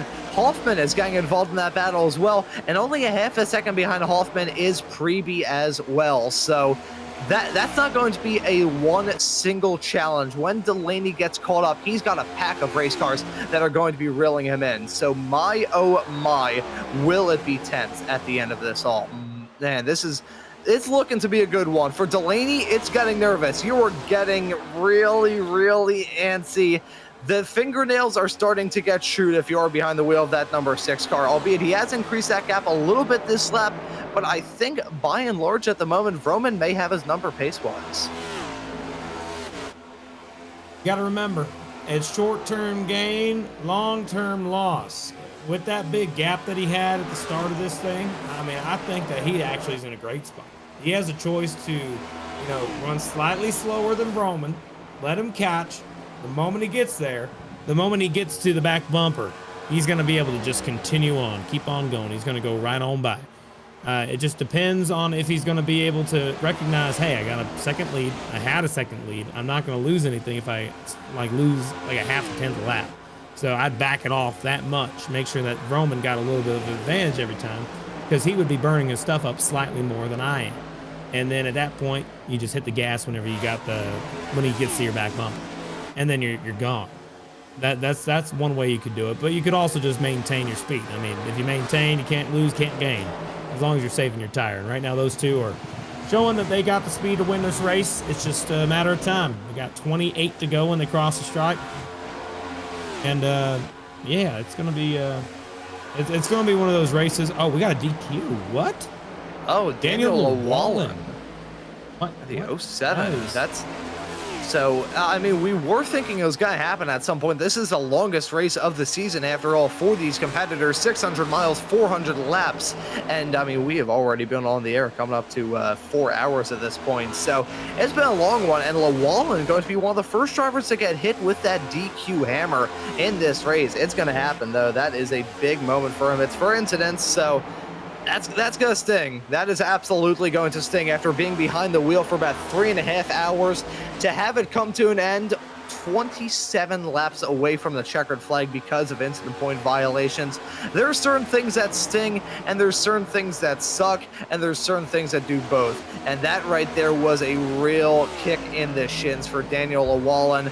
Gonna lose out on some good points. He's going to be classed with a very bad finish at the end of it all. Delaney, he is still up at the front, and it's the gap between himself and Roman. Oh yeah, Cam Stone, he's put on a pretty good drive. Yeah, he made it back top 10. He was a lap down. He was riding in the back. He had a penalty early in this race. He's back top 10. Take a look at that. He's running 6th. My goodness, what a job. He's got a point. I'm glad that our producer pointed that out. Cameron Stone, he's trying to win the double. He's trying to win this race, and he won last night. I don't know if he's going to be able to get there in time. He's got about, it looks like 2 seconds to the leader. But, I mean, in general, he's going to have to hope for something special here. But the rest of the field, by the way, has caught Vroman and Hoffman. There's a little pack of cars right here. You got Preeb and then Benefiel. These guys are all just in this little pack. They're running 4 cars there. The leader's a second out and ahead, and I don't know if they're going to be able to catch back bumper Delaney. It's going to be a hot minute before we see him, but that gap has closed slightly. Yeah, I was going to say how those charges that Vroman was making, it was starting to plateau a little bit when it comes to those gains that he was making. It was about a second and a half, then it was only a second, and then it stayed around that 1.1 to 1 second territory. Now officially broken past it, only just. It's 9/10, teetering around a second now. So Vroman, he may need to make some more swings at this. I think we're starting to see Jonathan Delaney's car come back to life. We've seen Delaney all throughout this race, how in the short run and the medium short run hasn't been that good for him. That car hasn't been handling to his liking. Other cars have been quicker. Then when this race gets into a groove, when this race and these stints get a little bit longer, that's when we start to see that 6 car come alive. And that gap, it's remaining about the same, still around 9/10 between himself and Vroman. Yeah, Delaney, I do got to mention, we just heard one of the craziest radio call-outs I've ever seen. When the leader, Delaney, was getting by William Owens in the 30, we heard Nicholas Vroman go over the radio, and he said, "Hold him up!" as loud as he could into the microphone, telling the 30 car to hold up the 6. He did not. Yeah, obviously the 30 didn't do that, but Vroman's obviously trying to catch him down, and I think he's nervous. He needs some help to catch that 6. He's not going to be able to do it on raw pace without burning his stuff up, so he was really hoping a little bit of help. But remember, Delaney also came back from a little bit of adversity earlier in this race. He got stuck behind a lap car on the exit of a pit lane stop. So 20 laps to go. We're coming down to the end of this thing. I mean, it's Delaney's race to lose. He's got to be able to hang on. He's still hanging on by like a tenth faster. Let's look at the lines times here. He ran a 29.8, something like that, to a 29.9. Yeah, exactly. So Delaney, he's just keep doing what he's doing. Don't give up. You're going to end up winning this race if you're able to stay in the lead for the next 20 laps. That's where that saying, keep your nose to the grindstone, is going to play a huge factor in it. And Delaney, he's doing that and nothing more. He just needs to keep it calm, keep it cool, and keep it collected. And this race is going to be his. Preeby, he's now trying to get moved on at Adam Benefiel. That's a side-by-side fight between these two racers heading through the quad oval here, and that's going to be a good battle to talk about. That's Preeby jumping his way up into 4th. Well done to him, but now Benefiel looking to fight back on the inside line as well. 19 laps now left to go in this FLCC 600. Delaney still leads now by 1.2, teetering around that 1.2, 1.3 second barrier between himself and Hoffman. The number 95 of Vroman, he's dropping back a little bit, just lost out on P2, is now running in 3rd. So let's see how it'll work out at the end of this race. Into crunch time, into the teens in terms of the laps left to go in this race. We're in the wee hours of the morning here on Memorial Day Sunday, May the 25th, and Jonathan Delaney has the opportunity to try and grab a win here if he could just hang on. The battle still rages on here, back for the 4th place spot, but new 2nd place Hoffman just took over Vroman's spot. So with Hoffman now moving into 2nd, that just means that one thing's going to happen and one thing only. You're going to see that Hoffman character try his best to catch back down the lane.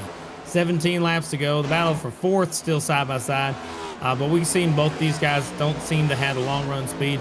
The only thing that they're looking for, the number one thing everybody other than Delaney is looking for, is a big yellow flag somewhere. They just want it somewhere on this racetrack. That's the best way that they'll be able to actually stay in this race and keep on going. There's not really anywhere on track that I could say that it could happen. I'm looking around the racetrack. There's a couple side-by-sides here and there, but oh golly. Yeah, I guess everybody's still trying to drive it clean. Neil Pearson and the 8 of Hutchinson battling for the top 10 spot. They're side by side, but other than that, Andrew Dyson is the fastest car on the racetrack. Let's take a look at this guy right here, Dyson. He's 4 seconds back, and he's gonna have to have some sort of miracle to catch up to the leader. He's got 16 to go. The odds of making up 4 seconds in 16 laps, I mean, that's saying a lot. That's like, that's going to be a lot to be able to do. He's going to have to gain 4/10 a lap to even come close. Yeah, Andrew Dyson, he is starting to dice it up at this point in the race. That was a horrendous pun. See, even after being on the air for coming up to 4 hours, we're still be able to rattle off those puns. That was poor from me. At this point, I'm just going to drink a stiff drink after that. I can't even necessarily blame you. I mean, if it were me and I had to put up with myself, I would probably pour myself out a stiff drink of acetone because I can't even put up with myself at certain points in time. But Dyson, he's on the charge. I don't think he'll be able to really reel in anybody, but one thing playing into his back pocket is the fact that Preby and Benefield, they're battling tooth and nail down into turn number 3 and 4. This is a battle for 4th and 5th, and this will bring Dyson into it if these racers don't single file out and take it easy for now. The gap at the front still about 1.2 seconds between Delaney and Hoffman. It's nothing between these two. Benefield and Preby, they're side by side yet again down into turn number 1 and 2. Preby looking to jump up into 4th. Benefield looking to remain in the top 5, and he will be able to do that. But in all of that, it is now 1.5 seconds between Dyson and Benefield. That gap wasn't a lot of battling between them, but in just that brief period of time, it's gone down by that much. I'm not sure if it will be enough with only 13 laps left to go, but hey, I've seen stranger things. I haven't seen Stranger Things. That's an interesting TV show. I haven't seen it, but I have seen wilder things happen here on the racetrack than what you just described. There's a lot. I'm sorry, man. To me, that was funny, but don't worry about it. Nobody laughed at me. Just going to say that's boo. Bad job. Yeah, I was going to specify that I was referring to. I was going to say I've seen Stranger Things, and I don't even have a Netflix account. That's not bad. Oh, hey. Are you a pirate or something? You like listening to Pirates of the Caribbean songs? Is that what you're saying, Ron? Army Hardies. Alrighty, that's boy. Well, what I can tell you, man, Ron, don't worry about it. These guys right here, they got 10 laps. Yeah, he's joking. Don't worry about it. He's joking. That's what we're doing. We're all joking. Don't worry about it. Hey, we got 10 laps to go. Delaney's got this by about 1.4 seconds. Even though Dyson's pretty quick, he actually lost a handful of tenths, so he's not really going to be anyone to really catch back up to the leader. I think that it's Delaney's job to just coast. As long as you just don't make any mistakes, you stay out there and you push hard. I don't anticipate anybody making any mistakes right now. Everybody's doing a pretty good job keeping their cars pretty clean. Yeah, if we can just keep it green and keep it clean all the way through to the checkered flag, this is going to be a Coke 600 win for Jonathan Delaney. I don't want to jinx it. I may have just done that 50 car very slow right in front of him. Wants to try and avoid any close encounters like that and build up that gap still with 9 laps now left to go in this 600-mile, 400-lap-long race. Caution! Caution! Oh my gosh, oh no. Who was it? Let's take a look and see what the heck just happened here. Somebody got involved in an accident. What on earth just happened? Turn 3 and 4, 2 cars, Dustin Hall and, oh no, Billy Brickley. Oh no, it's side drafting again. Dustin Hall, he's more, actually not, no, that's not side drafting. I think that it was a little bit of both. Let's take a look at this right here. The 44 is going to get into the wall, and then, hate seeing that. Billy was having a great night. Yeah, they were both having a very good night, but one driver who hates seeing that more than anybody is Jonathan Delaney. I think there's probably a string of words let out underneath the helmet and behind the wheel of that number 6 car, and it was probably words that I cannot say here on the air. Can you necessarily blame him? He was in contention for the win. He was in the spot to win.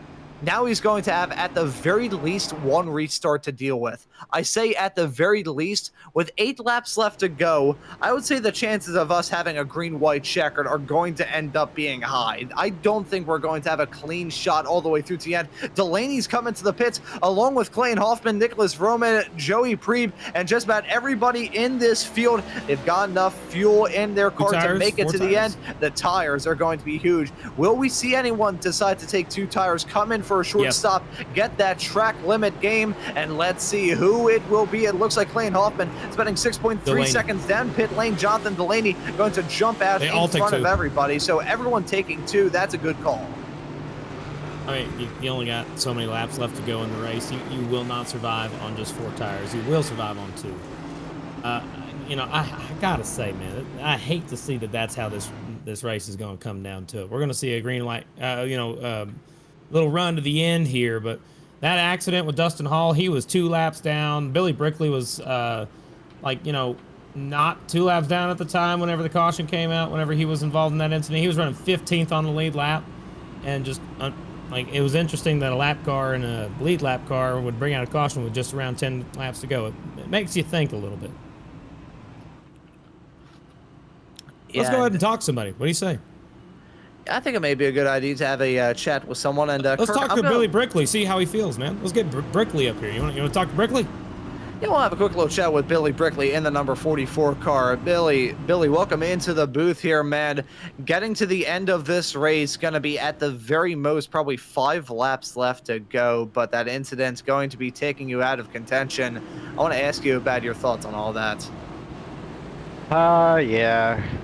I did pretty good, undercut the pit stop, came out in a good spot, and 2 laps after that pit, I smacked the wall and broke the right front. So I was just trying to survive, and then, I don't know why we're side drafting with 6 laps left, but it felt like I got turned a little bit there. Just came up in the corner, just spun it, but here's what it is. It sucked. Kind of survived that whole race, and then I stepped on it myself earlier, so it's just one of those deals. You had a great race going. I saw you in the top 15. I was really rooting for you there, Billy. So tell me, is there anybody you want to give any words out to, considering the accident that happened? Anybody that helped you get to the point where you were running in top 15 this week? Yeah, Ryko, they built a great set this week. I've been running an older one than what everybody's been running, and it's been doing well for me long run, and it was pretty good today. I kind of screwed myself early. I was trying to undercut all day and just could never make it work. I finally got it to work, but yeah, Ryko, just building great stuff. That's about it, though. All right, well, thank you so much for talking with us, and I'm sorry to hear that you didn't have the best of luck tonight. Best of luck to you next week. We'll talk to you then for sure. But all right, we're going to get back to green racing here in just a moment. Thanks, Billy. Thank you, guys. And we are about to get the final restart, potentially. We'll just have to wait and see how this all shakes out. It's Delaney and Hoffman on that front row for this restart. Now with 5 laps left to go here in the FLC 600. Delaney gang off to a flyer, shifting through the gears. He wants to attack these corners as best as he can, wants to pull that gap. If he's within striking distance of anybody, he's going to be in trouble. Look at Vroman. He's going to try and grab this win at the end of it all, sneaking under the wire. You can see basically nothing between those cars as they had their way off into 3 and 4. Delaney's got it right now, but everybody else is going to try their darndest to try and chase him back down. That's the goal here for most of these guys. They're going to try their best to catch back up. There's going to still be 2, 3 wide battling in the back of the field. So much hard contact racing, trying to get up as close as you can to the wall to get a big run. However, it's fresh. You got 2 oh my golly gracious, in the back of the field. Almost a lot of contact. Tyler Hunter almost went around, but still Delaney's got it right now. With coming to the line, it will be 3 laps to go here from Charlotte. And man, 600 miles. It's all come down to this. It's all now in the hands of the top 2. That 95 tried to run a good lap, but guess what? Delaney just took that fastest lap time and he's leading this thing with 3 to go on 2 tires of all things. In 5 minutes, we are going to hit 4 hours into this race, and in 3 lap time, we're going to complete 600 miles and 400 laps, and it's all coming down to a matter of inches and a matter of feet at the end of this race. That I thought was going to be a crash with Preeb in the number 87, had a big darting moment out of turn number 4, keeps it out of the barrier. 2 to go here at Charlotte. Setting the fast lap of the race is Adam Benefield. He's still within striking distance as well. He scrapes the wall, though. That's a big bit of wall contact coming out of turn number 1 and 2. Delaney and Vroman, they're still close. Less than a tenth between these two. Holding on to that inside line. They're going to see the white flag here coming out of turn number 4. The white flag is in the air. One more lap of racing action here from the FLCC 600, and it's Delaney in the lead. But Vroman is right within striking distance, and look at Hoffman. He may try and go for one of these moves as well. It is a 3-horse race at the front of the field, heading their way down the backstretch. Here comes Vroman. He looks to the inside, not able to get a good run on corner exit. Down into 3 and 4 for the last time. The 6 of Jonathan Delaney thought he had this race in the bag, had to withstand a pit stop, and he's been able to shake them off. And at the end of it all, Jonathan Delaney going to cross the checkered flag to win the FLCC 600 here in 2025. Man, what a finish. You love seeing it. That 6 car, he did a good job hanging on to the race car. Ended up getting a win. Oh, man, you got to love it. Delaney and Vroman, they raced them clean down to the end, and that will do it. Man, that's awesome. He won a $100 bill. Look at that. That's awesome. Won a crisp 100. He's $100 richer, and he has the bragging rights as a FLCC 600 race winner. My, oh my, that was absolutely fantastic. And credit where credit is due to the likes of Nicholas Vroman and everyone giving it a good, hard shake at the end of this race. Just wasn't able to get it done at the end of it all. But here's the driver who's victorious. He shook those drivers off at the end of it. Jonathan Delaney crosses the checkered flag. He is your race winner. He's burning it down, celebrating after 4 hours of racing action. Delaney is victorious. And really, if he lost it at the end, it would have been the heartbreak to end all heartbreaks. But instead, Jonathan Delaney will be your race winner at the end of the FLCC Coke 600. We're going to take a commercial break. We'll be back with some results, some interviews, and to wrap things up from this crown jewel race with Jonathan Delaney as your race winner.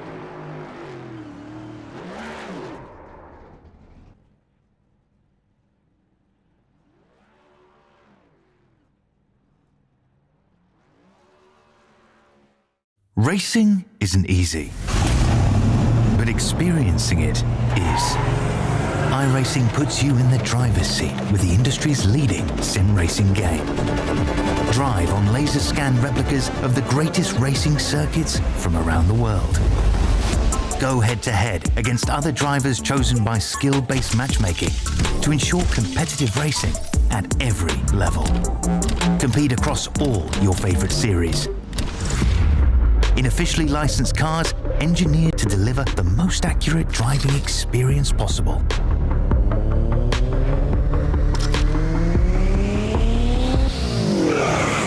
Join a race or host your own with players from across the globe.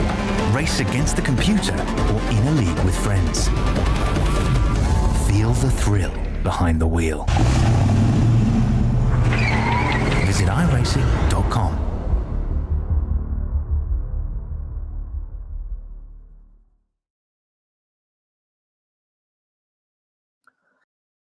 What a race we had here at Charlotte tonight. That was it. That was a brilliant battle right to the end. And when everything is said and done, your race winner is going to be the number 6 of Jonathan Delaney. We'll get those results loaded up for you here in a couple of moments' time. There he is, Jonathan Delaney, the PA native in the number 6 car, is victorious at the end of this race. Nicholas Vroman, he gave it the good old college try, so to speak, in the number 95. Just so close at the end. So close, but so far away at the end of it. Clayton Hoffman will round out your podium in third at the end of 400 laps and 600 miles, nearly 4 hours of racing action. The front three were covered by just a tick over a quarter of a second. Hey, you didn't get closer than that. We've got Joey Preby finishing in fourth. Patrick Gitter finishes in P5. Adam Benefield finishes in sixth. Ralph Hutchinson in seventh. Andrew Dyson in eighth. Cameron Stone will finish in ninth. Neil Pearson will round out your top 10. And looking through the rest of the drivers in this field, and continues on with Sean O'Brien in P11, Matt DiCiani in 12th, Tyler Hunter in P13, Kyle Amon in P14, William Owens in 15th, Hunter Truel in P16, Nolan Hodgson finishes in 17th. That's Ryan S. Jones in 18th. Thomas Kolmacheski in P19, the last of the cars to finish this race on the lead lap. Jacob Simpson is the first car one lap down in 20th. Dylan Kritz, Richard Kleinman, they finish in P21 and P22. Dustin Hall, Billy Brickley, Daniel Llewellyn, they round out the drivers who are really within striking distance of getting anywhere near to the checkered flag. Derek Heitman, he at DNFs down in P26. Stoney Benefield, Ed Ryan, Matt White, Alex Princeton.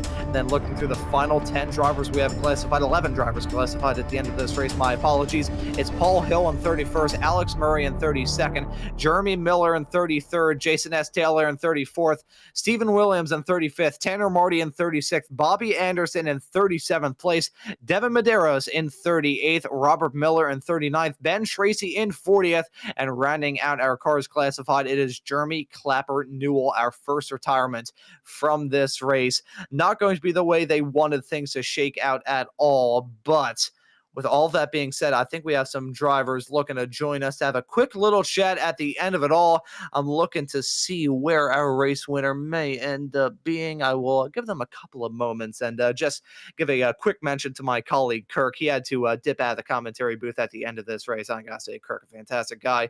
Awesome to be in the booth with him for this, and I hope he didn't get too much of a migraine headache sharing a commentary booth with me for the past 4 hours. But I can see some drivers looking to have a chat with us. One of them being our P2 finisher of Nicholas Vroman. So I will drag him into the booth to have a quick little chat with him at the end of this. Nicholas, welcome into the booth. It was a good, hard fight at the end of it, keeping it clean, but Delaney was just too far up in front. I want to ask you about your perspective at the end of that race.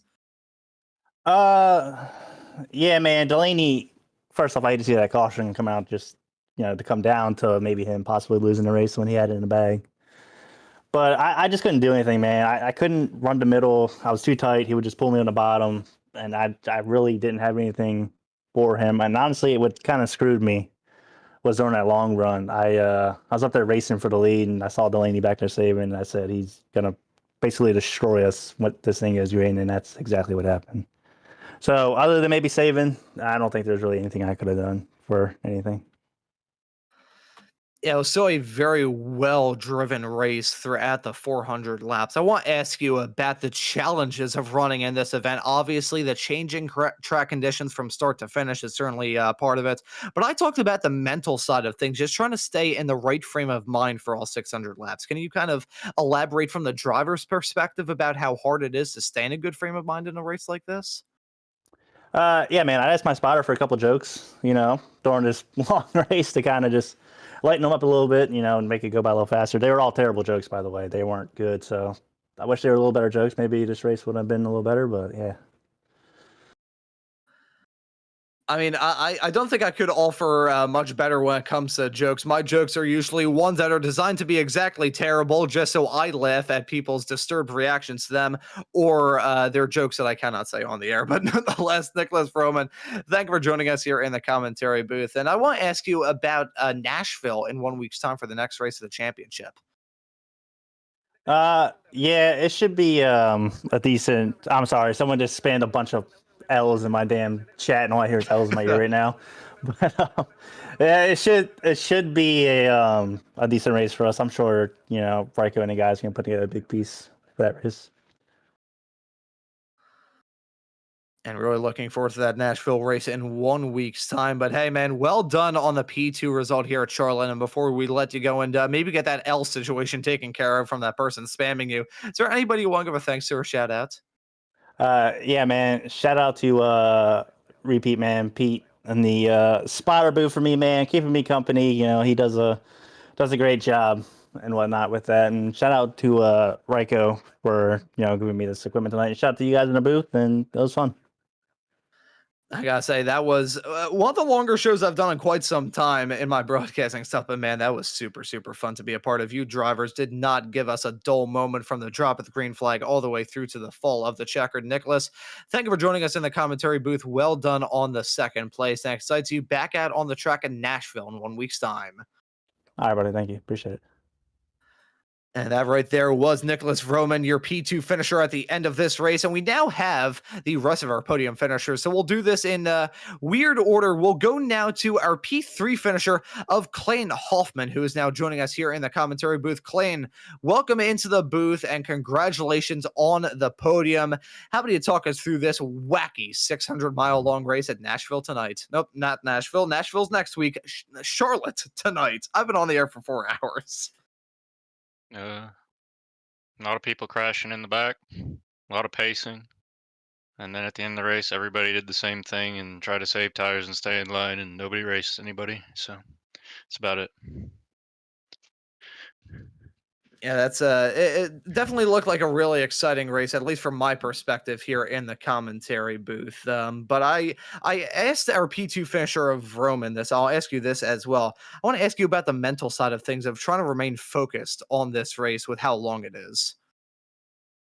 Well, when you have about 8 crashes for no reason, and then probably about 5 for a reason, it's really boring. So, and then I made my car way too tight on entry, so it was really boring even when I was driving it, because all I had to do was baby my right front the whole run, the entire race. So it wasn't very fun. I can imagine you're looking forward to the next race of the season at Nashville in 1 week's time. Going to be a much shorter affair there. So what are your thoughts heading off into it? It's probably going to be similar to this. There's probably going to be a ton of cautions from people wrecking for 20th. Alrighty, fair enough. And I'll let you give any thanks or shouts out before we let you go.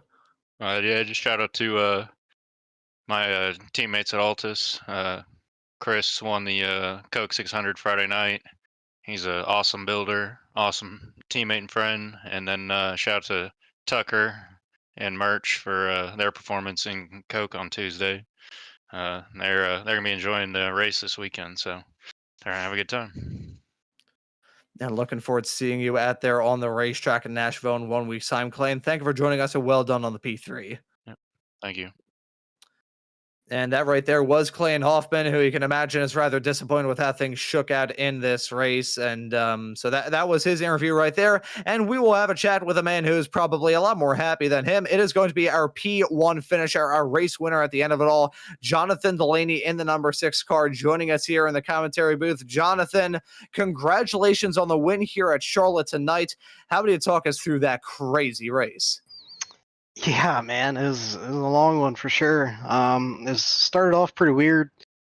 Track had 0 track state, so there's 0 rubber on the track to start. So it was kind of a guessing game of how hard you could go without really destroying your tires. And kind of once we found the rhythm and the track gripped up, everyone was kind of able to find the rhythm and pace. And it's this type of racing where you got to ride in line and save tires for 3/4 of the run isn't my favorite, but I'm pretty good at it. And at the end of the day, that's what won us this race, being able to just keep the tires on it and be there at the long run. And then, I was kind of looking forward for that to just stay green there and we cruise to the win. But Kosh came out. He had took 2 tires there at the end, made a pit stop adjustment, and car was on rails. It was super fast, fast all night really. So yeah, it was a good race, good points night for us. Won 2 of the stages, got second in the other one. So really good. Happy to come out with a win here, and yeah, glad it's over. Yeah, after such a long race, I can imagine you're looking forward to being able to rest for the rest of this evening, especially with that stress towards the end with that yellow coming out. I want to ask you, what were your thoughts when that yellow came out? I think I said at the time that there's probably some cursing underneath your helmet. Was that really the case, or was it just a bit of dread? I mean, honestly, I wasn't surprised. Stuff like this happens to me all the time, so I was kind of expecting it, for Kosh to come out, and heaven forbid, Kosh comes out and we gotta, mix it up and got to figure out a strategy, and that strategy was to take 2 tires there. We were going back and forth on whether or not we should take 4 or 2, and decide with the 2-tire call, and that was ultimately the right move. Kept our track position, and 2 tires is just, it's for the amount of laps we went on our left side tires. It really wasn't worth it to take 4. So this car's really weird with 2 tires. So yeah, we made the right adjustment, took the 2 tires, and just kind of sailed out on our way. I didn't know how good our short run would be, since I really hadn't pushed the car really to its limit at all the entire race. I was kind of just saving, riding the entire race. So to be able to just kind of switch it on just like that was pretty hard. Trying to find the limits of the car, and trying to find the right adjustment too, to make sure it's the perfect balance of not too tight, not too loose. So yeah, we made the right adjustment, and it was dialed in, and we were able to stay out front, get the win. Yeah, and it's a very good win for you here at Charlotte. Got to put some wind in your sails for the next race of the season at Nashville. Another intermediate, albeit a lot different from this one, and a lot shorter than this race as well. So what are your thoughts heading off into that race in 1 week's time? Yeah, I'm not a big fan of Nashville. It's not one of my favorites. It's kind of a weird track. It's honestly probably going to be the same type of racing we saw tonight. Ride single file on the bottom, saving tires, and might be able to move around a little bit, second, third groove. But yeah, we'll see. Well, it's a interesting track, and I don't know. We got an update coming in two weeks, I think. Maybe 3, I don't know. So it's going to change some setups around. So yeah, looking forward to the new update. But up until then, we just got to keep focusing on the current build, and keep going out there trying to get wins. Yeah, and trophy hunting will be the name of the game for you as we head into the summer, which I gotta say, pretty good mission at the end of the day. But Jonathan, thank you for joining us here in the commentary booth, and we'll let you give your thanks and chats out before we let you go and celebrate, and also rest after a really long night of racing action. Yeah. First, thank you guys up in the booth for broadcasting this. I know it was just as long for you guys as it was for us, so appreciate you guys doing this, and everyone over at Maconi Entertainment. Shout out to Bryson, Bobby, Jason, everyone who puts this league together. Let's see, everyone at Ralph Hutchinson Motorsports for everything. The sets week in, week out, and just being good teammates. We were really good this week, and we're in contention to win just about every week. So yeah, we're doing good in the team championship points, so that's looking good. I think, I'm not sure, but I think we may have taken over the driver championship points right now, so we'll see. But yeah, shout out to everyone over there. We're doing a really good job this year, and everything's just clicking. So if we can keep the momentum going, and at the end of the year, win the championships. Yeah, and going trophy hunting in the summer, and then trying to chase a crown at the end of this year. But hey, Jonathan, thank you for joining us. Congratulations on the win, and excited to see you back out on the racetrack for the rest of the season. Thank you. And that right there was our race winner, Jonathan Delaney. He wins it here in the FLCC 600. Next time you're going to be seeing this series here on Maconi Entertainment will be at Nashville Superspeedway in just about 1 week's time. May 31st, rounding off the month of May in spectacular fashion at Nashville Superspeedway. That track's going to be a good one. I think it's going to put on a pretty good race as well. This was a barn burner, and hopefully all of you tuning into this broadcast here on Maconi Entertainment enjoyed it. And if you did, happy to hit that subscribe subscribe button and the notification bell so you never miss out on any of the racing action. But for myself, Ron Mullins, Kirk Mills joining me in the commentary booth, and DJ Line doing an absolutely stellar job working on the cameras and the graphics in the virtual production hauler, I say thank you all so very much for watching this broadcast of the Full Length Cup Challenge FLCC 600 here tonight, and I hope to see you all wherever it is in the not too distant future.